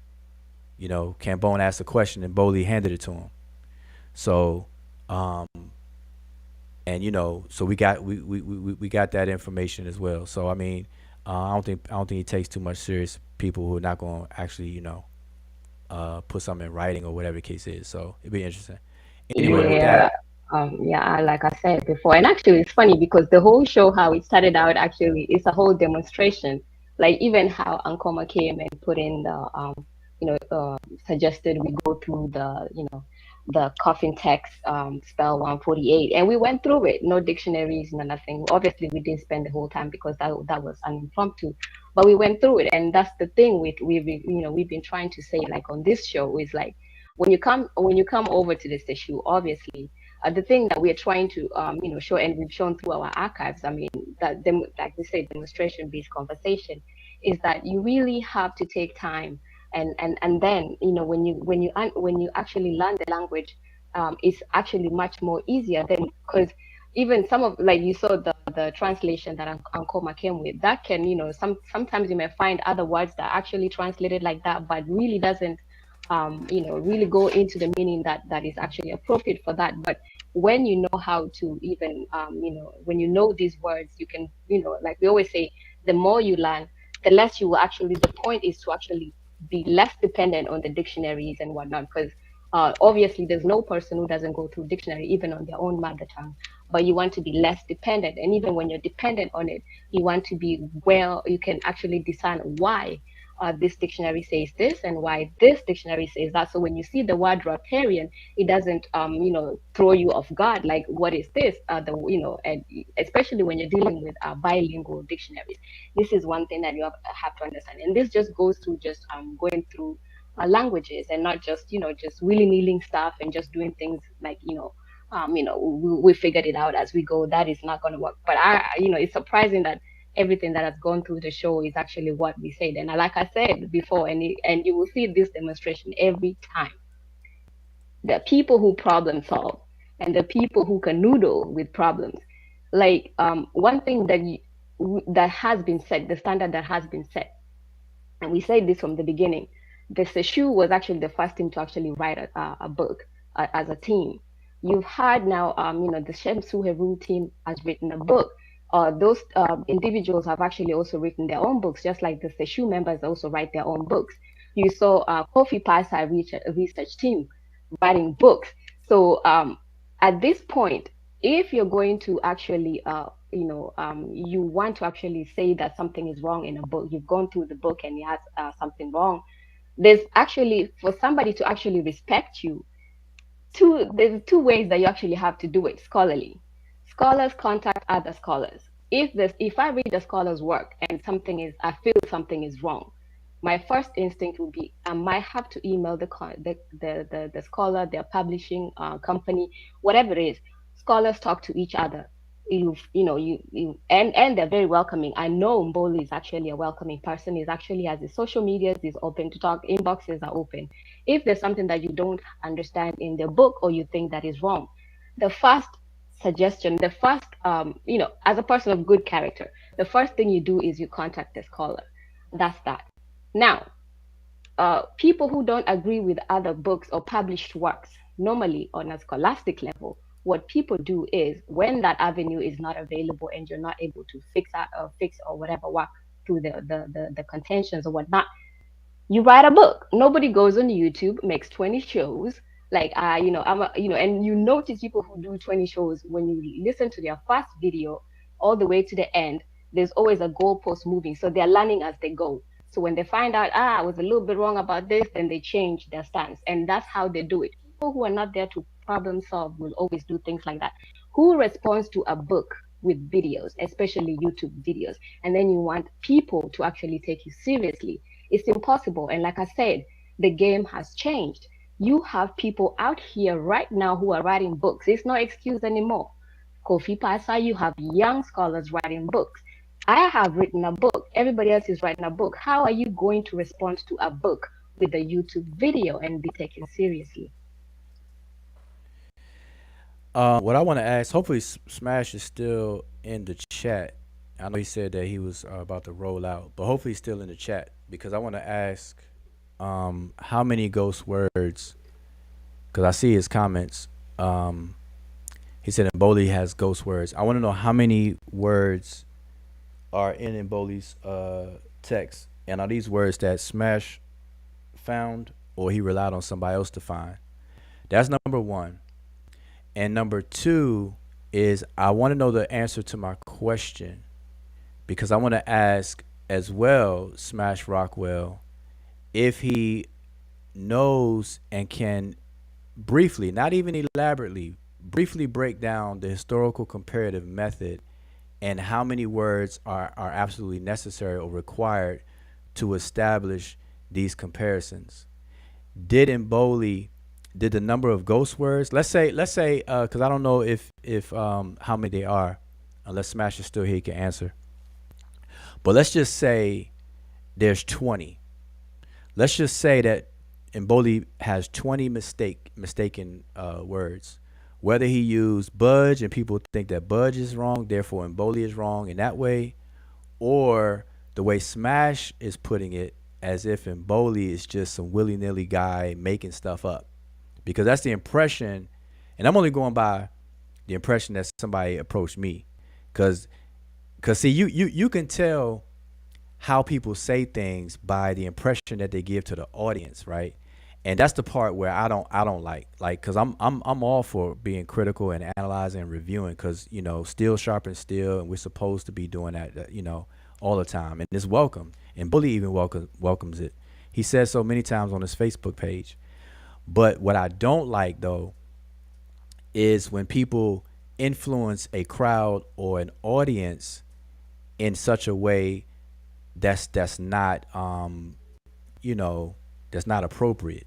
So if people walk away from the presentation as if to throw Mboli's book in the trash, or Mboli doesn't know what he's talking about, because it's always put into the context of Mboli is not a PhD linguist and whatnot, or Mboli is pseudo, stuff like that. Now, I'm not saying Smash said these things because I don't know that to be true, but this is just my experience with others. And I've seen other people will say all these things, and really at the end of the day, it's really just to turn people away from even investigating the work at all. And number one, comparative linguistics is like chemistry. It's not something that you're gonna pick up. It has a big learning curve, and stuff like that. You gotta deal with a lot of moving parts with that, right? And to me, that's unfair. And so I just question the motive and agenda of people that do that. So I don't know Smash's agenda. So I'm gonna admittedly say that, and or whatever the case is, and for it to come out the blue like that. But for him to say the king of the riparian nights and stuff, so I don't know. It's all part of the fun and games and stuff like that everybody likes. So I guess it's just there, but it's just part of it. But I want to know how many ghost words. But let's say it's 20, right? Now I'm gonna listen. Remember, I'm letting y'all know my forte is the ancient Egyptian language, its grammar, which is its morphology, syntax, the writing system. That's my lane, right? That's my forte. I can talk about that all day, forward, backwards, up and down. Nobody is seeing me on Egyptian grammar. I could be in a car with nothing book around me, no books, no Google, no nothing, and I can run the Egyptian grammar down. You can ask me questions all day, every day. That's my forte. Historical comparative linguistics, I know the basics and enough to be able to discern. And, my hope obviously is to dive into it really, really hard. But I say that to say that that's Asar's lane. Everybody knows Asar has been using the historical comparative method as a tool for everything he does, right? In terms of Africana studies and this and that. So that's Asar's forte. So, but based on what I know, I'm going to tell you all that in historical comparative linguistics, because I didn't see the answer inside the chat, of word list to compare, Mboli has 234. Obviously, the more, the merrier, the more, the better. But that's not required. So again, if I say, let's say Mboli made 20 mistakes on words by whatever sources he used. Let's say the source was wrong, or at worst, people want to say Mboli just made it up. He just woke up one day and just made up these things, right? Let's say it's 20. Out of 234, really out of 1,400 different words, which is a side-by-side comparison of 234, if you subtract 20, that leaves you with 214. So the question is, does anybody in the chat know that with 214 solid comparisons, is that enough to continue to move forward? Yes or no? That's my question to the chat. Let's say there's 20 ghost words. Now I don't know how many ghost words are being claimed, because did Smash show up? Okay, Smash still in the chat. So Smash, if you're still there, how many? Unless I missed it, let me scroll up. How many ghost words are being claimed in the work? And I know there's a delay, so I'm gonna wait for your answer. Whatever that number is, let's subtract that from the list, the correspondence list. And let's say whatever that number is, let's say they are legit wrong. And let's say the rest of them are legit right. Can we still continue with the work? Can Mboli take that and still continue with the work? Does that matter? Does that have a bearing on the chronological or sequential procedure of the process? Yes or no? African Renaissance TV, that's the brother Aziz. How many words are required to establish a swash list, a list of correspondences? What's the bare minimum? I'm asking African Renaissance TV because I think he does comparative work as well. And if Asar Imhotep was here, he would definitely obviously already tell y'all. Now, we can find out because I have historical comparative books available. It's just that, man, I was going to check out on here, and we've been 4 hours long. I'm gonna blame Smash for keeping me, but I'm asking. So now I know there's not that much of a delay. So I got two questions. I want to know how many ghost words there are that are being claimed, and then I'm gonna give a scenario and say or concede. Let's say there's 20. I'm making up the number 20. I don't know if it's 20 because I don't see Smash's answer. But let's say there's 20. So let's subtract 20 from the 234 comparison. Let's throw 20 comparisons out the window. Now African Renaissance says 3 to 5 and then 100 for a Swadesh. Okay? So based on African Renaissance answer, if Mboli, he said he answered above. Yeah, I don't see it, man. I missed it. All I see is he contacted Harvard University. Come back up. He said this is other people saying that, not me. I see that comment. I see this comment. It says not a lot and it doesn't affect his analysis. Okay, it said not a lot and it doesn't affect his analysis. A PhD linguist found these words and said it isn't a deal breaker. He is the historical comparative linguist, not me. I will share the review tomorrow. Okay, cool. Yeah, I probably won't be able to peep your show live, but I'll check it out because I'm curious. But see, so now here's the thing. So now, okay, so Smash, I'm gonna tell you this directly. Here's what I have issue with, right? And I'm not saying you do this because I never heard it with my own ears that you do this, but this is my issue with other people that I do know that do this kind of stuff, especially when it comes to Mboli. But it's for any work.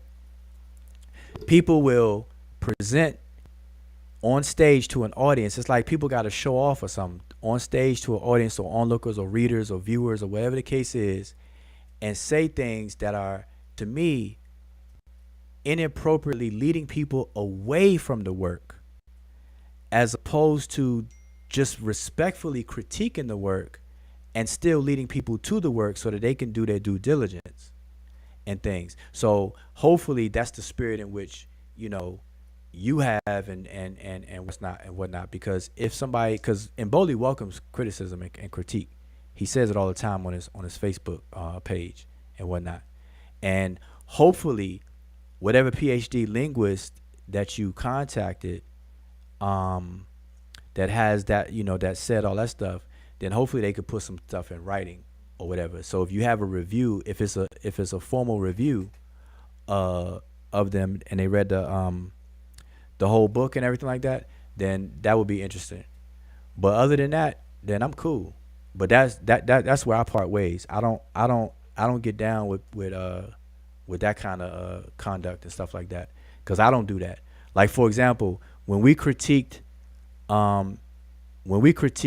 Walter Williams' book, Christianity, Origins of Christianity, or something like that, whatever it was, we only critiqued the portion where he said the Egyptian hieroglyphic writing system has not been deciphered. See, we critiqued his book.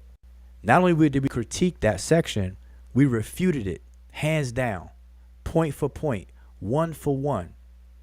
We didn't do it to lead people away from his work. We, in fact, told people to get his book and to check it out themselves and this, that, and the third, or whatever the case is. We addressed it professionally and respectfully to the elder and whatnot. Sent him a copy, a free copy directly, through somebody that know him and the whole thing. So that's how, we deal with stuff. We actually read the book. Number one, we actually did the work ourselves. We didn't rely on emailing somebody else. We did the work ourselves, and we addressed the points one for one. And we refuted everything in that book. I mean, not everything in the book, excuse me. Everything related to Sesh, Medew, Netcher the writing system not being deciphered. We addressed everything. We didn't leave no stone unturned from that book. To this very day, nobody has a comeback and can't come back from that. Not even Walter Williams himself. And he actually has the book, acknowledged it, and he said that we did good work. But he's still on his, he still say what he say though. So there you have it. But anyway, so that's it. But I'm gonna check out the video though, Smash, because I also enjoy critiques on wherever it goes, as long as it's done right. But anyway, so that's that. But anyway, so to summarize what I was saying today before I actually log off is that remember that I'm not trying to demonize or tell people who to support, what not to support, and stuff like that. But you have options. People like different things. I get it. I used to DJ. People like music I don't like. I like music other people don't like. There's diversity. We're humans. Everybody's not the same. We're not robotic. We're not the Borg. Everybody don't think alike and stuff like that. I get it. But if you don't have options, everybody's gonna think something is norm. So I'm about the business of just giving an option to people. All right, that's it. Giving an option to people. People can make up their own mind. No love lost. That's the thing. All right. Other things that we covered, we talked about more specifically. We talked about the coffin text, spell 148. We showed the glyphs, read it from the glyphs, from the actual facsimile of the primary, showed the translation, and how scholars can definitely try to overlay that with the birth of Jesus and stuff. Where Set is with seed with her brother Usir, and it's Herod, shaping of the falcon, the whole nine. We read all of that good stuff. Which, by the way, as a tangent, the brother Reggie made a comment. This is what I heard, because I haven't heard Reggie say this myself, and I always like to be clear on how I get things, because if I heard it myself, then I would just say so. But I didn't hear this from Reggie myself, but somebody asked me and said, because they said Reggie said that the Egyptians believe that the man gives the woman a full-grown human being. And I'm like, nah, that can't be. That can't be Reggie saying that. That's, to me, that's crazy. If he did. But anyway, so we kind of dealt with that too, showing the Henut Tawi papyrus that's not Geb on the top. That's actually Restful Jah Kenti Amentiu, which is Usir, and Geb is curled up doing autofellatio. He's the one on the bottom, and all that good stuff. So we cleared that up, and no, they didn't think that full-grown human beings are put inside of a woman. It's a seed. That's why they call it a seed, a metut or peret, a seed that grows and sprouts and in the egg. They knew about that stuff. It's right in the spell 148 that we just read. Like, so who in there, right? I mean, I don't know.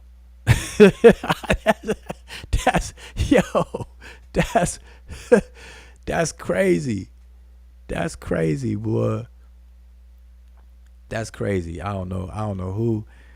Boy, I hope that ain't happen. And that's pretty much it.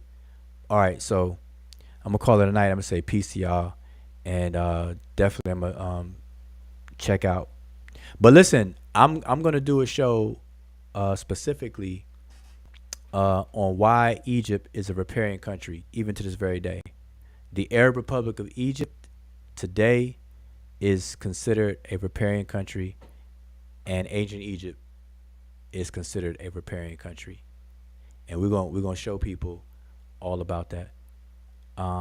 Hey, I appreciate one thing I want to say. I appreciate the super chat. This is from Sil 201. He said, hands doing the fist bump. All right, peace, man. I really appreciate it, because we don't even advertise the super chat or anything. So I always appreciate anybody doing, giving a super chat and everything. But we're in the process of developing some things that people will have a chance to support, when we really want to ask about support. But that's it for me. MK, you got any last things? I think we said everything tonight. I just wanted to emphasize on what you said regarding our book that we wrote as a group with the Sesh. because I know that the topic of decipherment came recently. So definitely don't sleep on that book. That book is vital. And when it comes to this type of conversations, and basically the reason why we voted was just to kill the noise.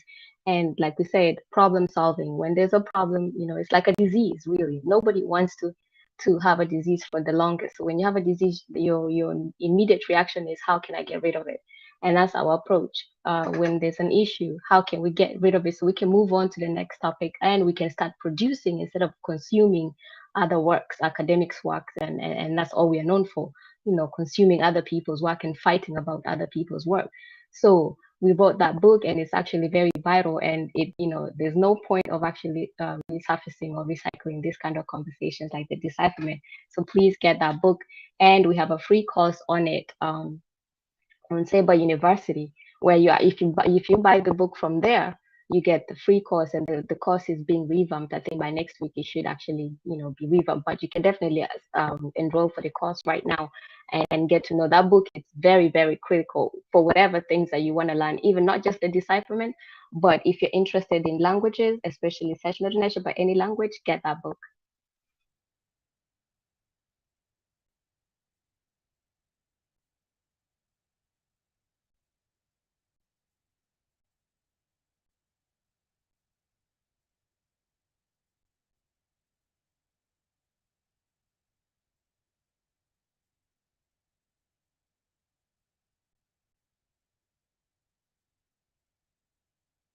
Makes a contribution in the super chat, definitely.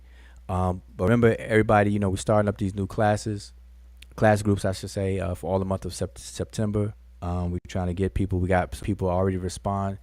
But if you're interested in learning the language and becoming proficient and competent in the writing system, this is the class, beginner's class of Sesh, Medew, Netcher. All right. So you see the website on the side. Let me put this big. Last one. SaberUniversity.com, beginners classes. All right. So I already explained this, but you can email or definitely go there. Just register and sign up. Only $100. 12 weeks or 12 sessions of 2-hour live sessions, or you can learn on your own pace, or both. All right. That's the way it's designed.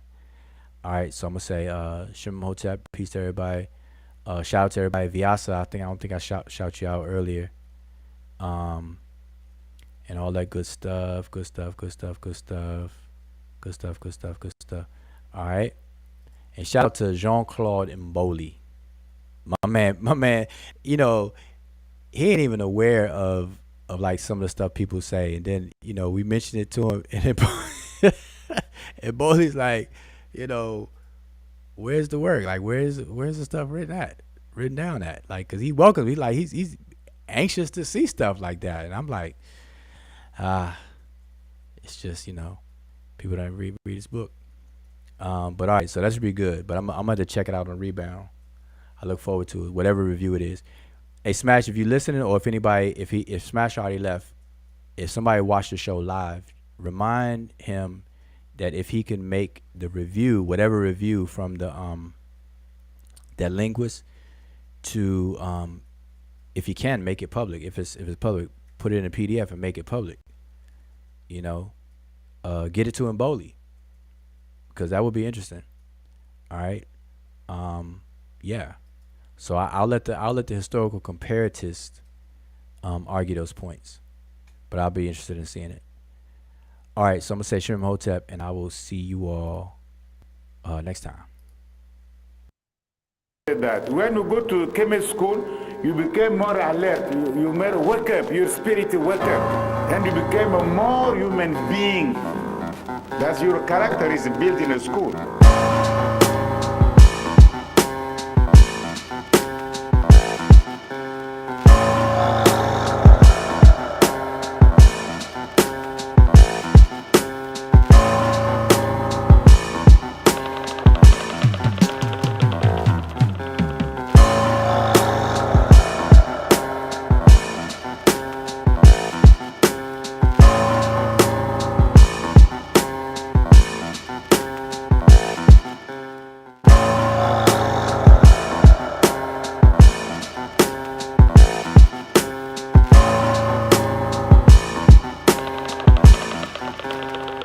to study what we call classical studies, we must know Netcher.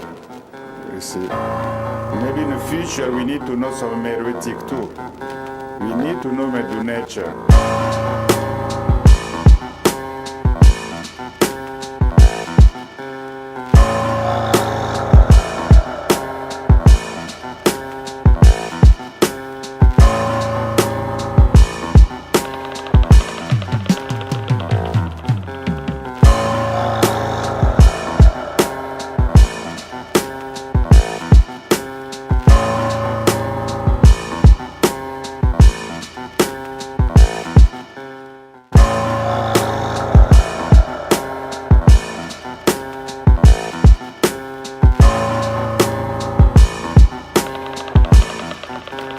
So the most achievement in Kemet for me is education.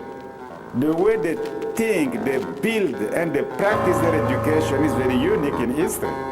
Without education, I believe there will be no Kemet.